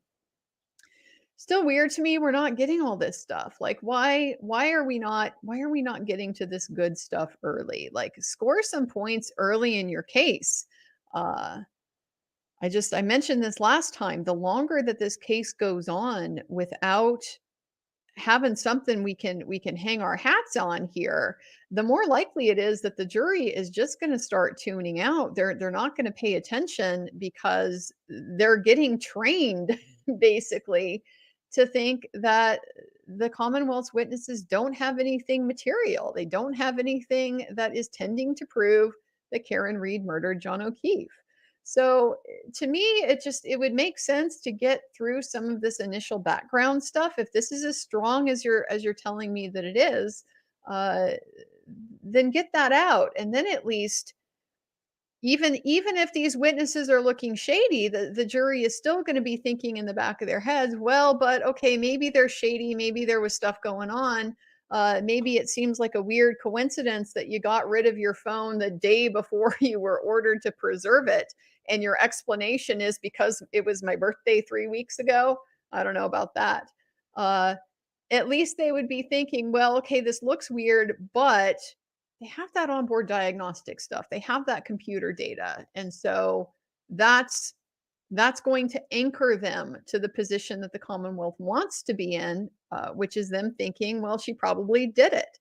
So not having done this, it's not a strategy I really understand. So see me inside by Yana. Yeah.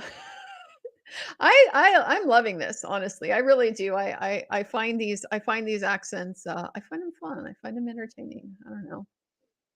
It's cool with me. Is there a jury instruction a judge would give when a witness destroys evidence contrary to a spoliation of evidence letter? Yes, there can be the missing evidence instruction. I haven't looked up specifically what that instruction is in Massachusetts, but it is very common to have one of these. And basically what it says is that when there is evidence that is in somebody's unique ability to be able to present, and for whatever reason they have failed to preserve it, they have not kept it, then the jury is allowed to infer that it's because it wasn't helpful to them, basically, that this was damaging to you, and that's why you got rid of it. So I would assume that there's a type of instruction like this that is potentially going to be available. The defense will request. he might be able to wiggle around that with the whole, well, it was the day before. I don't know. I don't know. And if there is wiggle room, Judge Bev sure does seem willing to give the benefit of the doubt to the Commonwealth on a lot of this stuff. So if she can say no, can't prove he was under notice at the time that he got rid of the phone.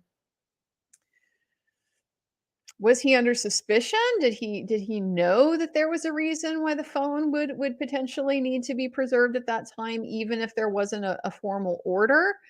That might, tip the scale in favor of the defense that, well, you would know that your phone would exonerate you. So of course you would keep it unless you knew it was going to implicate you, in which case you'd get rid of it.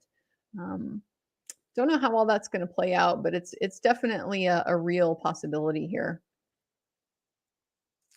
I upgraded, switched my phone, but I also didn't factory reset my own old phone, so it still has all its old stuff on it minus the active plan. Yeah, like I said, I've never had an iPhone, never done this with iPhone. I don't go into the phone store to get a new phone because we use Republic Wireless. It's all online. They don't have phone stores to do that. So when you get a new telephone, it gets sent to you in the mail, and you figure out yourself how to go ahead and do the setup on the new phone. And they make it relatively easy because, again, yeah, a lot of this stuff is captured on the cloud. So you just re-upload what's there on the cloud. But I have to say, I don't think I've ever gone back into the old phone to see what, if anything, is still on it. Just never really crossed my mind because I throw it in that old phone drawer, that everybody has. And until I can go Hillary Clinton on it, right? And make sure it doesn't end up getting looked through in some recycling yard somewhere in the salvage lot. But I'm not gonna say it's not possible. I just think that it's pretty unlikely when you go to a store when you're doing an upgrade that way and you're leaving your old phone with the store that there wouldn't be, especially for a police officer, he would be verifying. I have to think that, yes, this is being wiped. There is no longer any data available on this phone before I leave it unsecured with the stranger who could potentially do anything with it. Just doesn't seem likely to me. Mr. Halbert, isn't it true that you're lying? I mean, that's kind of where we're at right now, isn't it? I can't tell some of these objections. This is, of course, the downside everybody has pointed out from the very beginning, the downside with not having to state the basis for the objections. We don't know why she's sustaining them. A lot of these seem fine to me. Yeah, they hit pretty hard, but is that making them argumentative? Is that making them badgering? I mean, not necessarily. You're allowed to ask hard questions. That's kind of the point of cross-examination. If you're asking him the same question over and over and over again, sure, now you're just getting repetitive. But a lot of these stuff, it just seems like, I don't know, she thought he was asking him too hard or something like that. I really didn't see a lot of the bases for some of these ones being sustained. If I were Brian Albert's lawyer / the pros, I'd suggest he shave the goatee down to a mustache to remove some corrupt cop / mirror universe bad guy vibes. Maybe. I mean, maybe. I think the problem if he just has the mustache, to me, he looks a lot more like a cop. Maybe that's a good thing. Maybe that's what you want in this particular case. It just gives me, Chips vibes. have that little cop stash. Maybe that's what they're going for. In his boxing video, he's completely clean shaven. He's all totally smooth. That's probably not a great look either because he did look like a fighter. I mean, he looks like a fighter. He looks like, when the guys in the UFC get in the ring a lot of the times, the shaved head, shaved face, everything's real smooth, and that's part of like reducing friction, I think. You're not in there with like a rash guard or whatever. So yeah, not sure. I mean, I don't want to be too critical of his looks. I don't think that they necessarily have a huge impact on it, but Uh, I could definitely see the argument that he's just maybe not looking like his authentic self, maybe trying to look a little more everymanish. I don't know. Channel 5 Boston has great audio. Can we use that? I have tried Channel 5. I've tried Channel 10. I've tried Channel 25. We have tried the other streams. The Law and Crime is the best system audio as far as getting a relatively equal feed from both. Plus, I get the closed captioning. So now that I think we've got this sorted with the whole, mixing thing, we're going to stick with Law and Crime. Can he be fired for this testimony? I saw this in the chat, so I started to come back to it. I believe he's already retired. If he were not already retired and he were still on the force, could he be? I'm gonna say for all practical purposes, no. And the reason why is because of the police officers union. He is going to have massive protections for his job. There's going to be all kinds of process that has to be gone through to be able to terminate him from his job. And so you would have to pretty definitively establish something that undermines, his fitness as a police officer, that's got him potentially committing a criminal act, something like that. And frankly, even those things don't always lead to termination. It depends a lot on what the terms of the collective bargaining agreement are. So chances are, I'm going to say no. He probably cannot. He probably cannot be fired for this testimony. Jen, hi, thanks for streaming this. Have a great day. Jenny, thank you so much for joining us. Thank you for supporting me in this channel. Really appreciate it. Hope you're enjoying what we're getting so far. Another one I saw and pulled up. Can we get your opinion on bare knuckle boxing on a break? I haven't watched a whole lot of the bare knuckle boxing so far. I'm not particularly against it. I think it's got a little bit more appeal to like if I may just say the blood sport element of it. The bread and circuses entertainment value of bare knuckle boxing is very high because you get cut a lot more. I mean, it's very, very damaging to people's skin and faces and stuff. So if that's what you want to see in a fight, then yeah, bare knuckle, you're going to see a lot more of that than people wearing padded gloves on their hands. But the trade-off is you can't hit as hard with your bare hand. You don't have the protection of the hand wraps as well as the glove. What you're really doing when you wrap your hands, it's not just that so you don't skin your knuckles, which you still do sometimes, even if you do wrap your hands, which I do pretty religiously. It's not really for that. It's mainly because you have so many of these small bones in your hand that you're stabilizing them. You're keeping them in place so that they don't break as much. And like all through your wrist and up into your forearm and stuff, it's giving you a lot more stability. So that helps you hit harder and not hurt your hand. You don't have that with bare knuckle boxing. So you're just naturally, at least the argument is you're not going to hit as hard with your bare hand as you are with a boxing match. That's good from a brain damage standpoint. You're not taking as hard a hits in the ring. But again, from the sort of bread and circuses angle, you're not going to get as many, good clean knockouts. The punch is just, it's going to come out differently. It's going to land differently. It's going to be a different kind of fight. So I don't have a problem with it. It's just not something I've really got into so far, mainly because it's very shallow still, not a lot of, it's like mostly retired boxers or people who maybe, aren't at as high of a level moving over into bare knuckle, because it's small and it's new and you're not going to get, a $20 million purse for a bare knuckle fight like you might get if, you get to fight Canelo in boxing or something like that. So talent pool a little bit shallow. Maybe once it gets a little more depth, then it'll be more interesting. And we have Lady Draconis, who has become a new member. Thank you so much. Appreciate you joining us and supporting the channel. So that's all we've got for super chats at the moment right now. I am going to go ahead, if you guys will bear with me, I'm going to go ahead and grab something real quick to eat and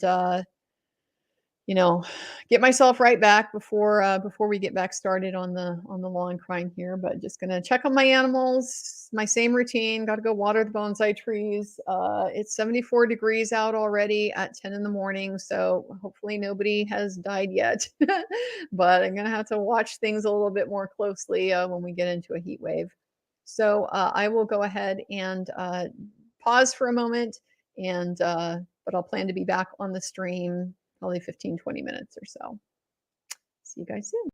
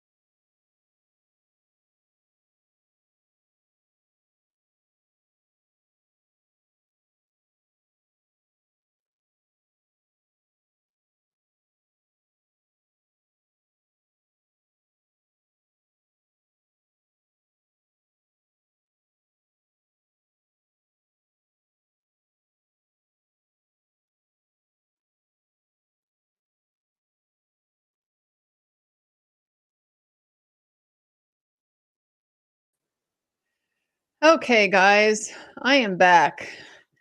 And when I take my little break, I like to go and just check what's going on online to see if, a lot of the people who know a lot more of the details about the case than I do, I just kind of like to see what they're saying. Have they caught anything? Did they notice anything? Is there something that they see that's coming that I don't know about? And so I did see an interesting comment to the effect that when Brian Albert upgraded his phone, he didn't just upgrade his phone, he changed the number. And apparently, the way that people know that, sorry about the jump scare, guys. I should probably do better about that. My bad. Apparently, the reason why we know that is because the original police report had his original cell phone number, and then the supplemental report that they filed, months down the road, I think in October or so, it listed his new telephone number. And so that is, I think, quite interesting because that's something you got to do on purpose, isn't it? You don't just get a new number when you get a new phone. That would defeat the whole point. You'd never get a new phone because it's such a pain, such a royal pain to change your number. You got to tell everybody it's new. All of your contacts with everybody, with your medical providers, your emergency contact, all that stuff, you got to update it. You got to just remember, you got to tell all your contacts, this is my new number. They got to change it. Some of them won't, they'll forget. Uh, it's a pain to change your number. Why did you do that? Why did you do that? I wonder if he's going to get asked about that when we get back on direct or on cross examination here. I was thinking back on this timeline of these phone calls from the early morning of January the 29th. I don't know that I wrote everything down exactly correct time-wise because Mr. Jackson was just spitting those out like a machine gun, those phone calls that Brian Albert made in the morning. But I did notice the interesting thing was that the first 3 phone calls, and essentially all of the phone calls, it looks like from between 7:20 and after 8 o'clock, were all with Brian Higgins. And so what I wrote down, 7:20 a.m., a 1 minute and 26-second phone call. At 7:30, Brian Higgins called him. They spoke for five-ish minutes. And at 7:57, Brian Albert called Brian Higgins and they spoke for 7-ish minutes. So about 13 and a half, 14 minutes that they spoke in about a 40-minute time period. Now, his explanation is that this was a horrible situation. Everybody was distraught. He thought people needed to know. But why wasn't he calling the other people about what was happening during the other 25 minutes or so that he wasn't on the phone with Brian Higgins? I mean, if the thing is, well, my family's upset, I needed to talk to my brother Kevin for some reason. Kevin is the one who's the police officer with Canton PD, isn't he? Why did you need to talk to him and not any of your other brothers? Why was that necessary? I don't know. I don't know that I'm real pleased with this timeline. So that looks a little bit off to me. Not real happy with it.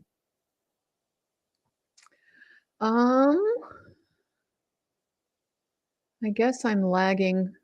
Ugh, hate that when that happens. Guys, I'm going to log out real fast and then get right back.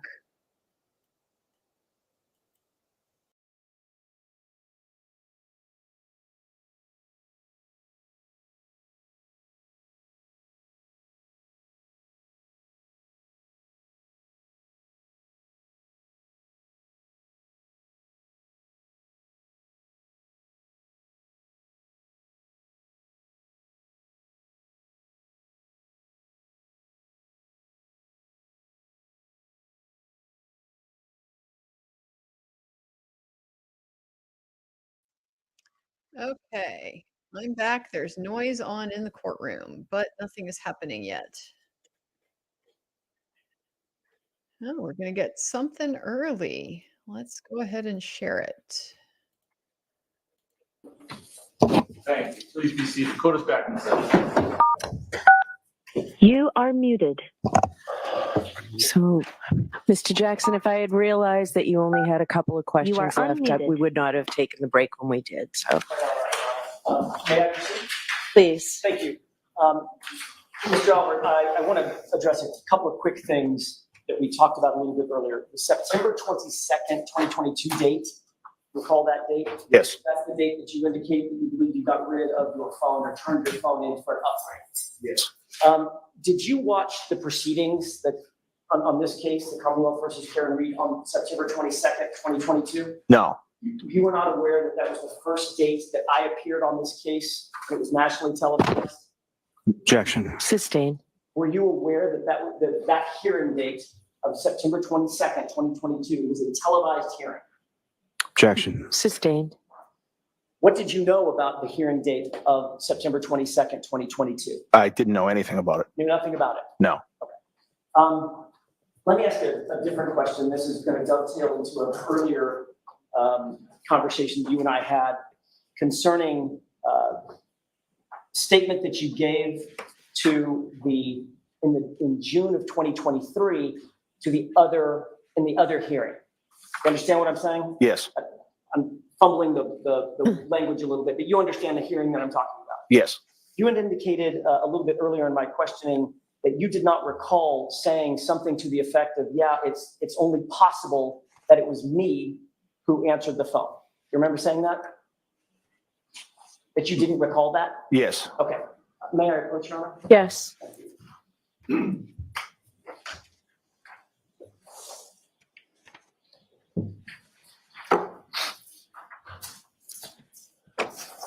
Mr. Albert, there's a highlighted portion of that transcript. If you just take a look at that, and when you're finished reviewing it, just look up at me and let me know.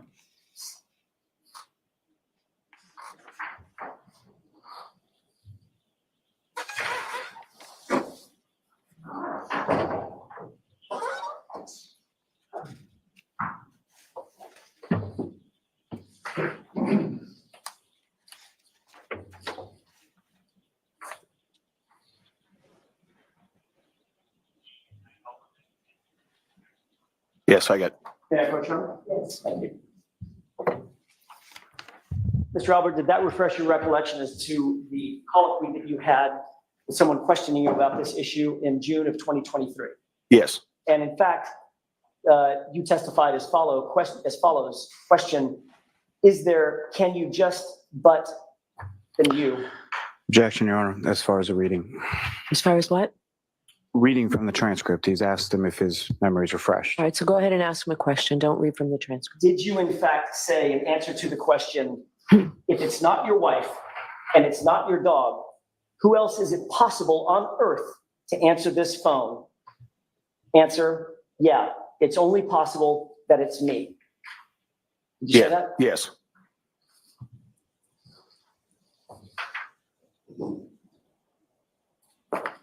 Just before the break, I was asking you about those, as you indicated, many phone calls that you traded between and among your family members and friends, including Brian Higgins. You recall that? Yes.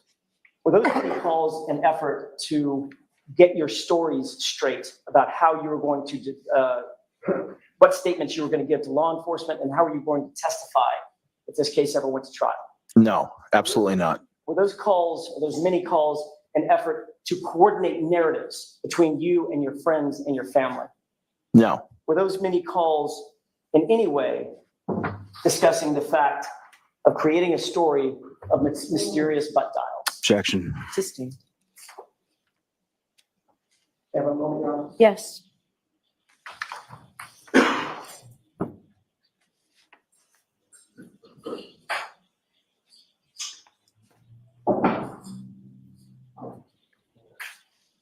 Thank you, Your Honor. I have nothing further. Okay. Mr. Lally? Thank you, Your Honor.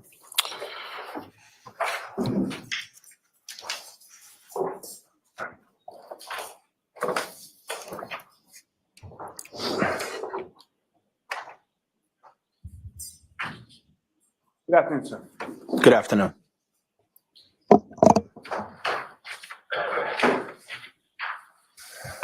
You were asked some questions about the week prior to being at the Waterfall. At some point, you were at the hillside, correct? Yes, You were there with friends and family, is that correct? yes. You weren't specifically there with either Mr. O'Keefe or the defendant, correct? No, I was not. And same with respect to the Waterfall on January 28th, you were there with friends and family, is that correct? Yes. You weren't specifically there with Mr. O'Keefe or the defendant, correct? No, they came unrelated to anything I was doing.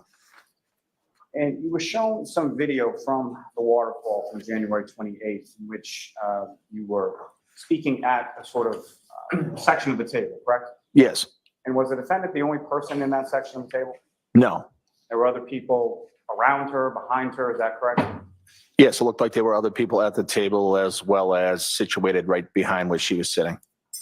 And those other people around her, behind her, those are people that you knew far better on January 28th than the defendant? Yes, those are my relatives and friends, and that's why I was at that location.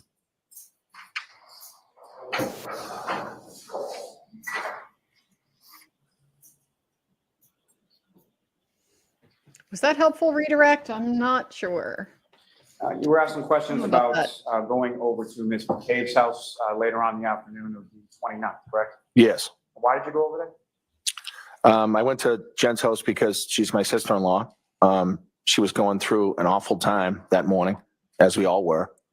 And I wanted to be there to comfort her if she needed anything. Because we're so close, I didn't want her to feel like this was too much for her to handle. Again, how long have you known Ms. McCabe? I've known Jen since she was probably 6 or 7 years old. She's like a sister to me. Now, at your home on the January 28th and the January 29th, when people came back after the Waterfall, did you at any point in time go into the basement area of your home? No, Did Brian Higgins at any time go into the basement area of your home? not that I know of. Did you see anyone go into the basement area of your home during the time that you were there after coming home from the Waterfall? No. Now, you were asked some questions about your dog, Chloe, in that she wasn't great with strangers. What exactly did you mean by that? All I meant was that she wasn't overly affectionate with strangers.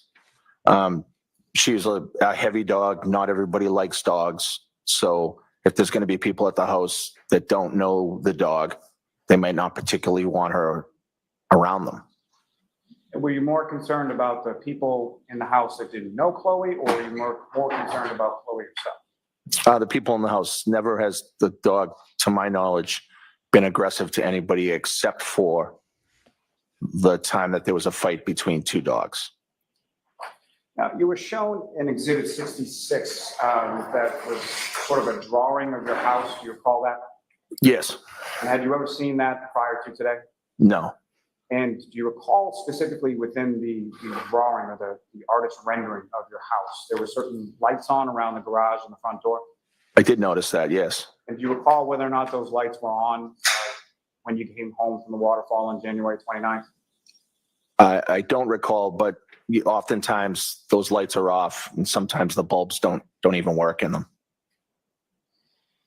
And when Ms. McCabe comes into your bedroom sometime after 6 a.m. on the 29th, Yes. that was following a day in which you woke up in New York City and went to a funeral, is that correct? Yes, I went to a funeral that morning in New York. And that was for a fallen police We got to officer from New York City reestablish it was for a fallen Yes, a police officer in New York that had been murdered That's while on important. duty. And that was his funeral. Andrew is so And obvious. did you know that police officer whose funeral you attended? Objection. The objection sustained. Next question. Now, with reference to, you then drive all the way home from New York to Massachusetts, correct? Yes. And you went out to a couple of different places, had a couple drinks, correct? Yes. And then went back to your home and went to bed sometime around 2 a.m. or so? Yes, after 2. And so about how long had you been asleep from the time that you dozed off to the time that Ms. McCabe comes into your bedroom that morning? Only a few hours, probably 3-4 hours, 3.5, 4 hours. Now, in relation to waking up that morning, you testified that you did not go outside, correct? Yes. And why not? Initially, when I woke up and I was told what was going on out front, I looked out my window and I saw some emergency vehicles. I did not see John at that time. I came downstairs with my wife and she asked, where was John? And Jen said that he Sustained. Next question. What was your understanding of where Mr. O'Keefe was when he came downstairs? Objection. Ask it differently, Mr. Lally. You can't really ask it at all. He doesn't have personal knowledge. In reference to when you came downstairs, what was your understanding of medically what was going on outside? Objection. Objection. Hearsay. The objection sustained. Was there any reason for you to go outside of your house at that time? No, there was not. At that time, there was no victim out in front of my house. So there was no first aid for me to give. There was nothing I could do. You were asking questions about the sort of bulkhead in the back of your house, correct? Yes. Where is that bulkhead in relation to the bay windows of the kitchen that you were testifying about? So the bulkhead door is directly under the bay windows in the kitchen. The bulkhead door opens up almost directly into the windows, obviously without hitting them, but it opens up into the front of the bay windows. What you saw as far as that video that was shown to you, that's not what the bulkhead looked like. That's not what the door looked like at that time on January 28th to 29th, 2022. No, those are not the doors we had. And as far as the bulkhead was concerned, when that bulkhead was opened around that time, what, if any, kind of noise would that bulkhead make? A loud creaking, old rusty metal sound when you opened it. Is that something that if it was open and you were in the kitchen area, you could hear? Yes. Now, in reference to that bulkhead, what, if any, security or what, if, was it open? Was it locked? How was that left? So the bulkhead door was shut and it was broken. So sometimes you could turn the middle thing to lock it, and sometimes it would be hard to do. But the wooden door that goes into the basement has a lock on the doorknob. That is a door that we keep locked because we don't use it. Now, as far as from the bulkhead, you were shown in that video a gate that opens up to the front yard area of the house. Is that correct? Yes. And what, if any, other gates are located on the fence in your backyard? So we also have a gate on the rear part of the fence. And there's also a gate on the opposite side of the house. And the gate in the rear area of the fence, where does that lead to? So that leads to some woods, and then eventually you'll hit some train tracks. With respect to your phone, that was something that you had upgraded prior to any notification you received from the district attorney's office or anything in relation to preserving your phone. Is that correct? Yes. Now, with respect to that, as far as the information contained within the phone, there are certain types of information. Are you familiar with being sort of backed up by the cloud? Yes. Would that include calls? It could. Could that also include text? Yes. Could that include photos? Yes. Could that include contacts? Yes. And the information that you were shown as far as certain call logs or call records, as far as you know, was that generated after that September of 2022 date? Yes. Now, with respect to the Okay. preservation, that was in regard to a motion the council had filed for your physical phone, correct? Yes. Are you also aware of a judge's order denying that repeatedly as far as them gaining access to your physical phone? Objection. I'll allow it. Yes, it was denied on multiple occasions. I'll strike the multiple occasions.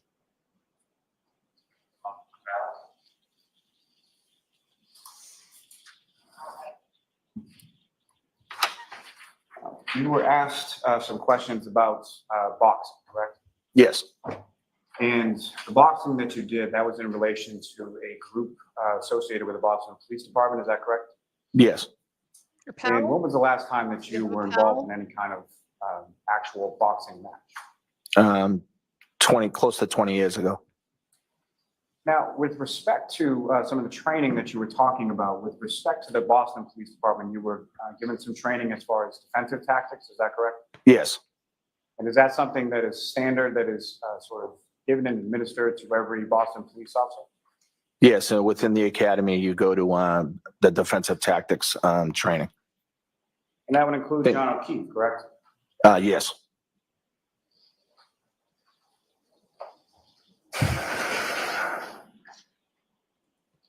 Now, as far as your house, we used to live 34 Fairview Road. What, if anything, did you observe or notice with reference to cell phone reception in that area of your home? So oftentimes, using the phone within my house, it seemed like it was and it's a slang term, the dead zone for the phone. The reception wasn't great. And is that something that recurred over the time that you lived there? Yes. Now, with reference to the phone and prior to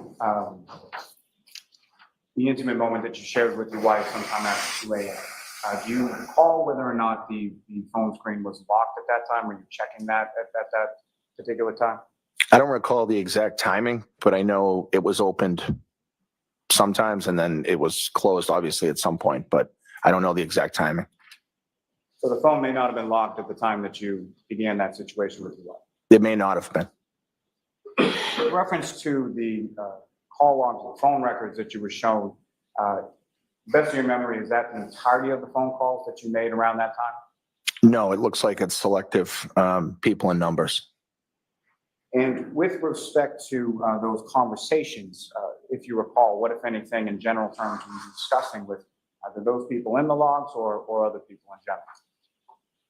In general, I'm sure there was some discussion about the awful thing that had taken place, and there may have been other calls unrelated as well.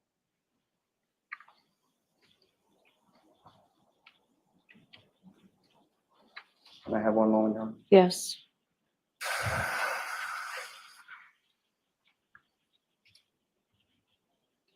Mr. Albert, on the early morning of January 29th, 2022, did John O'Keefe ever come into your house that night? John never came into my house that night.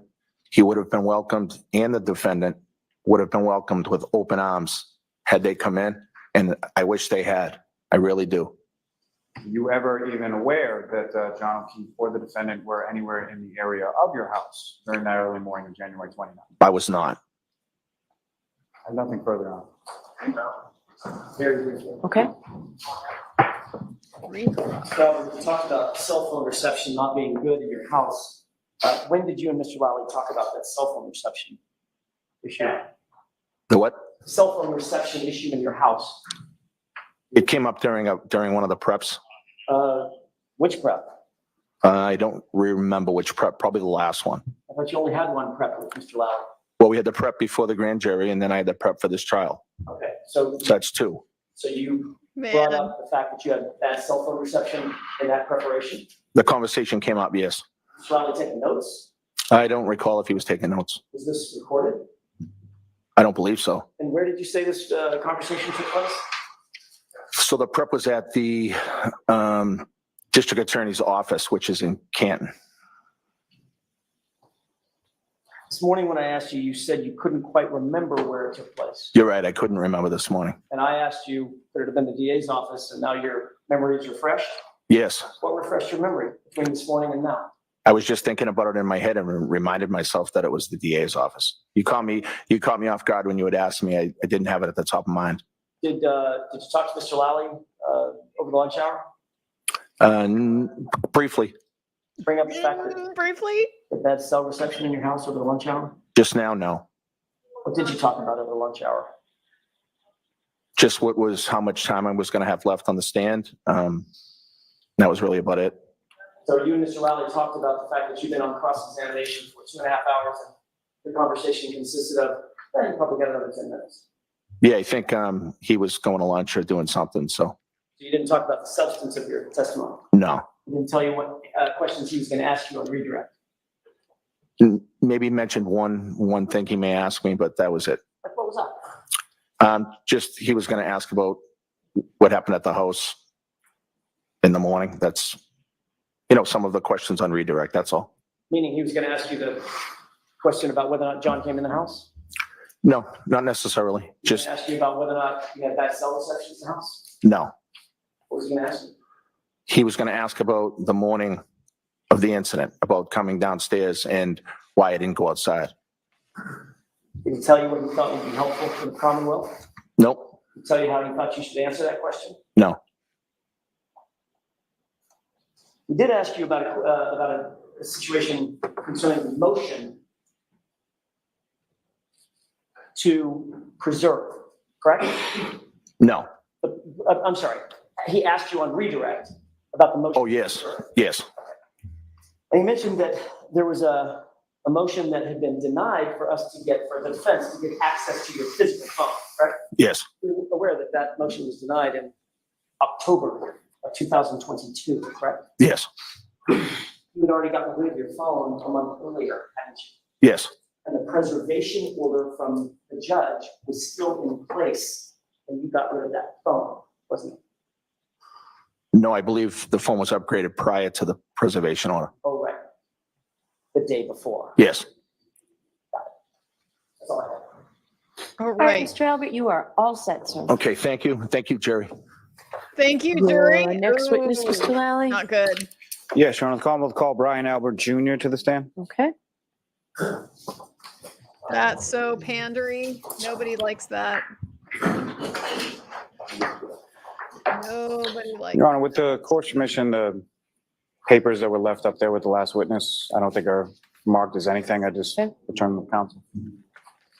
Well, what is Brian Albert Jr. going to have to tell us? The material in any way?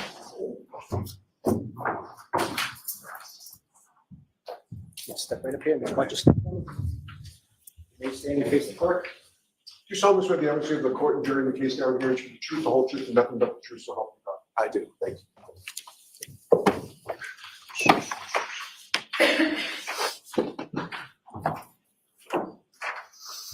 Well, here you go. Here's your cop stash that you were asking for. Son's got it. Hey, whenever you're ready, Mr. Lally. Thank you, Your Honor. He looks nervous. Really nervous.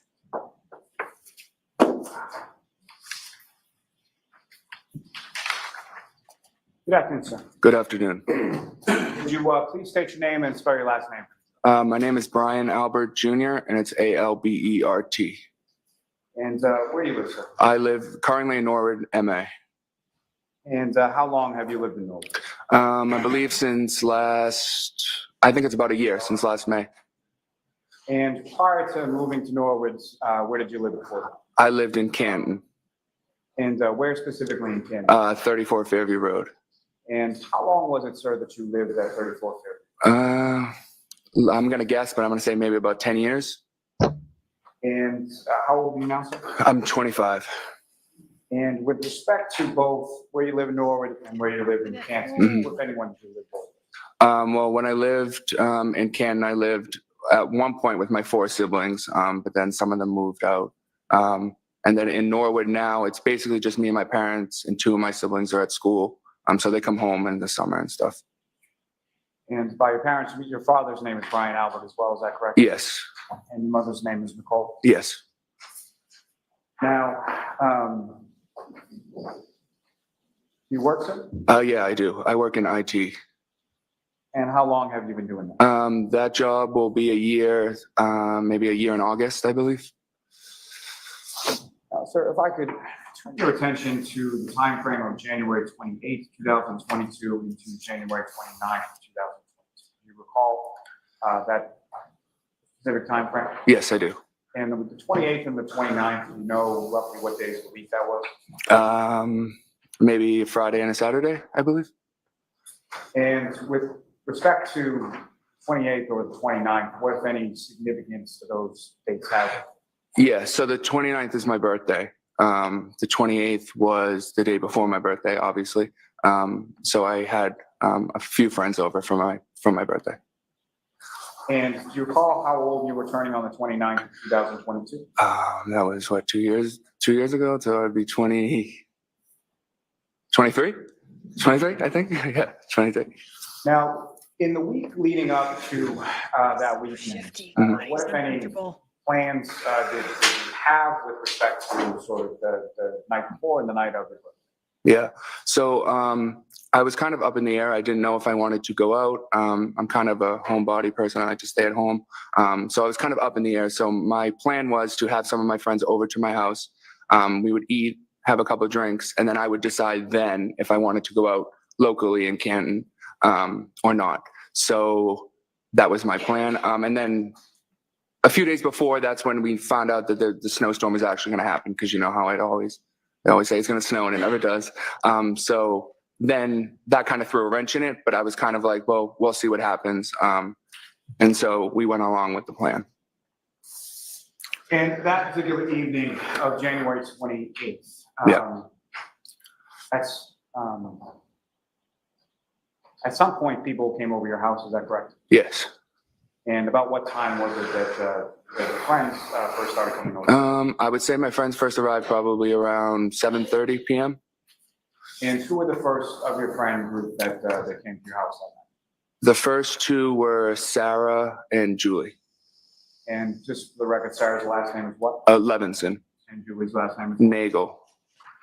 And with respect to them coming over to your house, was there anybody else from your household or your family or anybody else that was present when Sarah and Julie stopped by? I believe when they first got there, my mom was still at the house. She hadn't left yet to go out where she was going. You know where she was going that night? I believe she was going to the Waterfall Bar and Grill. You know who, if anyone, she was going there with? Yes, she got picked up by my Aunt Julie.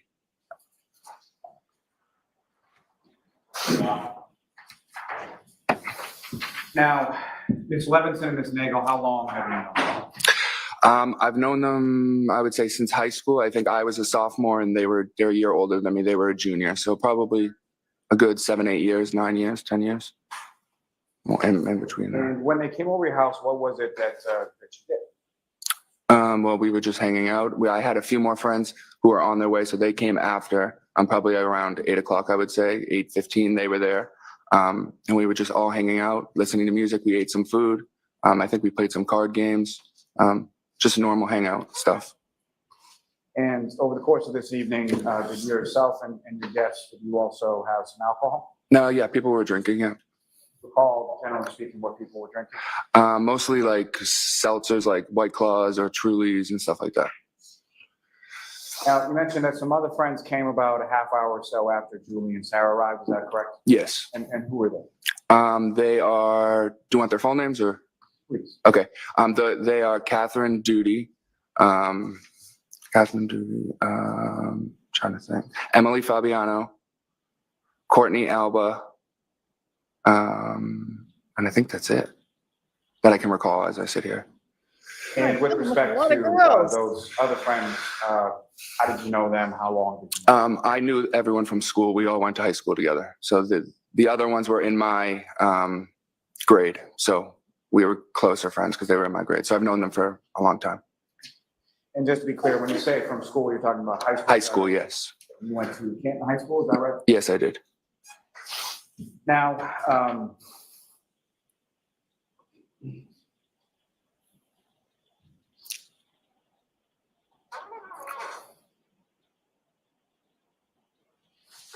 with respect to having your friends over your house, was where sort of within the house were you all sort of hanging out? We would all just kind of hang out, probably, I would say, and mostly in the dining room. The dining room and the kitchen were kind of like one big open space. So we would be like in the kitchen or the dining room. And sometimes I think we may have like walked into like the family room area, sat down for a little bit, but mostly it was just the dining room and the kitchen. And the family room area, is that visible from the kitchen and dining room area? There's a wall, but there is a doorway, door frame. So you can't see all of the family room, but you can see a good amount of it, yeah. And as far as each of your prospective friends that you were testifying to over your house, do you have any idea how they got there? No, I don't know. None of them drove. I know that. So I would assume that they got dropped off by someone, but I don't know who. So there wasn't like a pile of cars like out in front of your house at any point during the evening? No, there wasn't. Now, later on that evening, who, if anyone else, came by the Well, my cousin Colin arrived at the house at some point. And then my mom and my dad and them came back from the Waterfall back to the house at some point as well. Now, with respect to your cousin, Colin, his last name is Albert as well. Yes. How is he related to you? He is my first cousin. He's my dad's brother's son. And his father would be Christopher Albert, is that correct? Yes. He's older, younger? Is Colin younger than me? Yes. Yes, he is. About how old was Colin around this time? Maybe 17, I think. So was he in high school around this time? I would assume so, yes. And if you recall, how was it sort of that Colin came over to your house that night? Did he reach out to you at any point? Did you reach out to him? Yeah, I don't exactly recall how he knew. I don't know how he knew that I was at my house. But at some point he did call me and said, "Oh, are you still at your house?" And I said yes. And he said, "Do you mind if I come by?" And I said, "No, of course you're welcome to come by." And with regard to earlier at your house, when you indicated that your mother went out to the waterfall, she went out with Julie Albert, correct? And that's your aunt? Yes. And I'm sorry, I asked you about 3 different questions. No, it's all right. As far as Colin is concerned, Julie is Colin's mother. Yes. Do you recall about what time it was that Colin came by? I don't recall exactly. I would say maybe closer, maybe 10:45, 11 p.m. And as far as the other people at the house, the women that you had over, did Colin know any of them that you knew of? Yeah, Colin knew some of them just from being in the same town. Colin's older brother is just 1 year older than me. So Colin's brother is in some of the greatest, some of the girls that were there. So that's how he knew them. And just to be clear, Colin's older brother is also named Christopher Albert. Yes. And now when Colin came over to the house, as far as the things that you were describing before, as far as hanging out, is that essentially what continued after Colin's arrival? Yeah, he was just another addition. We just were continuing to do the same stuff, hanging out. Now, with respect to within the home, you've mentioned sort of the kitchen, the dining area, and the family room. Were there any other areas of the house that anybody went to during the course of the evening? Not to my knowledge. I mean, there's a bathroom, but it's just off the kitchen. So I assume it's the bathroom. But that's really it. We didn't go anywhere else than that first floor area. So mainly in the first floor, is that correct? Yes. Did you see anybody at any time go down to the basement? No. Did you see anybody at any time go upstairs? Not to my knowledge, no. You mentioned that at some points, your parents and some people that were at the waterfall came to your house. Is that right? Yes. So first, a group of my friends had left my house, and I think that was probably around. They were only there for a few minutes while Colin was there, so I would say probably around 11:10. A few select people left the house to go home. So at that point, it was just me, Colin, Julie Nagel, and Sarah Levinson at the house until my parents arrived. And so Courtney, Catherine, and Emily would have left at some point shortly after Colin arrived. Yes. And when your parents came home, if you recall, what was sort of the order of, do you recall about what time that was?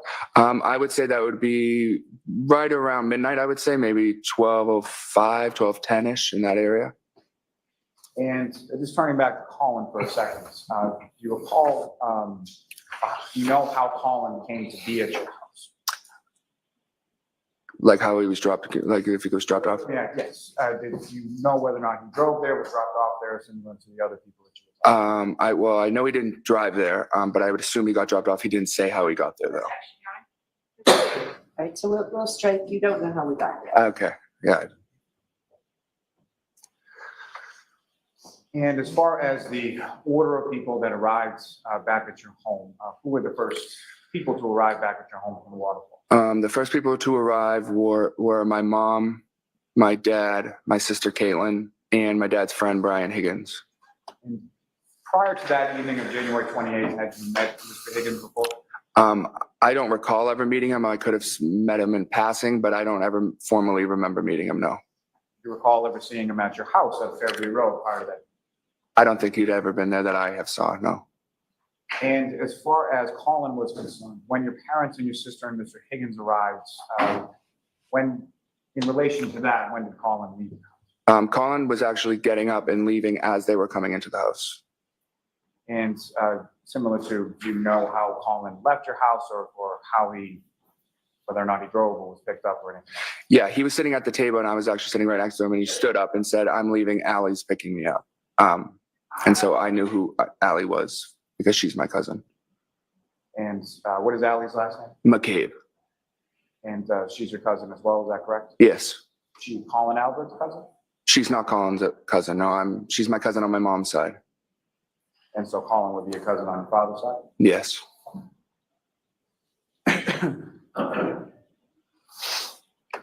And following your father, your mother, your sister, and Mr. Higgins' arrival at the home, where did they sort of congregate within the home? In the same area that we were, in the dining room, in the kitchen area. My mom got home and I know she went right to cleaning because she likes to clean. So she was in the kitchen picking up. And yeah, we were all just in that one area. And following their arrival back at the home, who, if anyone else, showed up at your home that particular evening?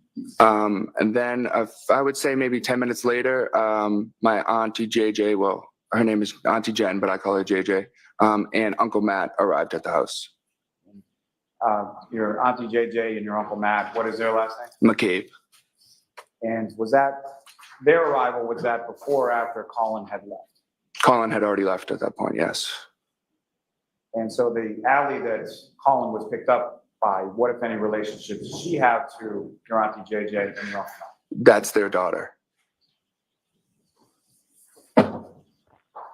Now, throughout the course of the evening, well, let me ask you this, as far as when was it that the last person who didn't live at your house on Fairview Road, when was it that the last person?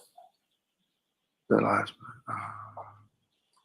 I wouldn't know I couldn't tell you the time. Well, the last people to leave were Auntie JJ, Uncle Matt, Sarah, and Julie. I don't know exactly what time that would be. I can't even guess. I don't know. And you mentioned your Not sister, Caitlin, is that? Oh yes, I'm sorry. I was just thinking of her as my sister, like sibling. So she didn't live in the house, so she was the last person to leave. And prior to her leaving is when your Auntie JJ, Uncle Matt. And Yes, yeah. so with respect to after your Aunt JJ and your Uncle Matt McCabe arrived at the house, who, if anyone else, came by the house that you were there? No one. Well, let me ask it this way. As far as anybody else following them actually physically come into the house? No one else came into the house after them, no. And at some point, were you made aware of someone out in front of you? I saw someone outside of the house, yes, a car. And what was it that sort of drew your attention to the front area of the house? Yeah, so at some point, my friend Julie stood up and said, "Oh, my brother's outside." Her brother was there to pick her up.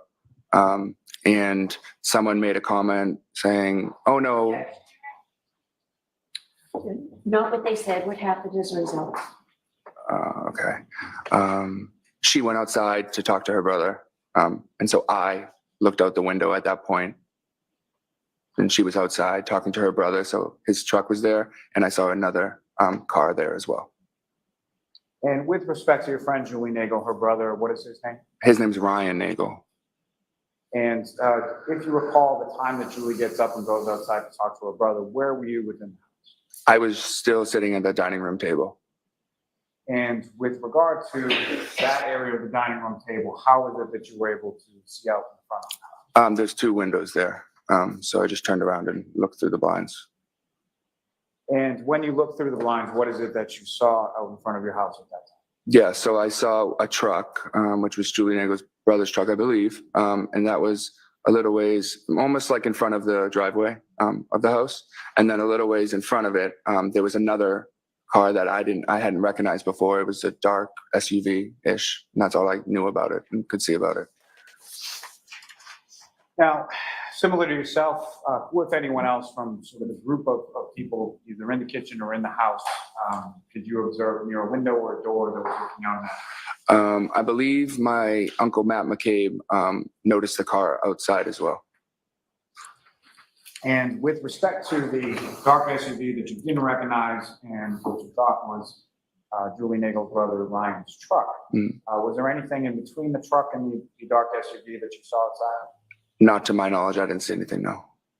And as far as the weather, when you looked outside, what, if anything, did you know about the weather? It was definitely snowing. I wouldn't know how many inches, but I would say an inch or two of snow at that point. Now, with regard to being out in front of your house, those two vehicles, do you recall which direction they were facing? Yeah, they were both facing, going up Fairview towards Cedar Crest. So whatever this is, I don't know. Well, let me ask you probably in a better way. As far as what was facing towards your house, was that the driver's side or the passenger side? Oh, that would have been the passenger side. And that's with respect to both vehicles, is that correct? Yes. Now, at any point in time during the time that these vehicles were out in front of your house, do you recall hearing anything or any sort of noises coming from the front of your house that drew your attention? No, I didn't hear anything, no. And as far as looking out the windows and seeing these vehicles in front of your house, how many times did you look out? I believe I looked at that one time, and then I think I looked out one more time after that. And as far as your friend Julie, if you know about how long was she out in front of your house at that time? I would say not more than 5 minutes, more likely about 3 or 4 minutes she was outside. And when did you see her outside in relation to the truck as well? Yeah, I saw her at the passenger door of the truck. Now, that vehicle that you observed that you didn't recognize, the darker black SUV, was that vehicle in one place or more than one place during the times that you looked out the window and saw it? Yeah, so the first time I looked, I would say it was closer towards the mailbox, maybe a little bit in front of the mailbox. And then the second time, the last time I looked out the window, it had moved further down, closer to, I'll say, the flagpole. So closer that way, it went down that way, towards the flagpole. So closer to there's an area in the front of your yard where there's flagpoles, is that right? Yes. Yes. Now, as far as when it moved, as far as the weather and the snow was concerned, could you see anything in relation to the roadway and behind the SUV as it once it had moved from that initial position to the following position by the flagpole? Yeah, I had noticed just some tracks in the snow, indicating that the car had moved up.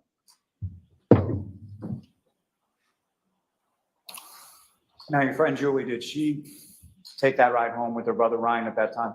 No, she came back in the house. And as far as your friends, Julie and Sarah, that were still at the house when people from the Waterfall came home, do you know how they happened to go home on that particular evening? Yes, my aunt, JJ McCabe and Matt McCabe drove them home. And do you have any idea about what time that was? No, I'm not really. I'd be guessing. I would say maybe one something, maybe. Now, with respect to your sister, Caitlin, who you indicated was the last person to leave the home that evening, is that correct? Yes. And were you awake or downstairs? I don't know if I was downstairs when she actually left, but I was down there for a minute when she was the last one present at the house with my mom. And do you know how she was leaving the house that night or how she was getting home? Yeah, I believe her boyfriend was picking her up. What's her boyfriend's name? Tristan Morris.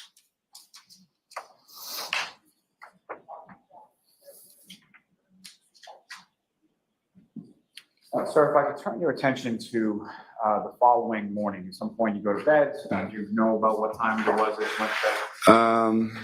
I would say, I don't know, late 1, early 2 o'clock in the morning. And your bedroom is in the second floor of the house, is that correct? Yes, it is. And with respect to, how many bedrooms are up on the top floor? Or what? 4, I believe. And with respect to your bedroom, where was that in relation to the layout of the house? My bedroom would have been the middle back of the house. So I had 2 windows, but they were in the backyard of the house. So the middle, but the back side. So the 2 windows that from your bedroom face the backyard area? Yes. Now, at any point in time after you went up to your room, same question as before, were there any noises or anything that drew your attention outside of the home at any point prior to your waking up? No, I didn't hear anything. And if you know about what time was it that you woke up later on that morning of the 29th? I can't recall the exact time. I'd say maybe, I know previous testimony I may have said earlier, but I don't believe it was that early. I would say 7:30, 8 a.m. What was it that woke you up that morning? My dad had knocked on my door. And without anything specifically that you had talked about, following that conversation, where did you go? I just threw on some clothes and I went downstairs into the main first floor of the house. When you came downstairs into the main first floor area of the house, who, if anyone, did you see? Yeah, so when I went down there, it was my mom, my dad, my auntie Jen, and my uncle Matt. And about how long were you down in that area of the house? I would say the first time I went down there, I would say I was down there for maybe 15 minutes or so. You say the first time you went down, were there subsequent times after that? Well, yes, I went back up into my room after I was down there the first time, and then I came back downstairs. And at that point, there was no one there besides me and my parents. And that second or subsequent time that you came downstairs that morning, do you know about how long it was after the first time? I would say maybe an hour and a half, 2 hours, maybe. Now, with respect to your birthday, as far as what, if any, sort of ritual or thing do you have with regard to your Aunt Judy? Oh, yes. So my aunt likes to get me donuts. It started, I don't even know, probably when I was like in middle school. Because I used to really like donuts. So every birthday she would give me six donuts in a box, in a card. And that was just our ritual. She would bring it over every day, every time it was my birthday. And did you get those, as far as the donuts and the card and everything, at some point on that particular morning? Yes, I believe that when I went downstairs the first time, the donuts and the card were there already. So I had known that she had come by and dropped them off for me. Did you physically actually see your Aunt Julie on that particular morning? No, I didn't see her then.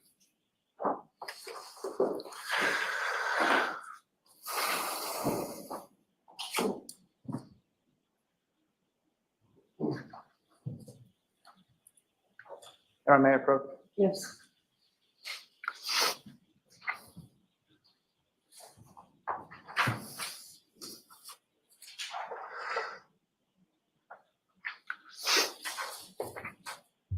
So nervous and shifty and sniffing and licking and scratching and rocking.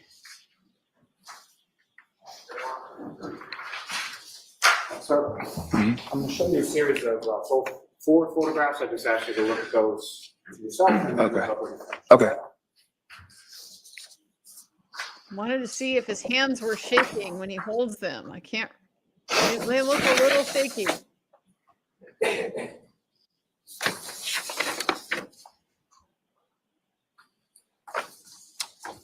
And just generally speaking, do you recognize what's depicted in those photographs? Yes, this is my old residence. Old residence at 34 Fairview Road, is that correct? Yes. And generally speaking, what's depicted in those photographs, is that a fair and accurate portrayal of what the house looked like around that time?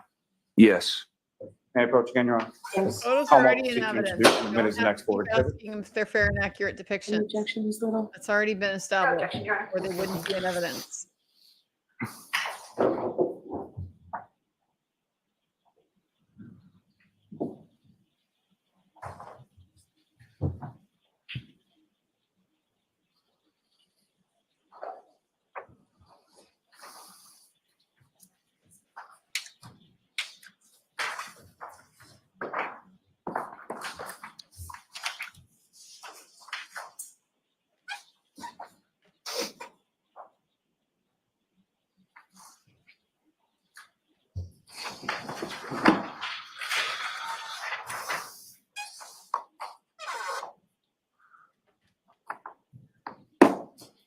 Exhibit 70 through 73.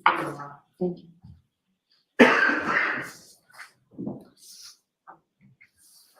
More photos, Mayor, more return to the snow, witness some room. more of the house, just to be sure we've got all that covered. Place for clear with now been marked as exhibit 71, 72. Okay.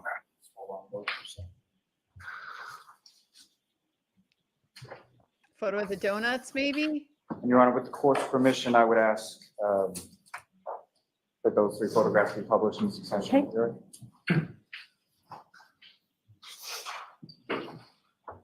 And Ms. Gilman, if I could first have, I believe it's 2592. Are we publishing photos again that haven't been introduced yet, or have these? So been what's up on the admitted? screen, is that what you have before you, as I believe it should be exhibit 71 probably? Yes, that's the same. And again, just for the record, you recognize what's up on the screen now? Yes, I do. Now, before I get into the photograph, there is one other question that I need to ask, as far as with respect to the sort of tenor and demeanor of that evening. Mhm. How would you describe sort of from when your friends were there to the time that the folks came back from the waterfall? How was sort of the mood within that? Cheerful, fun. Everyone was having a great time. Any fights, any arguing, any tension, anything else that you noted of note with regard to that? No, not at all. And I believe, sir, there should be a laser pointer on the desk there in front of you, with the button on top. Yeah. I'm going to ask you a question about it with respect to pictures. Okay. Now, with regard to the front area of your house, Mhm. at 34 Fairview Road when you live there, there's basically 2 doors on the front of the house, correct? Yes. And if you could just Doors use again? that laser pointer and direct For your real. attention to where in the photograph you observe each of those 2. Okay. I can see it with my own so eyes. this would and we've be had, the like, first 4 door. witnesses tell us Right this here? already. And this is the second door. And the first door is sort of further away from the driveway, is that sort of the front door area of the home? Yes, that's the front door. And the other door, where does that lead? The side door leads just right into the family room.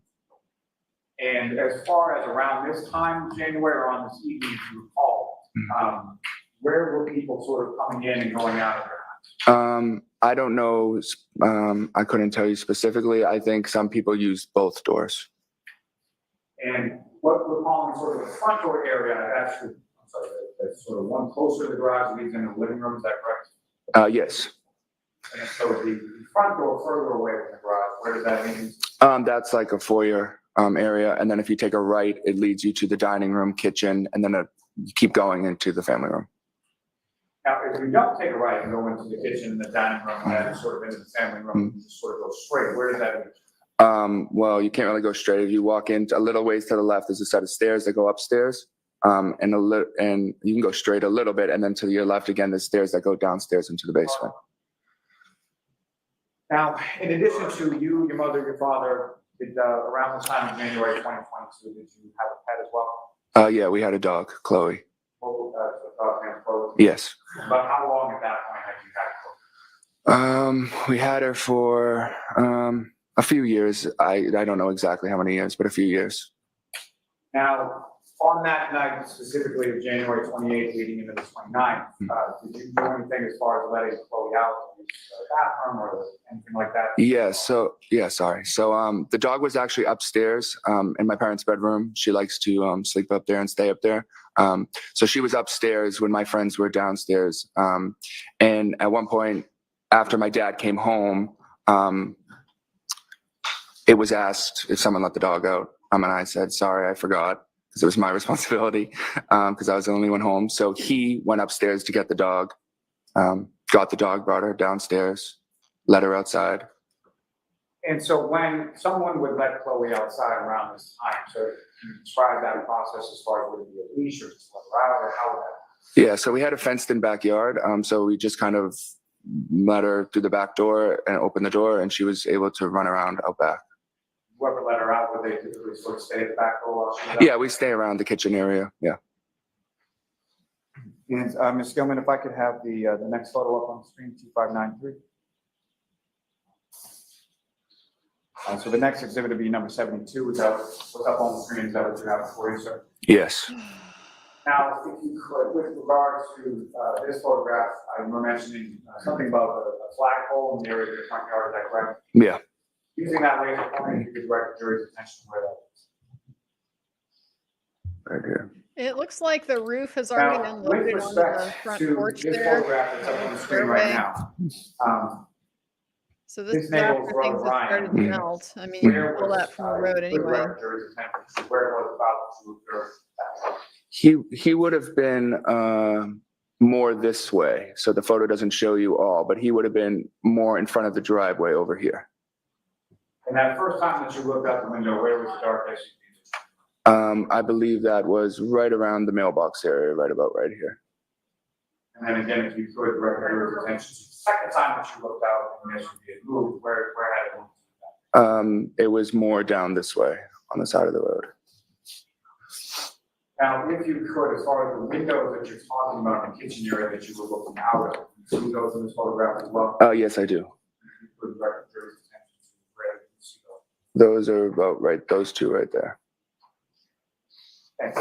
Yep. Ms. Gilman, if I could have the last photograph on that set. Are we gonna look at every angle of this yard? Yes. And again, this is another photograph of the front area of your home, taken around the time of January 2020. Are we gonna point out the Yes. car locations again? And as far as the flagpole in this particular area, that's off the sort of the left center of the screen, is that correct? Yes. Now, in between the time that you saw that dark SUV that you didn't really recognize, in the area of the mailbox and then further down, you see it at any other points moving along? No, I just caught it as it had already moved. By the time I looked out the window, I noticed that it had moved up. And facing in the same direction, is that correct? Yes. Same passenger side door that was facing your house? Yeah. And as far as the dark SUV was concerned, at any point in time, did you look out and not see the dark SUV? No, I didn't look out the window again. So for the rest of the evening, you didn't look out the window? No. Now, in reference to the time that expired, between the time that you saw it in the area of the mailbox and the time that you saw it over by the flagpole, do you have any idea how long period of time that was? I would say probably within a couple minutes. It wasn't a long period of time that I looked out the window.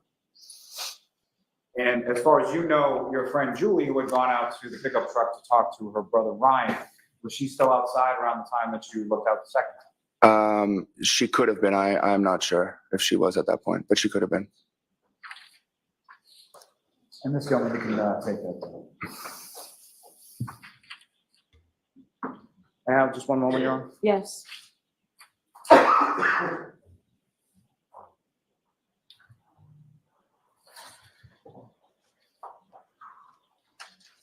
I really wish we knew when these photos were taken.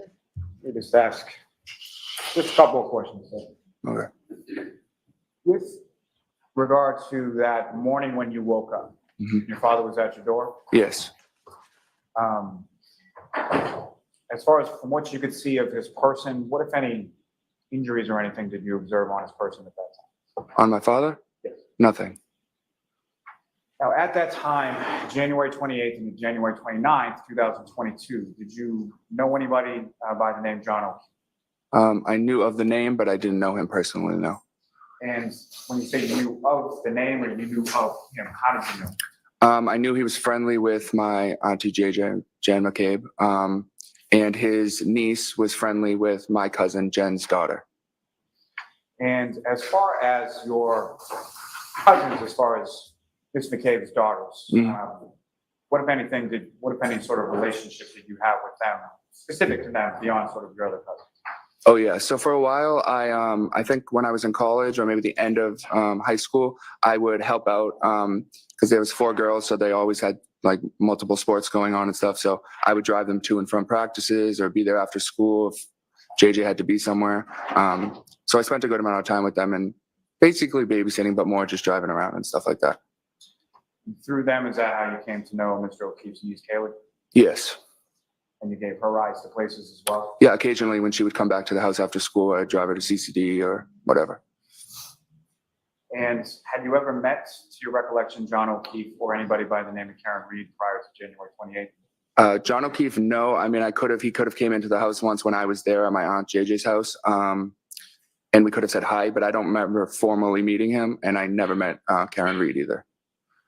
And on that evening, again, January 28th, or the early morning of January 29th, beyond the people that you've already talked about, and specifically John O'Keefe and Karen Reed, did either of them at any point in time come inside your house while you were there that evening? No, never. Nothing further. All right, and I'm crossed.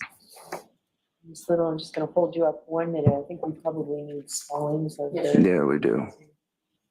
I don't know if I'm going to be the best speller, but I'll try.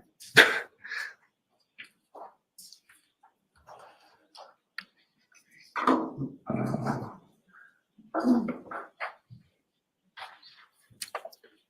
right. I think that's good. This one's correct. You're welcome. All right, thank you, Ms. Little. Thank you, John.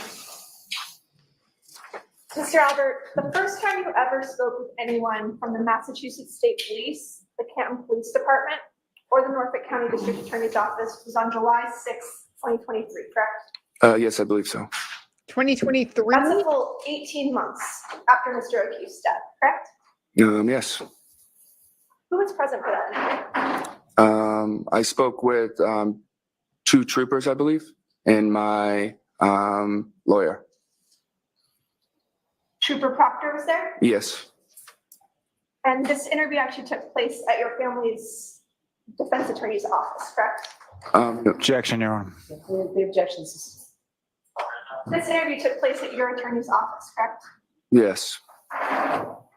Your sister Caitlin Albert was also present, correct? She was there for some time, but she wasn't when I was interviewing. She wasn't in the room with me. No. And that was also the first time they had spoken with your sister as well about these events, correct? Objection.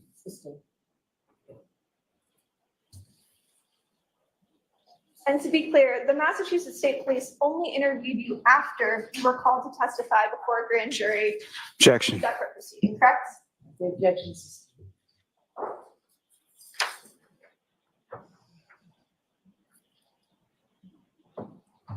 I want to direct your attention to your testimony regarding your cousin, Colin Albert.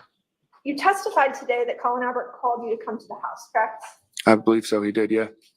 Do you recall some prior testimony in which you said that you all had exchanged Snapchats about what you were doing that night in the house? No, I don't believe I said that. I said for him to know that I was at the house, he could have seen a Snapchat that I had sent, but he didn't ask me on Snapchat if he can come over. I said more of that he had could have seen a Snapchat saying that we were at my house. That's how he knew, because I didn't know how he knew that we were there. You and your cousins frequently communicate on Snapchat, correct? Occasionally here and there. You actually have a cousin group chat on Snapchat, don't you? Yeah, we do. An Albert cousin group chat. Who else is on that Snapchat? There's all my cousins, a lot of us, a good amount of my cousins. Would that include you? Yep. Colin Albert? Yep. Allie McCabe? No, she's not an Albert. Do you have a group chat in which Allie McCabe is a member? I believe we have a cousins on my mom's side group chat, yes. But she wouldn't be in that group chat with Colin, no. Understood. And do you still have any of the messages you exchanged with your cousin on January 28th? I don't know. Can you rephrase the question? Do you have any of those Snapchat messages or other messages that you exchanged with your cousin Colin Albert on January 28th? No, I'm not even sure if there was any messages. Not to my knowledge, I don't know.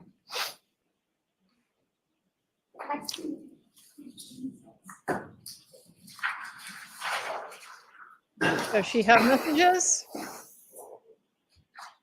Vaguely remember seeing something about Snapchat on the exhibit list. Did I?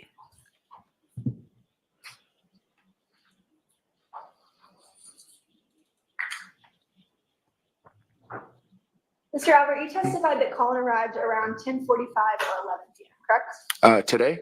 I said that? Yes? Yes. Yes. Who else was at the house when the clock struck sort of midnight as it became your birthday? When it hit my birthday, it was just Colin, Julie, Nagel, and Sarah Levinson. Was there any sort of celebration for your birthday when the clock struck midnight? No. What were you guys doing? We were just sitting there. Probably happy birthdays were exchanged, but it was nothing crazy. I'm not a big birthday person like that. And where in the house were you guys at that point? In the dining room area. You testified that your parents and Brian Higgins arrived shortly after midnight with your sister, correct? Yeah, I believe I said around 12:05, 12:10 in that area. Describe what and happened when again. you came into the house that night. They all just walked in the door. And at that point, my cousin Colin was standing up to leave. They passed each other, said hi, and that was it. Mr. Albert, you never actually observed Colin leave in a vehicle from 34 Fairview, correct? No, I didn't see with my eyes, no. In fact, you said you only looked out the window 2 times that night, correct? Yes, that's true.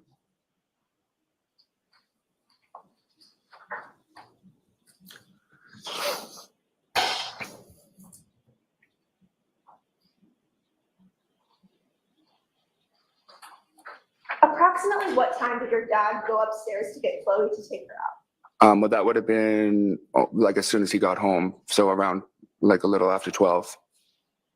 So would that have been before or after Colin sort of walked towards the door? Colin had already already left at that point. Where did your dad go? He went upstairs into his bedroom where Chloe was there, brought her downstairs and went to the back door and let her out. And you were asked by Mr. Lally if your father kind of stands by the door and waits for Chloe before he lets her in. Yeah. But you testified that he was just generally in the kitchen area, correct? Yeah, the kitchen is by the back door. But he's not standing by the door waiting for her. She's an off-leash dog. She can go out, do her business, and you can open the door sometime later, correct? Objection. Can you answer that? Is that correct? Could you say it again, please? Your father wasn't standing by the door staring at Chloe the entire time she was outside, correct? No, I wouldn't. Not the whole time, no.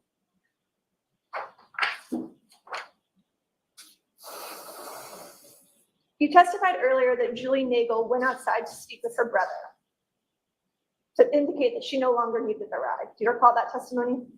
I'm not sure if I said that exactly, but yeah. Can you describe sort of what you saw the first time you looked out the window? I just saw a little in front of the driveway a little bit. I saw a truck. I saw my friend Julie at the passenger door. I suppose talking to the people in the truck. And a little ways up, I saw another dark SUV that I wasn't aware of. And so you'd agree that there was nothing obstructing the view between the truck and the dark SUV, correct? Well, not from my vantage point, no. And the second time you looked out the window, the only difference you saw was that Ms. Reed's vehicle had pulled up, correct? Well, I didn't know it was Miss Reed's vehicle, but the car that was there had moved up, yes. And the truck was no longer there, correct? The second time I looked out the window? That I'm not sure of. Would it refresh your recollection to take a look at your testimony Sure. from July 6, 2020, or sorry, May 18, 2023?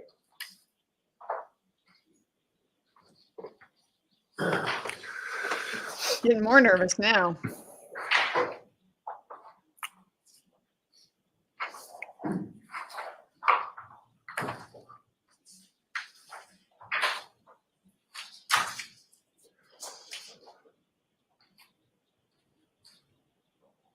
May I put your honor? Yes. So show Mr. Lally.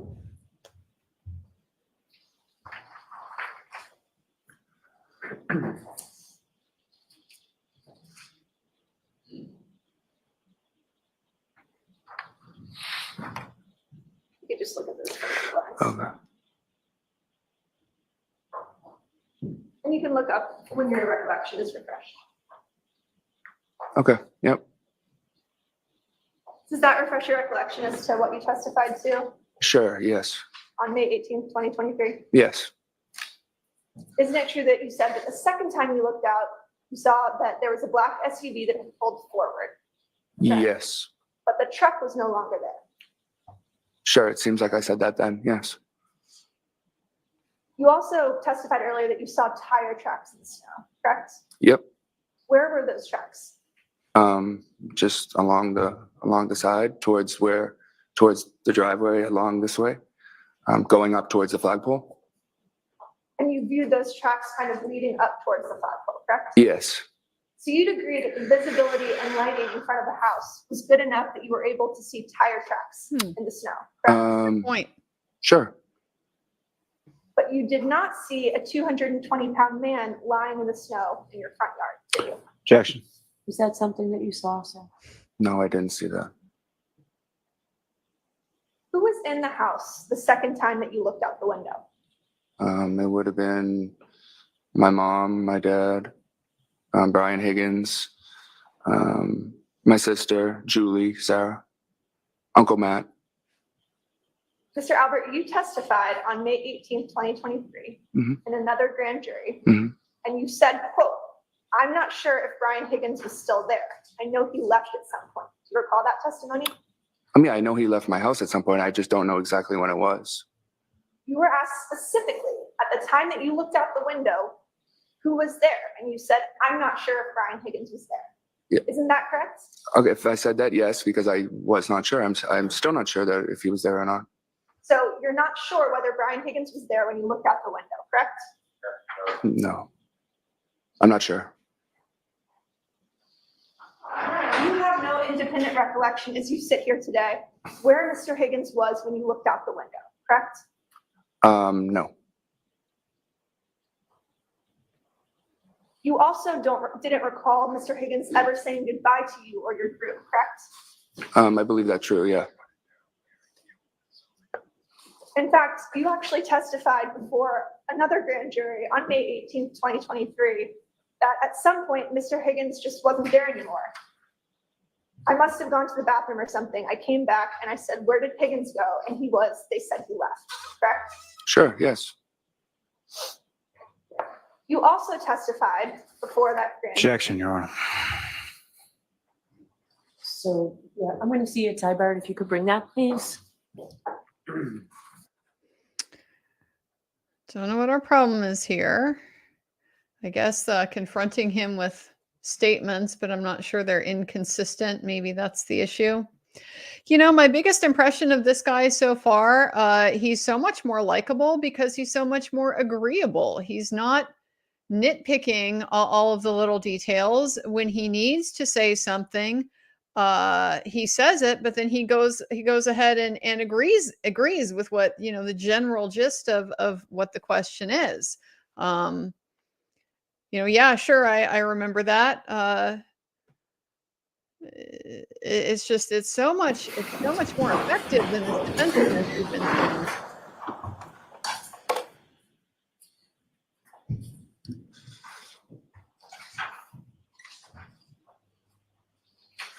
When did your father leave in relation to Brian Higgins? Leave? You mean like go upstairs, go to bed, or? Leave your view. He would have left after Brian Higgins had gone. Mr. Albert, isn't it true that you weren't quite so sure about that when you testified on May 18th, 2023? I don't know. You would have to show me. Do you have a specific recollection of your father leaving after Mr. Higgins was gone?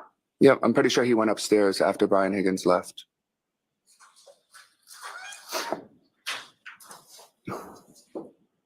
Nice.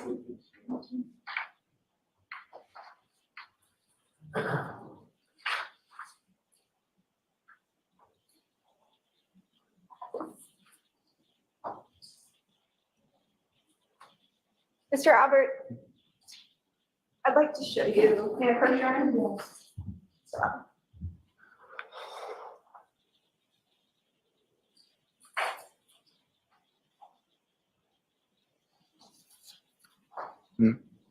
I could direct your attention to Right here?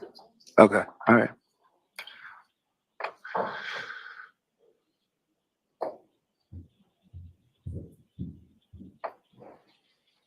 Mm-hmm.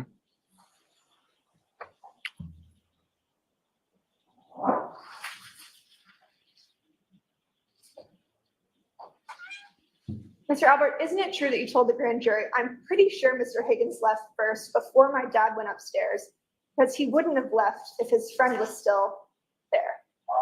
Yes, I just said that here as well. I mean, you don't have any specific recollection as you sit here today where your father was or where Mr. Higgins was when you looked out the window that night, No, correct? no, that's not true. I know that my father was in the room with us. I'm saying I don't know when Brian Higgins left the house. And when Brian Higgins left the house, then my father went upstairs into his bedroom. But what you actually said was, quote, I'm pretty sure Mr. Higgins left first before my dad went upstairs because he wouldn't have left if his friend was still there. This isn't working. I see what you're saying. That is exactly Yes, what but you just said. I still say that my dad wouldn't have went upstairs until Brian Higgins left the house. Right, and that's based on an assumption, correct? Sure, yeah. Because you weren't interviewed about this case until 18 months later, correct? Yeah, You did not personally observe your father go upstairs, correct? no, I did. I watched him go up the stairs. I was in the kitchen. You can see the stairs right there.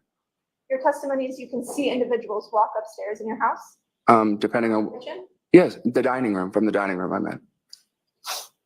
There's actually a wall that kind of blocks the dining room to the stairs, correct? Not if you're sitting at the two chairs with your back to the windows. If I was sitting in the long chair right here, the stairs would be right here. I could easily see through the doorway.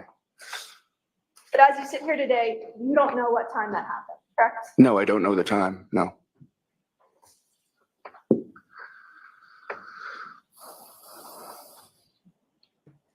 Mr. Albert, I'd like to direct your attention to the morning of January 29th. Sure. Can you describe sort of how you woke up that morning? My dad just knocked on my door, and I woke up and opened the door.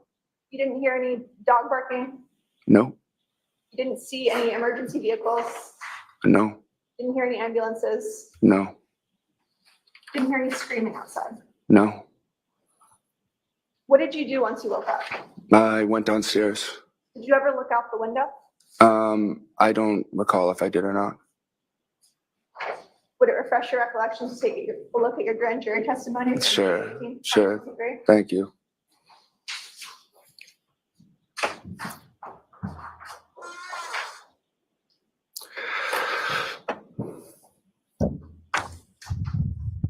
Tell Mr. Lally what page or something.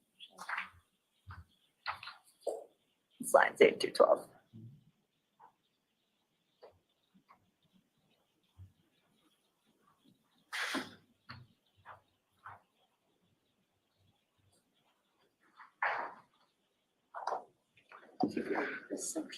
Okay.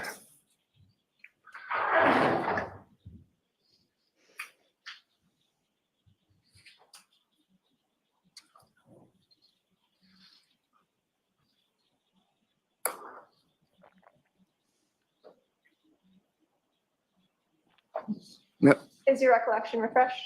Sure, yeah. Why did we look out the window that morning? Well, I say here that I just would give me anxiety to look out the window. Is there a reason that you didn't want to look outside? I'm just an anxious person and I got overwhelmed. I think most people would be overwhelmed in that situation. Did you say that this was kind of a new thing for you, for cops and police to be at the house? Yeah, that's never happened before. I've never had cops at or near my house.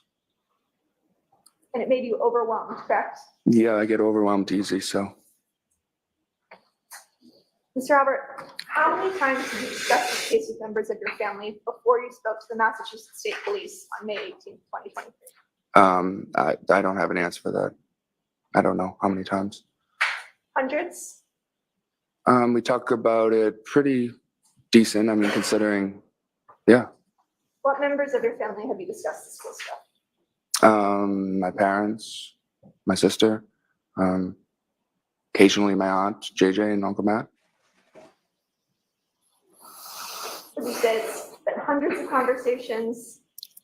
Well, I guess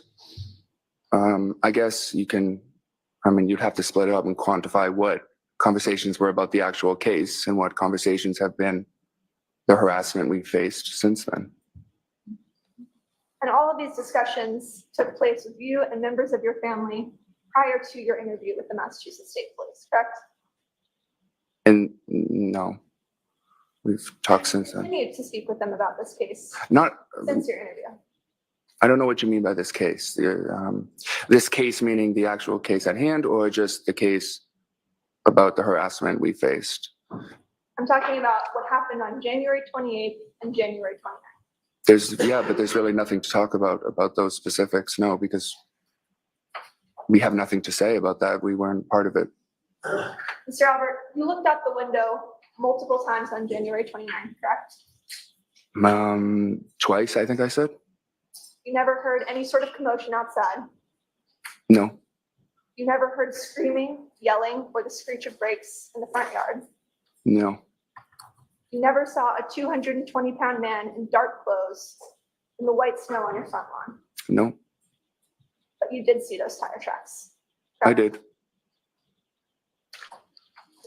No further questions. That's gonna be it. Lally? No redirect, Your Honor. He held up very well. No redirect. No, sir. Hands down, All been the best of the Albert witnesses so far. He came across as very credible, very straightforward, and I think, like I said, it's the agreeableness that really works in his favor. He doesn't come off as being combative. Yes, Your Honor, the Commonwealth call for no Ms. reason Caitlin at all. Albert to the stand. Caitlin Albert.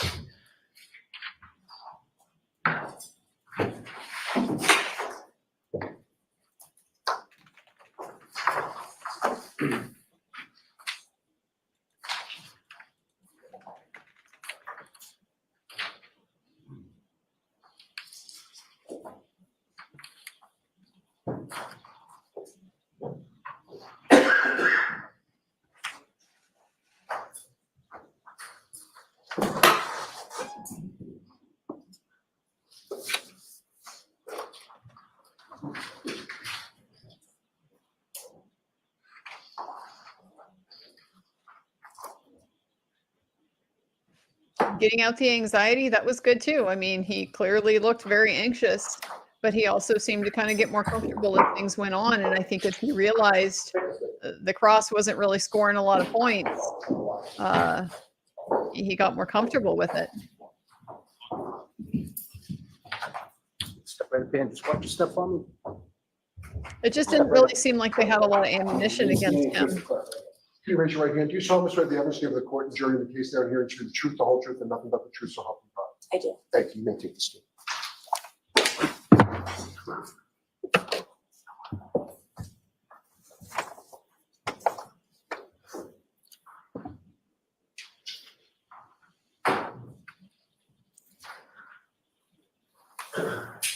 Go ahead, Mr. Lally. Thank you, Your Honor. Good afternoon, ma'am. Good afternoon. Could you please state your name and spell your last name? Sure. Caitlin Albert, CAITLINALBERT. And where do you live, ma'am? I live in Easton, And how long have you lived about 3 years.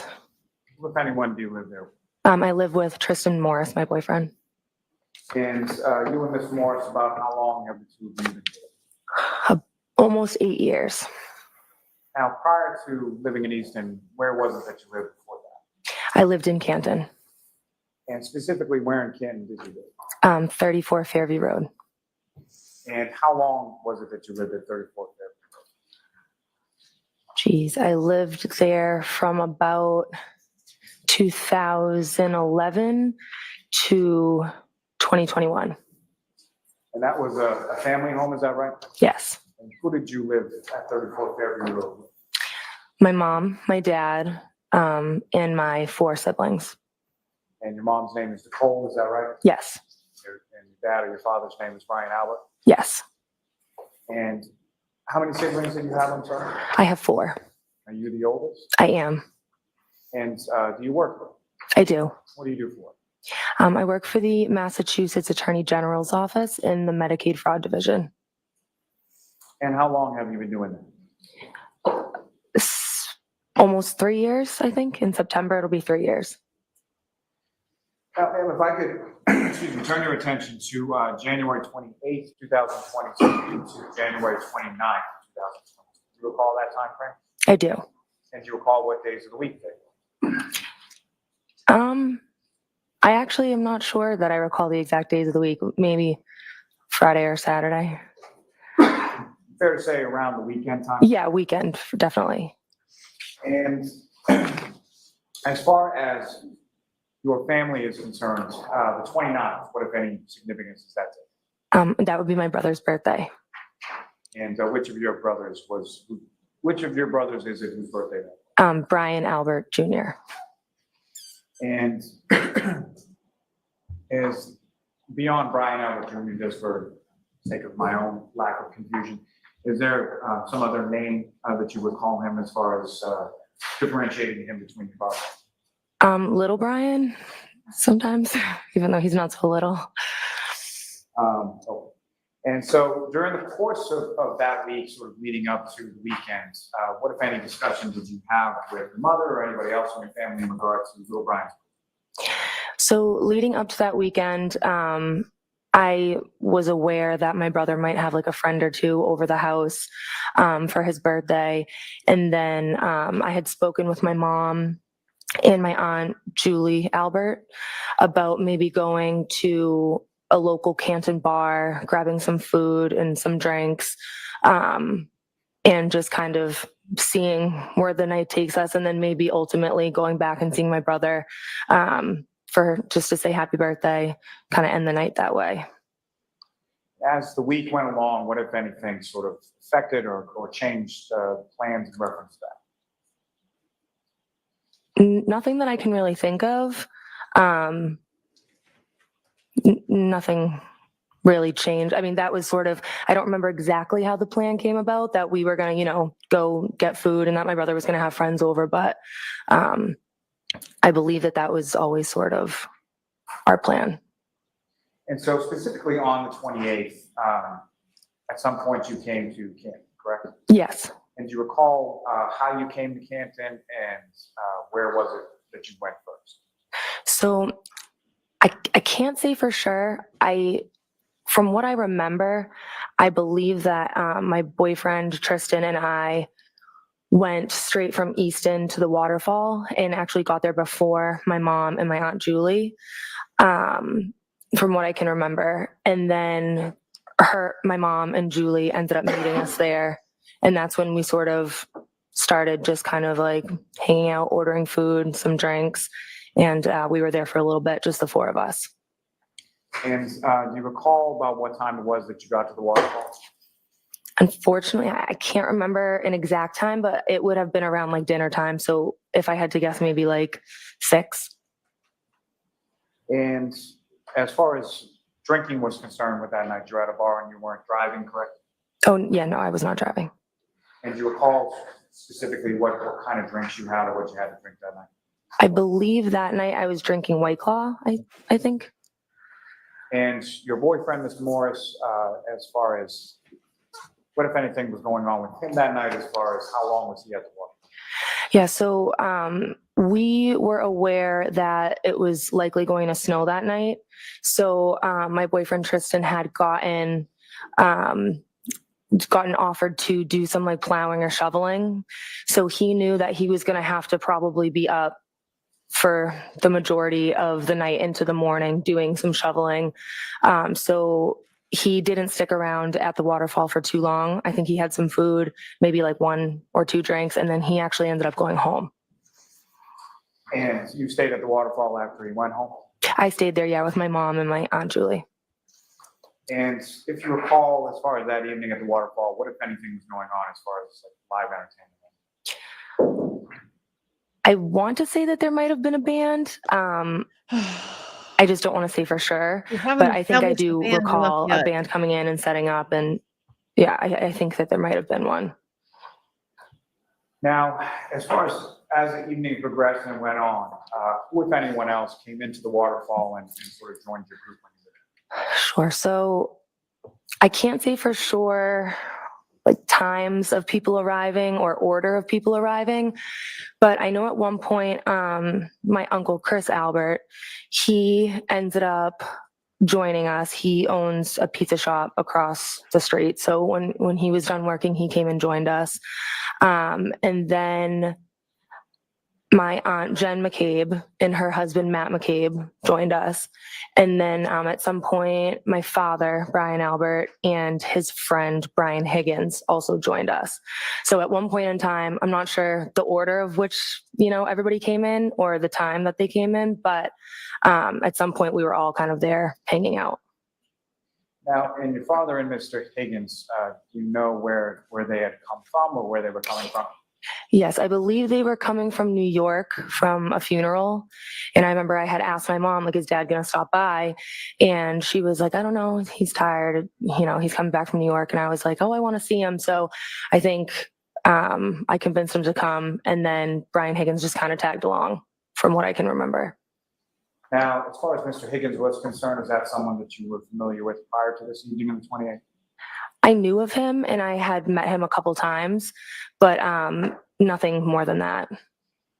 As far as you're aware, the house that you, for lack of a better term, grew up in or spent some formative years in, had Mr. Higgins ever been over to that house at 34 Fairview when you were there? Not that I know of. Now, at some point later in the evening, who, if anyone else, came and sort of came up to your group or joined you while you were at the wall? So from what I can remember, I remember sitting at like a high top table and it was me and my mom sitting next to each other and we were facing like the front door of the Waterfall. And I recall a man and a woman walking in, and at first I didn't know who either of them were, but I noticed that the man started talking to like some of my aunts and uncles that I was with, and he seemed friendly with the people that were in our group. So I had said to my mom, like, oh, who is that? And she said, oh, that's John O'Keefe. And I had known of him because I knew his story about his niece and his nephew and his family. So I had known of him, but had never met him before. And so then I just assumed that the woman that was with him was his significant other, girlfriend, wife. I didn't know. So then, I didn't really speak to either of them. I think at one point, John came up to me and my mom and asked, like, do you guys need anything? Do you need a drink? And we said no, and that was pretty much it. And so when you say you knew of John O'Keefe and sort of the story as you related, do you recall how it was that you came to know anything about Mr. O'Keefe? Or who was it through that you came to know about Mr. O'Keefe? Well, she just said, in general, it was kind of like a known thing. The tragedy of what happened in the O'Keefe family. And so I had just kind of heard that story. And then on top of that, John O'Keefe's niece is either the same age or around the same age as some of my younger cousins. So I knew that she was friendly with them. I knew that my Aunt Jen McCabe would like help out here and there, going to sports, going to different events, whatever. I know that my Aunt Jen was friendly with John O'Keefe. And I knew that my Aunt Julie and Uncle Chris were somewhat friends with him as well. And just to be clear, when you're talking about some of your younger cousins, the younger cousins you're speaking of, who are their parents? So the younger cousins that I'm referring to would be the McCabe girls, and their parents are Jen McCabe and Matt McCabe. And they were present at the Waterfall that evening as well? Jen and Matt were, yes. Now, with reference to Mr. O'Keefe and his significant other that you described, had you ever met them prior to that evening? I had not to my knowledge. I wouldn't be surprised if there was maybe like a sporting event or something where we, met each other in passing, but I had never formally met John or the woman that he was with. And so on that evening on January 28th, you had never met nor were you aware of anybody by the name of Karen? No, I was not. And if you know, about what time was it that they came into the Waterfall and came over? I can't say for sure. I'm not sure a time. But fair to say, the other people that you testified about, as far as your uncles, your aunts, and things like that, were they all there at the time that Mr. O'Keefe and this group came in? I believe so. I believe that everyone who was there in the group that I was with was present when John O'Keefe and Karen Reed arrived. And about what time was it that things started to wind down as far as the waterfall was concerned? Again, I'm the worst with times, but I would say it was around like 12-ish that we kind of said, let's kind of head out and head home. I would say 12-ish, approximately. Now, during the course of the time that you were at the waterfall, either before or after Mr. O'Keefe and Ms. Reed arrived, how would you describe sort of the mood or the demeanor of the group that you were with? I mean, I didn't notice any issues or any negative things happening. All the conversation seemed positive, lighthearted. Everyone was just kind of having a good time, getting along. I didn't notice anything out of the ordinary, really. So no issues as far as fighting or tension between your group, is that correct? Correct. And as far as you saw with regards to Mr. O'Keefe and Ms. Reed, no issues as far as fighting or tension that you observed? Not that I observed, no. And when you, around 12-ish or so, when you started to leave, who was it that, how did you come to leave and who did you leave with? So I left with my mom and my dad. And again, I'm not sure the order of when like everybody else left. But I went with my mom and my dad back to 34 Fairview Road. And if you recall, who drove home from the waterfall to 34 Fairview? My dad. And about how long a drive is that from the waterfall to Fairview Road? I would say like 5 or 6 minutes, give or take. And when you arrived to the house at 34 Fairview, do you recall where your father parked in relation to the house? From what I can remember, he parked in the driveway. The driveway. And if you know about how many other cars were in the driveway and when he parked? I'm not sure. I know there was at least like 1 or 2, but I can't say for sure. I just don't really remember how many were in the driveway at the time. I had like younger siblings in college at the time who would sometimes take some of the cars, so I just don't remember for sure. And if you know, essentially, there within the driveway, there's a garage at the end of the driveway. Is that correct? Yes. And there's a door on the left, door on the right. Is that right? Yes. And do you recall whether or not your father pulled in the driveway on the left side or the right side in relation to those doors? I don't remember. And when you came into the house, do you remember how it was that you came from the vehicle to the house? Yes.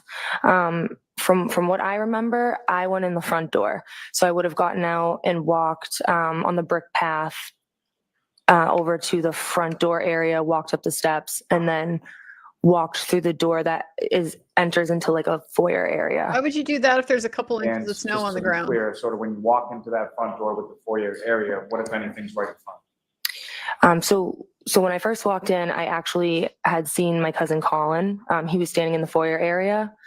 And I remember I said to him like, "Oh, hi, what are you doing?" Next question. Not what you said to me. Taking you back to sort of when you're exiting the waterfall and when you're exiting your parents' vehicle and walking into the house, what, if anything, did you observe as far as the weather at that time? I remember at that point, snow was definitely coming down. And I could tell that it was like progressively getting worse. And so you walk into the home in the front foyer area, that's where you run into your cousin Colin? Yes. How is Colin related to you as far as, how is he your cousin? So Colin is Julie Albert and Chris Albert's son. So he's my first cousin. And when you walk in, you sort of bump into him. Where was it that he was? He told me that he was headed. Not what he told you. Where was he going? To my knowledge, he was going home. Oh, next question. Next question. From the time that you walked in and bumped into Colin sort of in the foyer of the home, how long was it that he was in the home while you were there? I would say No, how long was he in the home when you were there? minutes. And from your group, this includes yourself, your mother, your father, is that correct? Sorry, what was that? From your group, when you enter the home, that includes you, your mother, and your father. Yes. And who, if anyone else from the Waterfall, arrived at your home around the same time as yourself, your mother, and your father? I believe that Brian Higgins was the next to arrive. I think he very shortly after came inside, after myself, my mom and dad. And so when Mr. Higgins comes into the house at 34 Fairview, are you already in the house? I was already inside, yes. And so do you have any idea what Mr. Higgins was driving that evening or where he parked it? I do not. And then once you come into the house, when you come into the house, where is it within the home that you go? So I walked in through the foyer, and then I took a right turn, which leads into like the dining room area. And that's where my brother Brian and two of his friends were just sitting around the dining room table. So I said happy birthday to him and was just kind of hanging out in there for a little bit. And the friends that you observed in that sort of kitchen dining area, the friends of your brother Brian, little brother, what were their names? Sarah Levinson and Julie Nagel. And were those people that you were familiar with prior to this evening in January 28th? Yes. Familiar with them as their friends of your little brother? Yes, exactly. And with regard to the house, after yourself, your mother, and your father arrived, and then Mr. Higgins after that, who, if anyone else from the Waterfall, came to the house? My Aunt Jen and my Uncle Matt McCabe. And when your Aunt Jen and your Uncle Matt McCabe arrived, where was Colin? Colin had left by then. Objection. And when Mr. and Mrs. or your uncle and your aunt McCabe come in, where is it that they go with it? I believe they did a similar thing. They either entered through the dining room or through the kitchen area, but the dining room and the kitchen are like open floor, kind of all the same room.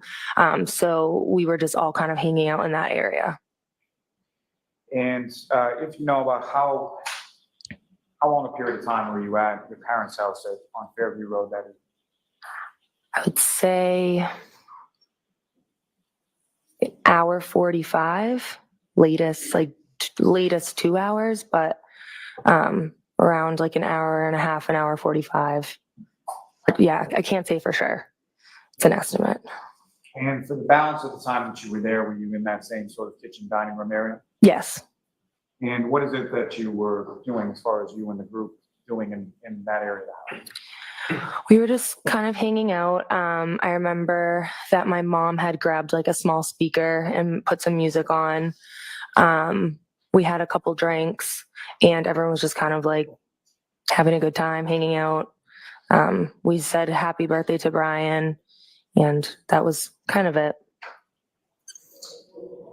And so at any point in time when you were let me ask you this first. As far as the sort of demeanor or mood within the house, similar to how I would ask you at the Waterfall, did any of that change once you returned back to your parents' house at Fairview Road? No. So everyone getting along, no arguments, no tension, anything you observed? Correct, yeah. Now, beyond the people that you just described, did anyone else come into your house, into your parents' house that evening while you were there? No. And specifically, Mr. O'Keefe and or his significant other, Ms. Reed, at any point in time while you were there, did they come into the house? No, neither of them ever came into the home. They all repeat Now, that. with regard No, to absolutely people that not. you They never came described in. before, They don't just say no. At any point in time, did the people in the kitchen dining room area, any of them leave that area of the house? I think when my mom, my dad, and I first got there, I believe my dad went upstairs to grab the dog to let her out. So he did that. And then I think there was another period of time where my dad might have been showing, or maybe my mom or my dad were showing Brian Higgins, like family photos of one of my brothers, who's in the Marines. So that would have been in like the family room area, which still is like, there's an open doorway. So it's not like the door was shut or anything. But other than that, we all kind of stayed within that dining room kitchen vicinity. Now, Said they went with upstairs to reference, look at the to photos. The dog, that was a family dog, is that right? Yes. And your family had the dog when you still lived on Fairview Road with your parents? Yes. And what was the dog's name? Chloe. And with respect to letting the dog out, can you describe to the jury sort of what that process entailed? Was it on a leash or Process how was of the dog? letting the dog out. Sure. So we had like a fenced in backyard and we had a back door. So we would just kind of open the back door, let her out. She would kind of do her thing and then she would come back in when she was done. And your father took care of that when you got home from the Waterfall that evening? Yes. The family room that you were talking about where your father and or your mother and Mr. Higgins were as far as the photographs, where is that in relation to the dining room kitchen area, and specifically, can you see into that area from the dining room kitchen? Into the family room? Yes. So there's just sort of like it's like a doorway, but there's no door there. It's pretty open. And if you're standing in the dining room or the kitchen, you can see into the family room for the most part. Now, you at that point were not living at the address on Fairview Road, is that right? Correct. And as far as the people that were at the house who did not live at the Fairview home on that night, who was the last person to leave? I was the last person to leave. And prior to your departure from the house, sometime hour 45 or so after you got there, can you describe the order in which the other people that you just described were there? What order did those be? I don't remember the order in which everybody left, but I do remember that Sarah Levinson, Julie Nagel, my aunt Jen, and my uncle Matt, they all left in one car, and then Brian Higgins left. But I just don't remember the order in which it was probably within like a couple minutes of each other, but I just don't remember exactly who left first. And then I left pretty shortly after everyone else as well. Now, during the time that you were hanging out in that dining room kitchen area of the home, at any point in time was your attention drawn to the outside of the house? Hear anything, see anything outside the house? I did not. And with respect to the front area of the house, at any point in time, was there any discussion that you recall about anything going on in that area? I don't recall a discussion going on about anything happening out front, except for at one point, Let me hear her answer first. Except for what, at one point? At one point, I remember that Julie Nagel's brother was supposed to pick her up. So I knew that there was some communication where she told him, never mind, you don't need to pick me up. You can go home. I'm going to go home with Jen and Matt. Now, with respect to your aunt, Jennifer McKay, what, if anything, do you recall her doing with, do you recall her having a cell phone that night? I do.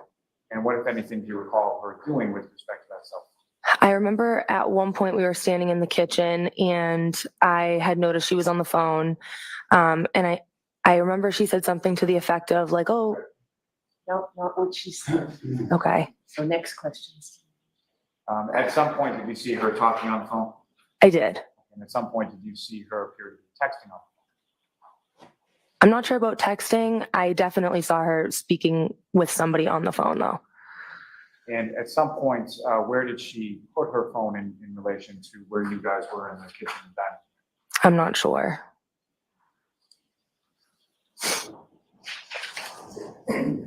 That's probably the most believable thing anyone has said so far. I don't.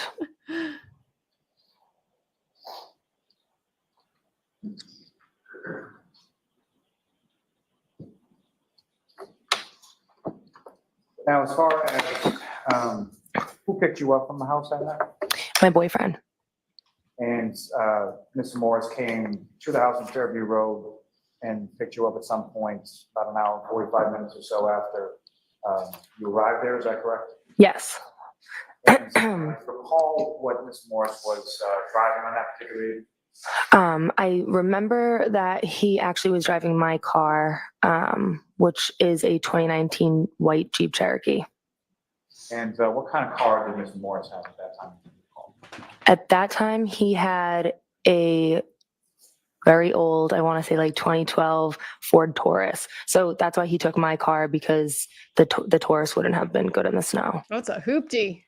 And how was it that you came? Did he call you, text you? How did you know that he was there? I believe that we texted, and that's how I was informed that he was out front. Do you receive a text, something to the effect of here, and then you go outside? Yes. And when you went outside, if you recall, what was the weather like when you were coming out of the house? When I walked outside, I remember, again, the snow was coming down a lot. I remember like sort of trying to watch my step because the stairs in the brick path were pretty snowy, and I didn't want to slip. So as far as weather, yeah, I remember it was actively snowing and I was trying not to slip. And that's pretty much what I can remember. And do you recall where it was that your boyfriend, Mr. Morris, parked the car in relation to the house when he arrived? I believe he parked in the driveway. So you would have come down the steps, down the walkway to the driveway area, correct? Yes. And who drove from Fairview Road to back home that evening? Tristan did. Now, if you recall, when Ms. Morris, I'm assuming, backs out of the driveway, is that correct? Mm-hmm. When he backs out of the driveway, where does the vehicle go in relation to the house? We went up Fairview Road, so towards the flagpole in our yard. And so towards the flagpole with the passenger side facing the house, is that right? Yes. And if you recall, as Mr. Morris is driving away from the home, what, if anything, with respect to the weather, did he have to employ within the car? I remember the windshield wipers were on, and I remember he was driving very cautiously 10 and 2. And I remember thinking to myself, oh, the snow is coming down pretty hard. And as you drove past the house, were you looking outside or looking at the house or the front lawn area of the home? I was not. Once I got inside the car, my attention was on him, and we were having a conversation. So I hadn't been looking out the passenger window towards my house at really any point. So your head was turned towards your boyfriend who's driving the car to the left of you as he's driving away. You have a specific Yes. memory of your head being turned towards your boyfriend? Don't know about that, but I have one moment here. I'll buy you didn't look outside. Just kind of weird, though, that the driver who would be, watching the road during these conditions, surely he was looking outside.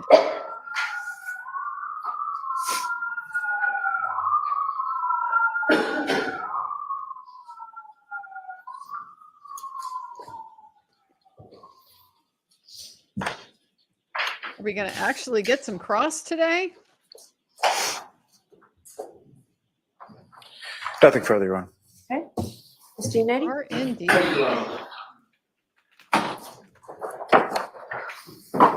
afternoon, ma'am. Good afternoon. So, Ms. Albert, you were at your parents' home on January 29th by midnight or shortly thereafter, correct? Correct. And you were the last one to leave at 1:45, 2 o'clock, somewhere in that area? Yes.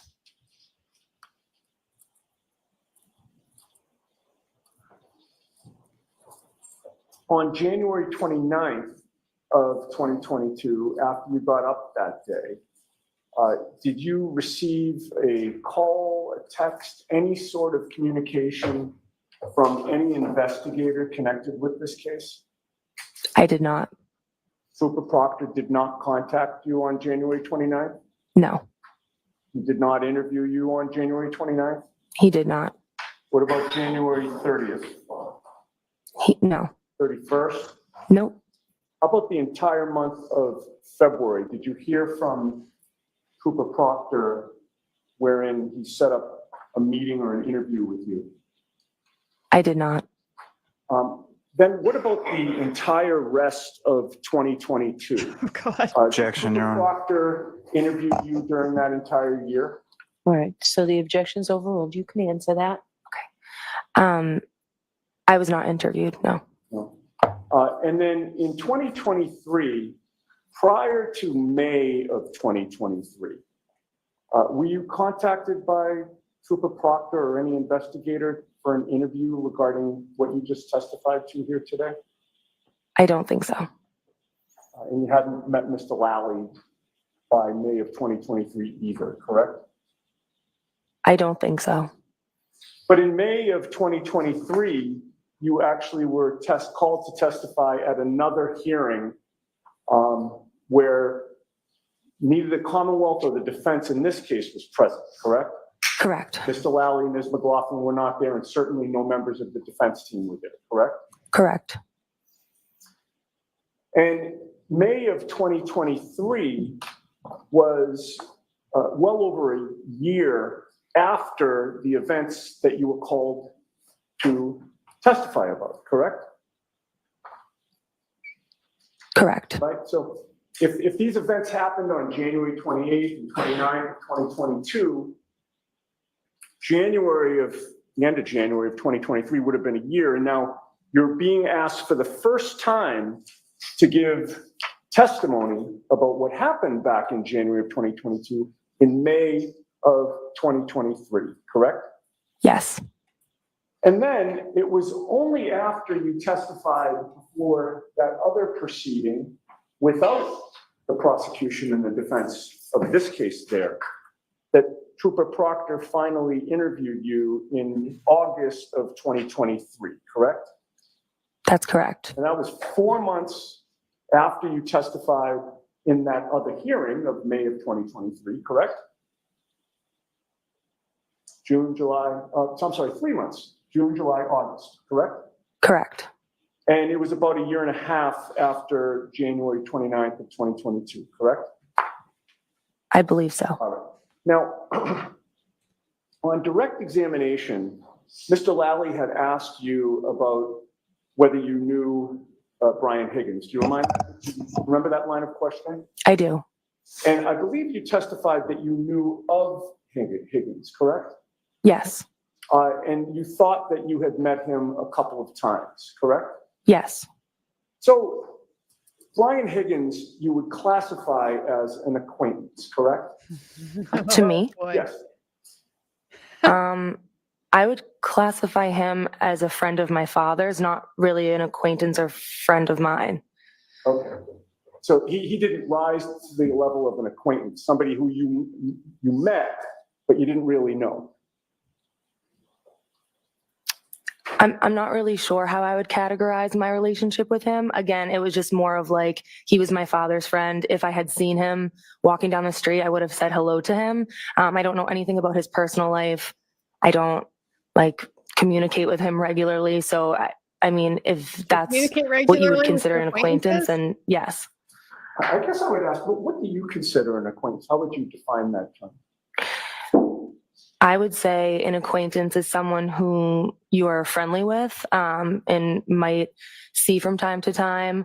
I guess in my head, I'm just sort of thinking someone who's in closer in age with me. I usually think of it as more of like a friend type thing and not my father's friend to me. I guess that's just the way I think of it in my head. Okay, so is your testimony before this jury that an acquaintance is really a friend? Someone that you're friendly with, perhaps, could be. Okay. Have you watched any of the testimony in this case prior to your taking the stand today? I have not. Has anybody told you anything about any of the testimony that has occurred prior to your taking the stand today? No. Okay. Who is Katie McLaughlin? Katie McLaughlin is a girl who I'm the same age as. We went to high school together. We graduated the same year, and we have a couple mutual friends. We interact with some of the same people socially. I don't really, I can't think of a time, possibly ever, where her and I ever hung out one-on-one or individually. Oh yeah. So A lot like what she more said. of like a friend of a mutual friend. Okay. So, Kate, you would not consider Katie McLaughlin to be a friend? She's not a close personal friend of I mine. asked you if she was a close personal friend. Objection. Just let her finish her answer. I'm sorry. Go ahead. Finish your answer. I would not consider her one of my, again, close friends. All right. So let's get back to my question. Would you consider her Not a close to be friend, but that's a a friend. Objection. I'll allow that. Your Honor, may we approach?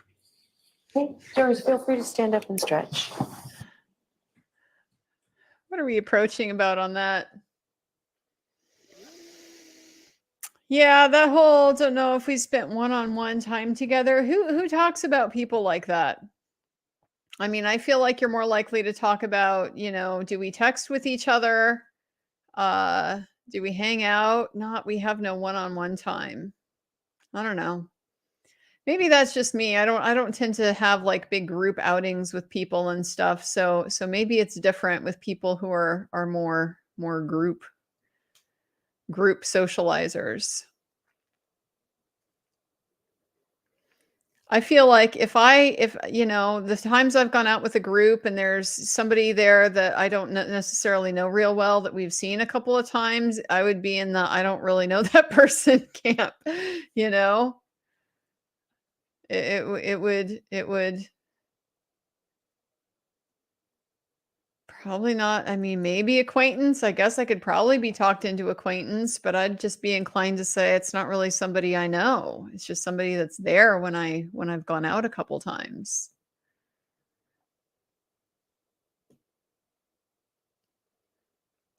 And it is just kind of, the wording here is a really big common theme throughout this. I noticed with the direct when she picked up on that word high top table. That's a food and bev expression. Okay. This is not something I've ever heard anybody in real life talk about tables in a bar as tops. You would talk about like we sat at a bar table or a high table or something like that, a high top. That just does not ring authentic to me. That sounds like you heard somebody else say that and you're using that expression.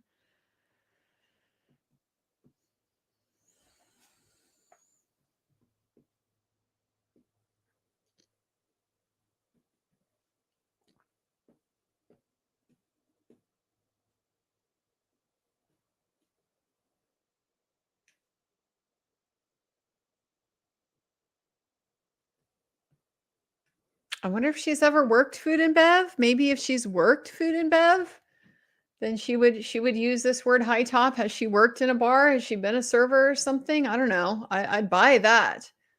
But otherwise, it just seems like a bit of a strange choice of words and a little bit too coincidental with the words that the other witnesses in this process have used.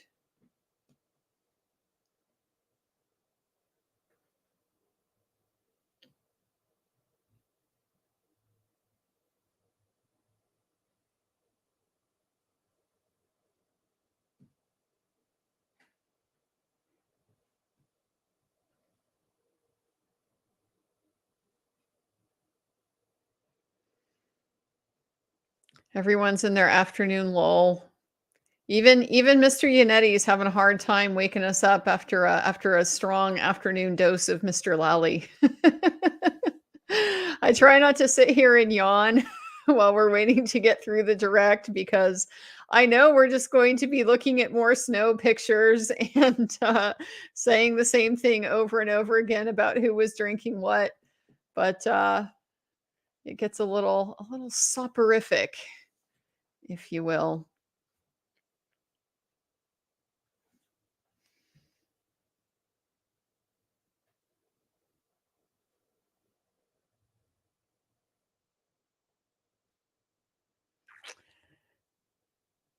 This friend versus acquaintance thing, I mean, this is, okay. What do we got?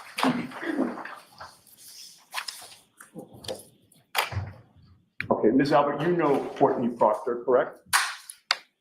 I know of her, yes. And you've been in her company several times, correct? Yes. You've met her children, correct? Once, yes. And you know she is Michael Proctor's sister, correct? Yes. When Michael Proctor ultimately interviewed you in August of 2023, did he ever ask you how well you knew his sister, Courtney Proctor? Did that subject ever come up? Not that I remember. And did you ever mention it to him that you had met his sister and met his sister's kids? I did not. Now, on January 28th of 2022, you went to the Waterfall with your boyfriend, Tristan Morris, correct? Yes. And ultimately, he left and you stayed, correct? Yes. The reason that you stayed is you wanted to go back to the 34 Fairview, your old home, to be there by midnight when your brother was turning 23, correct? Not necessarily. My plan was always to stay and just spend some time with my mom and my aunt. But Tristan left very early because he knew that he was going to have to be up at 3 o'clock in the morning shoveling or plowing. So my plan was never to go back with him. But it wasn't necessarily because it was my brother's birthday. It was just what my plan was for the night. Certainly the fact that it was your brother's birthday didn't deter you from going back, right? In other words, the fact that it was your brother's birthday didn't cause you to hesitate to go back. You wanted to be there, right?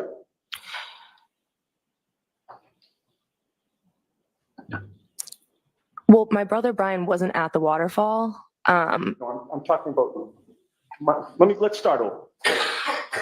Tristan left, right? Yes. You stayed at the Waterfall. Yes. And you planned to go back to 34 Fairview, did you not? At some point in time, that was spoken about, and I agreed to go back to 34 Fairview, yes. Okay. And you went back there to see your family, correct? Yes. Including your brother Brian, whose birthday it was, correct? Yes. That was your parents' home, right? Yes. You grew up there. Yes. You were comfortable there. Yes. There was plenty of room at the house, correct? In what sense? Bunch of bedrooms. Yes. Not all of them were taken up, correct? At that time, correct. You certainly felt welcome there, correct? Yes. And there was no problem with you staying there overnight, correct? Correct. And when you made the decision to go there after the Waterfall, you knew that there was a snowstorm that was starting, correct? Yes. And you've already testified that when you went back to 34 Fairview, you saw your cousin Colin Albert inside the home, correct? Yes. In fact, you walked in and he was one of the first people that you saw, correct? Correct. He's been over your house many times, correct? Correct. You're close with him as your first cousin, are you not? I am. And your brother Brian Jr. is close with him as well, correct? Yes. Colin Albert is close with your parents, correct? Yes. He's certainly welcome at your parents' home, correct? Correct. And it was certainly not shocking to see your first cousin, Colin Albert, at your home, correct? Correct. And you had a brief interaction with him, correct? Yes. That was sort of toward the foyer of the house? Yes. And then you continued deeper into your parents' home and you saw other people there, correct? Yes. Where did you go within the home after you had seen Colin? I believe I entered through the foyer into the dining room area. And when you were there, you saw your brother Brian, whose birthday it was, correct? Yes. He had two friends with him, Julie Nagel and Sarah Levinson, in that same area. Yes. You greeted them as well. Yes. And that's where your attention was focused, fair to say? I would say that once I said hello to them, I didn't just sit with them three. I sort of was walking around. I wouldn't say my attention was solely focused on them three, but I did greet them, yes. And where you were walking around within the kitchen dining room area? Yes. And once you greeted Colin and left him, it's fair to say that you then were not looking over your shoulder monitoring what Colin was doing or where he was going, correct? Correct. And while you were in the kitchen dining room area, the door to the basement was kind of blocked from your view, was it not? If I'm in the dining room area, there is a spot in there where I could see it, but I don't believe I could see the basement door, no. Right, and from your vantage point, the door to the basement's kind of blocked from the area that you were in. For the most part, yes. And you weren't watching Colin to see where he went after you left him, correct? Correct. And you never saw him leave the house physically, correct? Correct. This may be a good time to pause. I don't know, are we going past 4? All right, we'll pause then. Thank you. All right, Ms. Albert, we'll bring you back tomorrow. Okay. Okay, I'm gonna ask you to stay here and just let the jurors file out the first thing. All right, Jurors, thank you. those same 3 Fine, questions. Please do not discuss this case with anyone. Don't do any independent research or investigation into this case. If you happen to see, hear, or read anything about this case, please disregard it and let us know. Tomorrow's a half day this evening. So clearly, the judge is not letting them get into the photographs with Katie McLaughlin and basically required them to end it at the friend versus acquaintance point. My suspicion is that because she didn't say anything inconsistent with what Katie McLaughlin said, so it's not impeachment. Yes. You're not contradicting Katie McLaughlin to come in and say the same thing. We're acquaintances and not really friends.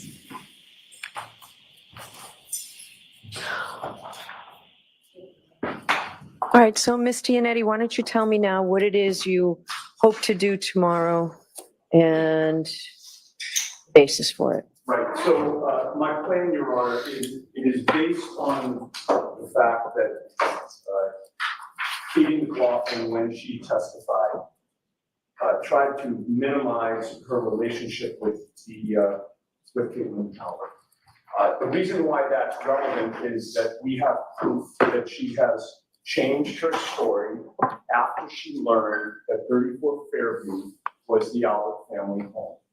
She was on record with Trooper Proctor stating that, this is Katie McLaughlin, stating that what she heard my client say, she actually overheard. She heard my client addressing Jennifer McCabe on scene in a hysterical manner saying, allegedly, I hit him, I hit him, I hit him. And that evolved in this case to a multi-part conversation with many different people, including starting with Katie McLaughlin saying, was there any trauma? And my client supposedly responded, I hit him. And then a police officer jumps in and asks another question, and my client supposedly said, I hit him. And there were 4 different times where my client was responding to others so that it wasn't really this burst of excitement and an excited utterance. She tried to cast it as statements that were made upon reflection, making them sound more ominous and more inculpatory than what they were, particularly because the person to whom my client was speaking, who was no friend of my client, reported that she said, did I hit him, could I hit him? So we have a clear conflict in the testimony. We have a witness who has admitted that her statement has evolved.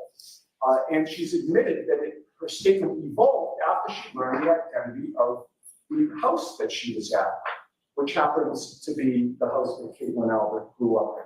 When she was confronted with, who is Caitlin Albert, when Mr. Jackson asked Katie McLaughlin who Caitlin Albert was, there was a long pause, and then she was very, and then even the way she phrased it was, I think, telling. I went to school with somebody by that name. There was something to that effect. It just sounded ridiculous. It sounded like it was somebody that she was trying to remember. At that point, we had 4 photos that we marked for ID, H, I, J, and K, where we have them together. We have them being Facebook friends. We have a nature of the relationship that she tried to conceal in our view. Since that time, we've been deluged by other photos of the two of them together, including one, intimate photo of them, the 4 of them. I'm sorry, when I say the 4 of them, I mean Caitlin Albert, her 2 college roommates, and the only person who's not a college roommate in that photo is Katie McLaughlin. Katie McLaughlin also said that she never went on anything other than occasional day trips with Caitlin Albert. We now know that that's false. We have them together in a hot tub drinking in a photo that is from Maine, which is about a 4-hour drive away. When is That that? was, it was posted in 2016, which is another. But when did it occur? Did it occur in 2016 or was it posted in 2016? It was posted in 2016. I think the information, that's when it was a new photo that was uploaded. I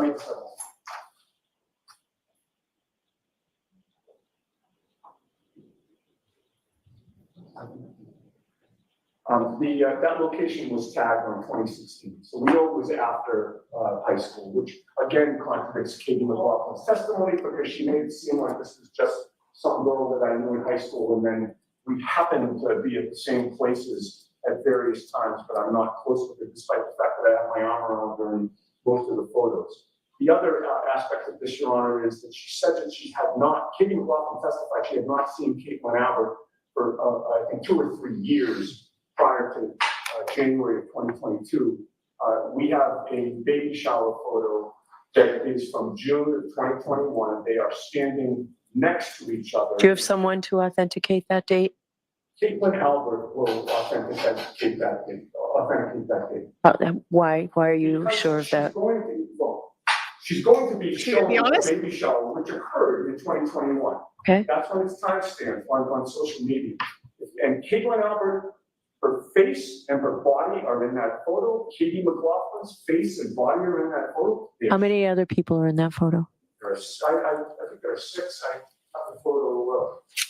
Give back to Mr. McDermott. The one's for ID. Oh, thank you.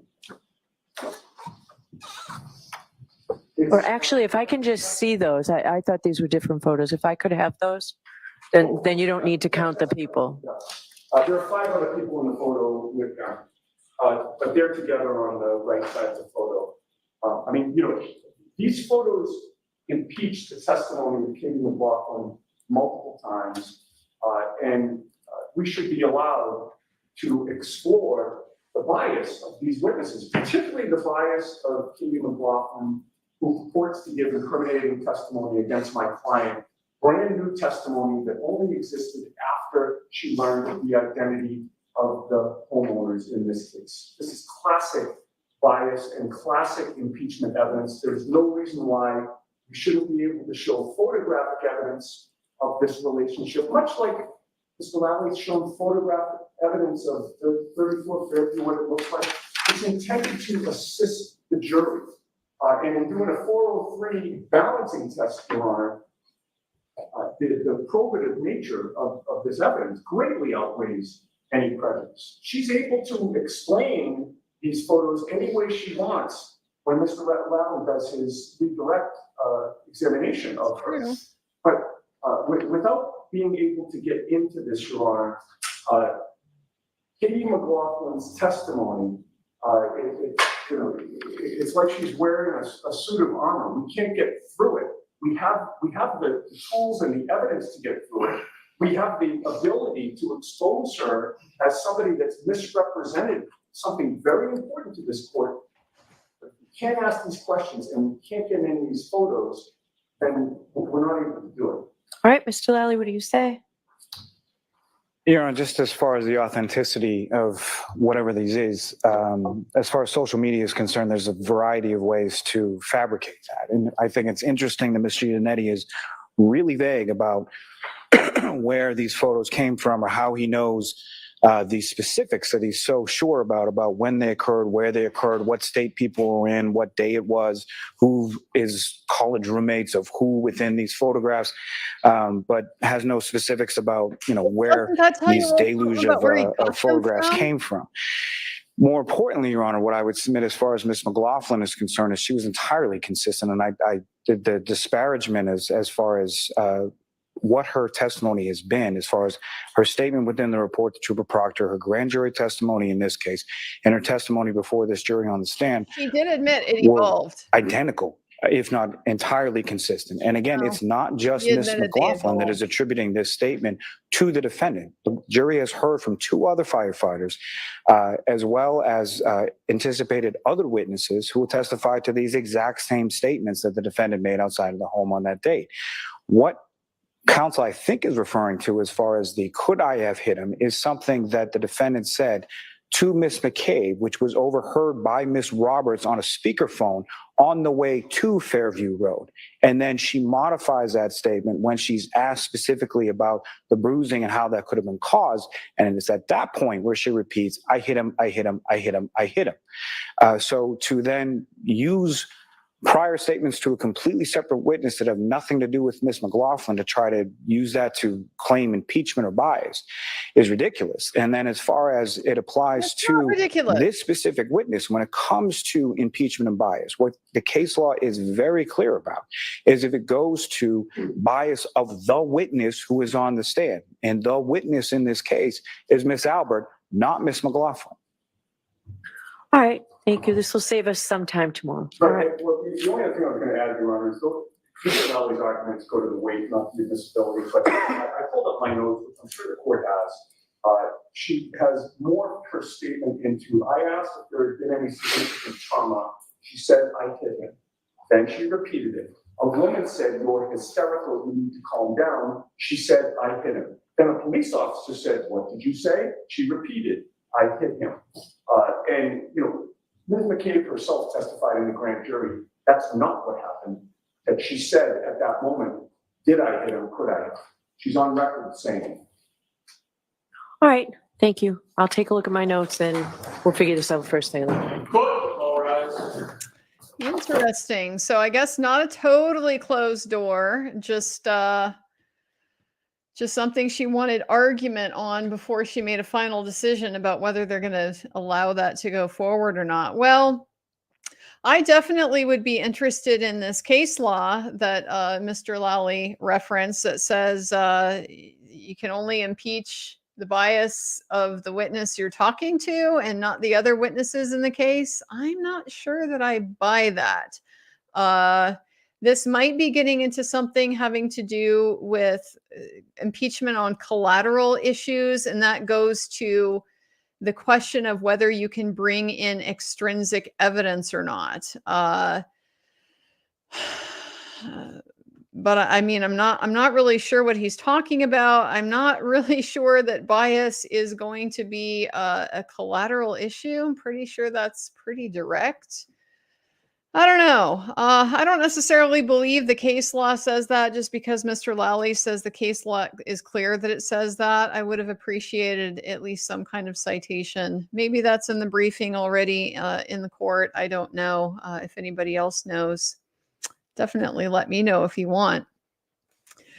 The biggest thing I have noticed with this particular witness is there's a real big difference between like you can tell she normally answers the questions very quickly.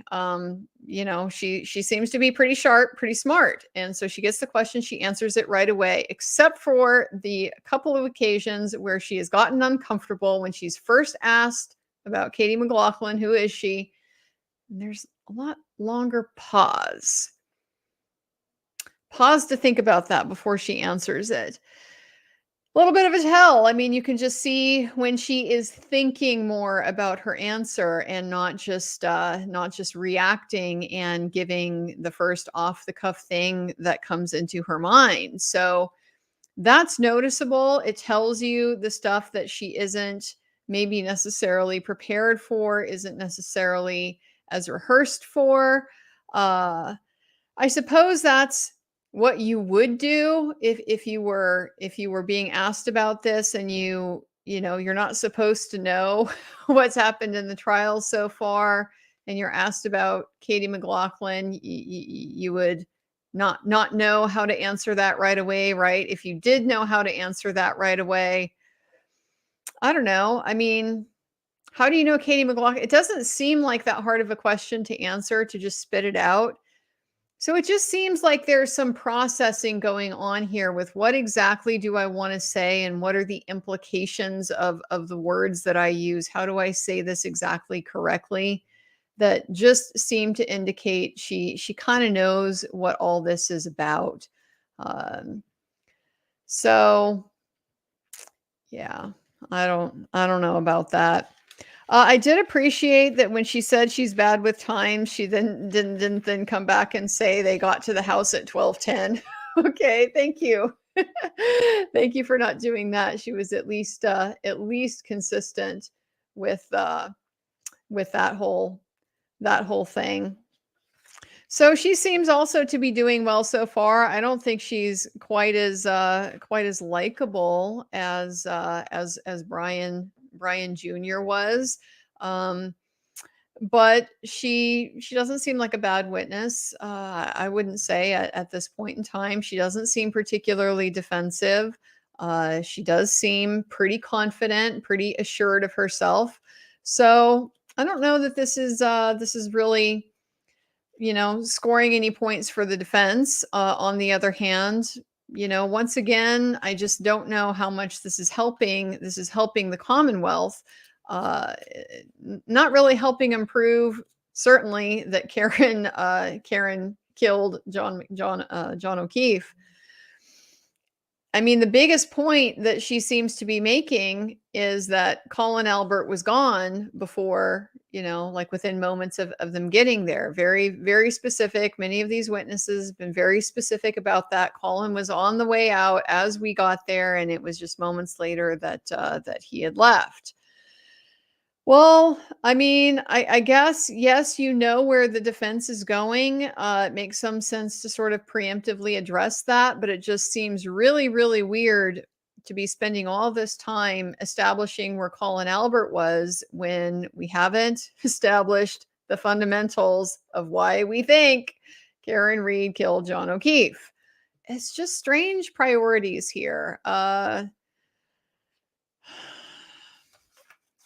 Doesn't necessarily make a lot of sense to me. And just especially given how bad the Commonwealth has been so far at preemptively addressing so much of what the defense has, the stuff that they know about. They knew that these phone calls were coming. They knew that the butt dial was coming. They knew all of that stuff was going to happen.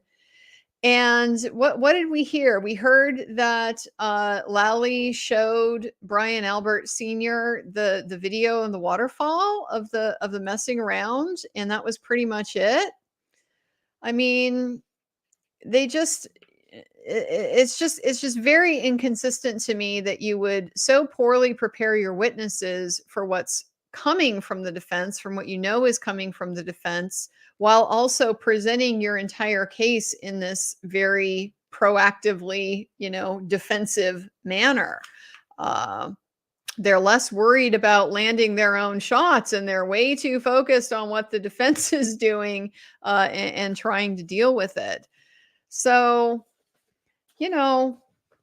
when you go into the ring, you're not supposed to be all that worried about what the other guy is doing. You can't try to focus about that. You think too much, and it's just not going to go well. You're going to overthink. You're not going to react the way that you should, and most importantly, you're going to leave your own skill set on the table. You got to just go into the ring knowing what you can do and what your plan is, and you just stay focused on that. Okay, you get through the first round. Maybe it looks like you need to make some adjustments. That's why you have your coach there in the corner to let you know what else do you have in your arsenal that you should bring to this. But if you just get in there and obsess about what the guy is doing and wait to see what he's got before you kind of figure out your own strategy, you ain't gonna win that fight. Okay, it's just strange. It's a strange strategy. I find it very hard to believe that nobody saw him on the lawn as they drove past. I am glad that at least with this witness, they have clarified that when they left, when they drove away, they drove back past the front of 34 Fairview. Because that's something I have been wondering with all of these people that came and left. Which way would they go? Which way is natural for them to go? It would seem logical to me that there would be a mix. Not everybody is going to go the same way. They're going to different destinations. So probably they're taking different routes. So it seems like at least some of the people would have gone back past the front yard of 34 Fairview and would have seen John O'Keefe in the yard. Now, I get that it's snowing, okay, and yeah, snow can obstruct your view a little bit, but one of the things I remember from spending time in real heavy snowstorms is when you have all of this light snow in the air, it's much brighter because all of that snow is reflecting all of the ambient light around. And so you can often go out. I mean, I remember when I was living in Tahoe and big storm is coming down, you could go out in the middle of the night in heavy snow, and you don't need a flashlight or anything. You can see perfectly fine just because all of the light from the the buildings around, and to the extent you're getting moonlight and stuff like that, it's all just being picked up and kind of amplified by having all that snow in the air. And that testimony from Brian Albert Jr. that he was able to see tire tracks all the way from the dining room window, I don't think that helps with this position that people were going to be able to go by, but not see anything throughout this whole time period. And that just it seems tough to me. It seems tough to me. I don't think that the defense scored any points on the cross of Brian Albert Jr. I was trying to think, the only thing just about the SUV still being out there and the truck being gone, I guess that's going to be important to the defense timeline of how things went down somehow. But really just didn't accomplish a whole lot with him, and that just may be because there wasn't a lot there. I'm not one of the people, like I've said a bunch of times, who subscribes to the theory that, well, all of these people necessarily have to be in on some conspiracy for it to work. I don't really buy that. I don't think everybody has to be in on it. I don't think everybody has to know. I just think there can be, people have varying degrees of knowledge, and people know who they need to protect. And that's really all the information that you have to work with. So it could be that just Brian Albert really didn't know a lot, didn't have a lot that he could be impeached with. I do think the timing of the interviews by law enforcement of both of the kids, Brian Albert Jr. and Caitlin, that's been a good point for the defense so far. Over a year later, when they were in the house that night, really feeding into this defense story that everyone was trying to minimize the children's presence, their involvement. I'm calling them the children just because they're the kids, even though they were grown adults at the time. I guess I shouldn't do that, but just to distinguish them, by virtue of their relationship. Of course, parents are protective of their kids. You can expect that. You can expect that kind of thing to happen. So that is probably, I think, that the best point that they were really able to make with that cross-examination of Brian Albert is just that little incremental addition to the point that these people, these adults in the room, they were trying to keep the kids out of it, even though, you know, the kids are material witnesses. They were present. They have personal knowledge. Of course, the investigators would want to talk to them to know, what did they see? Who did they talk to? Did anybody else see anything? Caitlin, especially because she left, when she left the house, what did you see? You know, and a police officer father is going to know that. He's going to know that she is somebody that they would want to talk to, but nobody talked to him for over a year. That's pretty bad. And then apparently with a lawyer. I mean, I guess that's not the end of the world, but it's just kind of noticeable. So let's see where we're at here. We talked a little bit about the possibility of pleading the fifth. Okay, do we have notes on the timing of calls compared to the police interviews in the home? This is going back to Brian Sr.'s cross-examination when they gave us that timeline.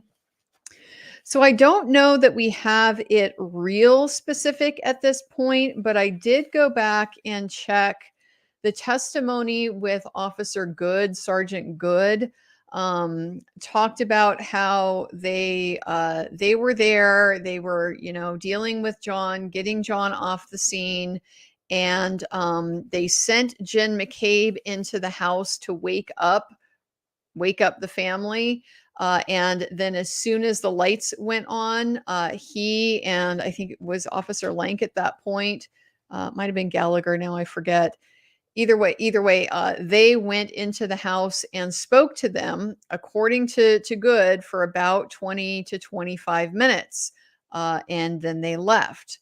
So not sure if this is going to be the time frame of like right around before that first call to Brian Higgins, which was just around, let me find that now, just around 7 in the morning, I think.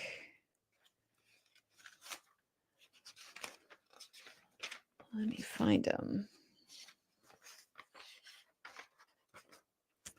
7:20, that 126 phone call at 7:20.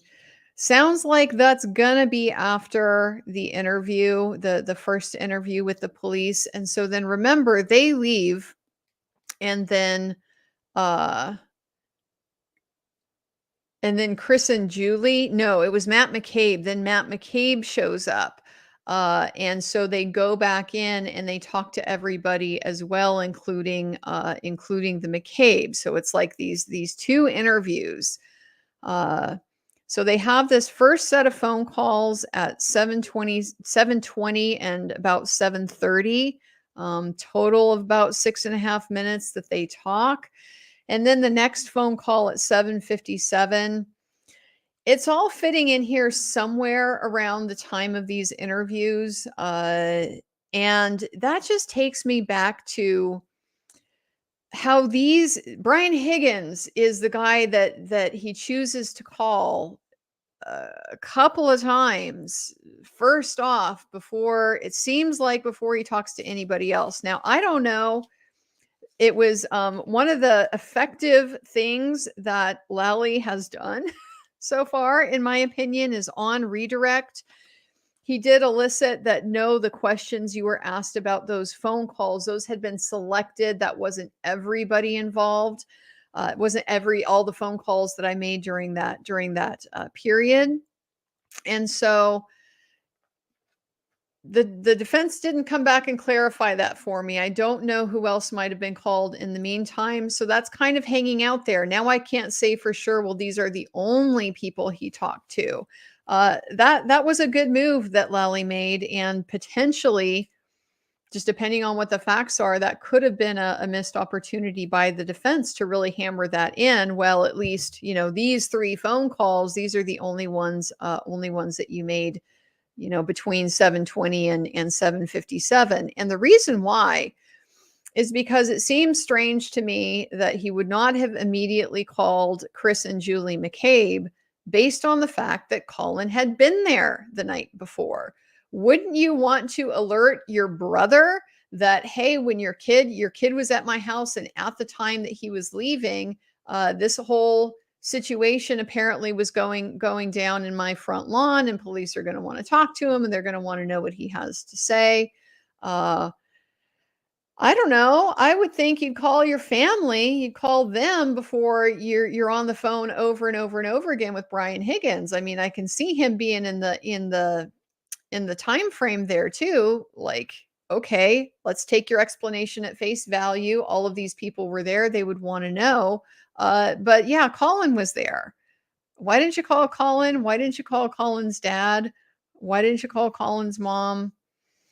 I don't know. That seems weird if that didn't happen. And instead he calls Kevin.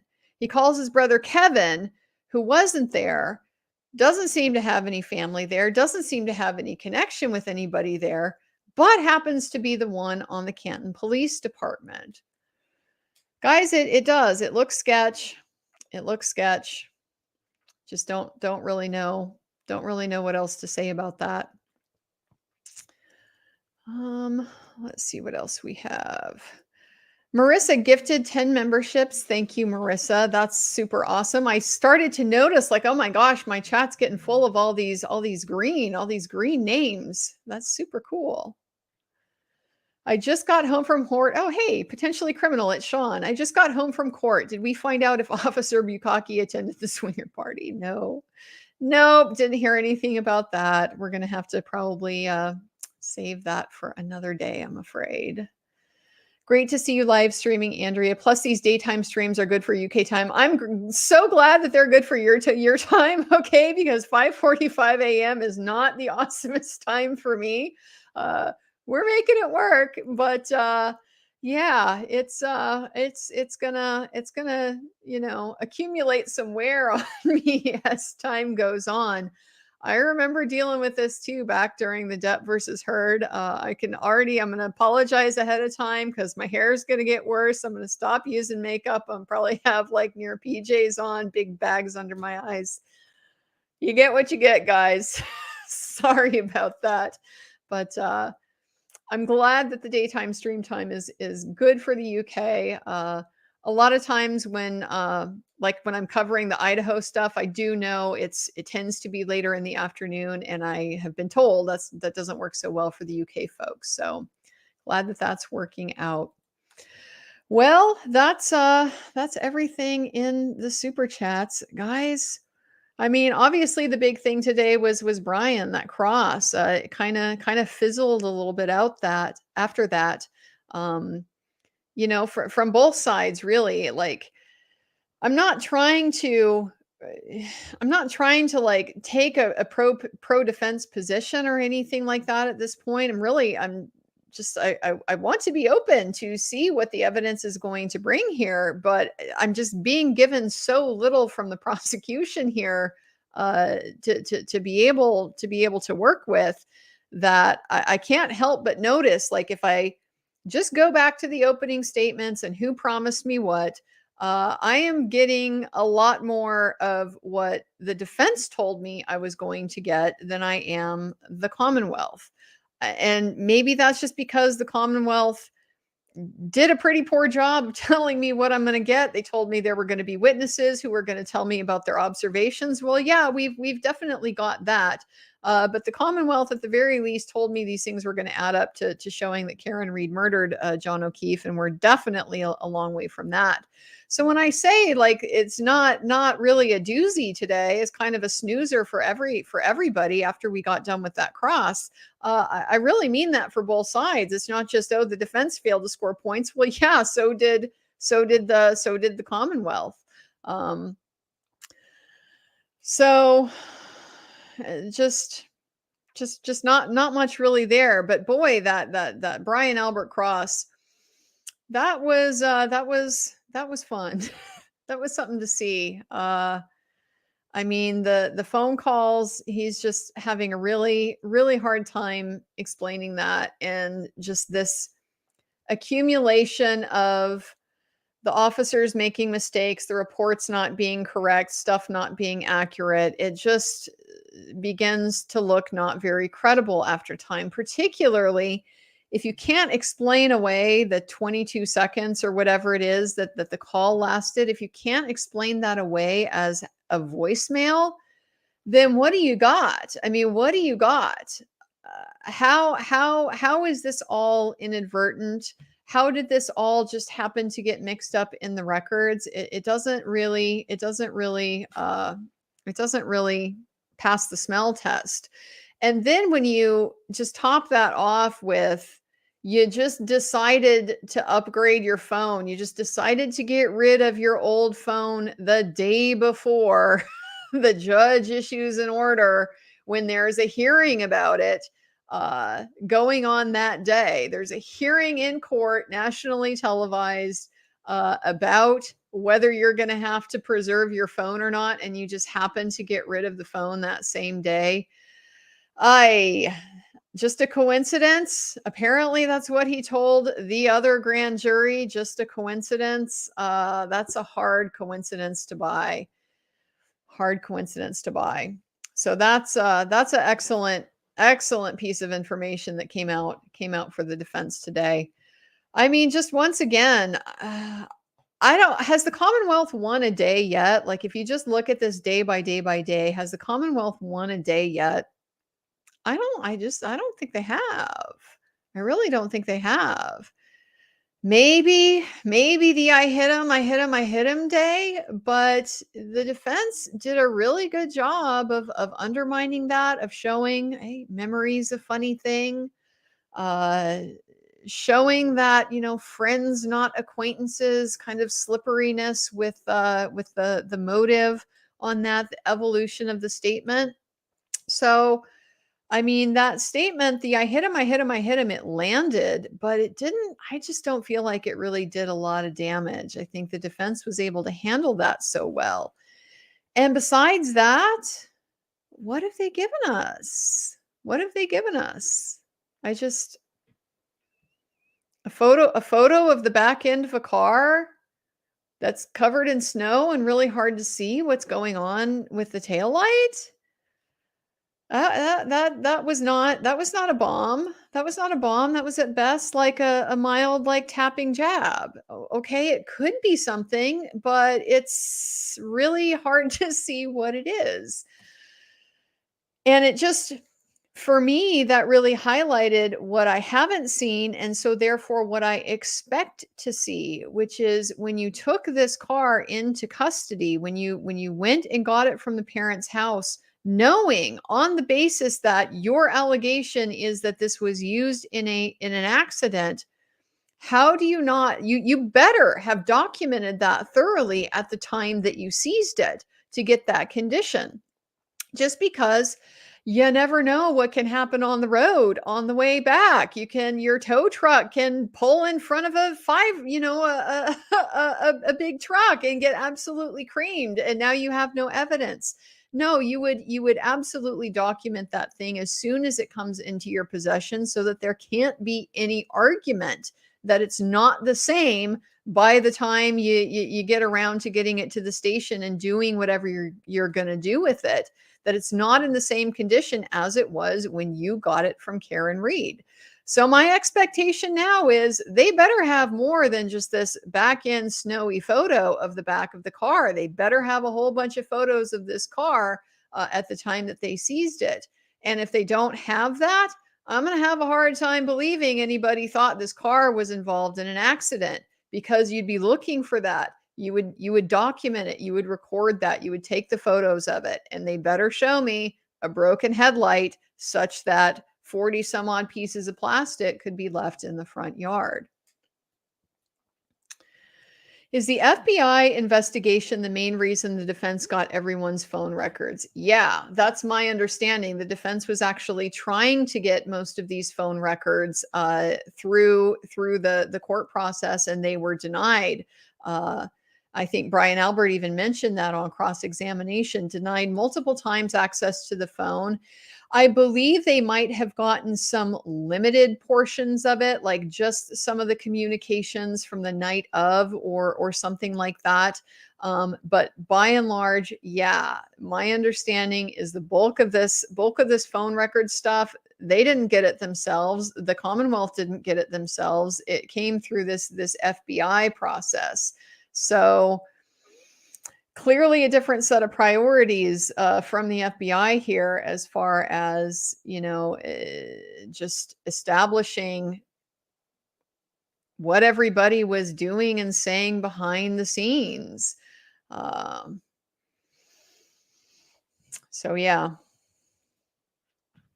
Today I learned butt dials do respond inadvertently. Yeah, who knew? Who knew that butt dials could not only call, but they could then go ahead and call back. I am still not buying any of this, that they sleep with their phones in the bed and the glasses and the reading glasses in the bed while you're having the intimate moments. Not buying that.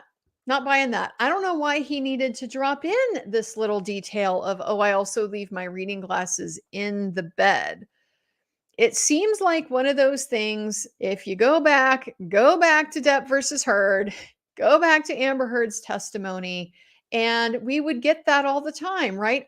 My dog stepped on a bee. These sort of random specific details. I remember the carpet was really dirty. And people, I guess, think that makes it sound more credible. If you remember something that seems small, then that just makes it look like your memory is more complete, more comprehensive, or something. I guess, and so maybe that's why he's putting in there that the glasses, the reading glasses. Oh yeah, they're another thing. That's why it's not so weird that my phone was not on the nightstand. And was in the bed with me, because it has to be, for me to be able to explain this as an inadvertent butt dial. It can't be charging on the nightstand with the ringer on, waiting for my kids to call me. Where's the ringer in all of this? You're having intimate relations with your wife and you don't remember that the phone rang. It just seems to me that's one of the things. It's funny, that happens. It's funny, interrupted.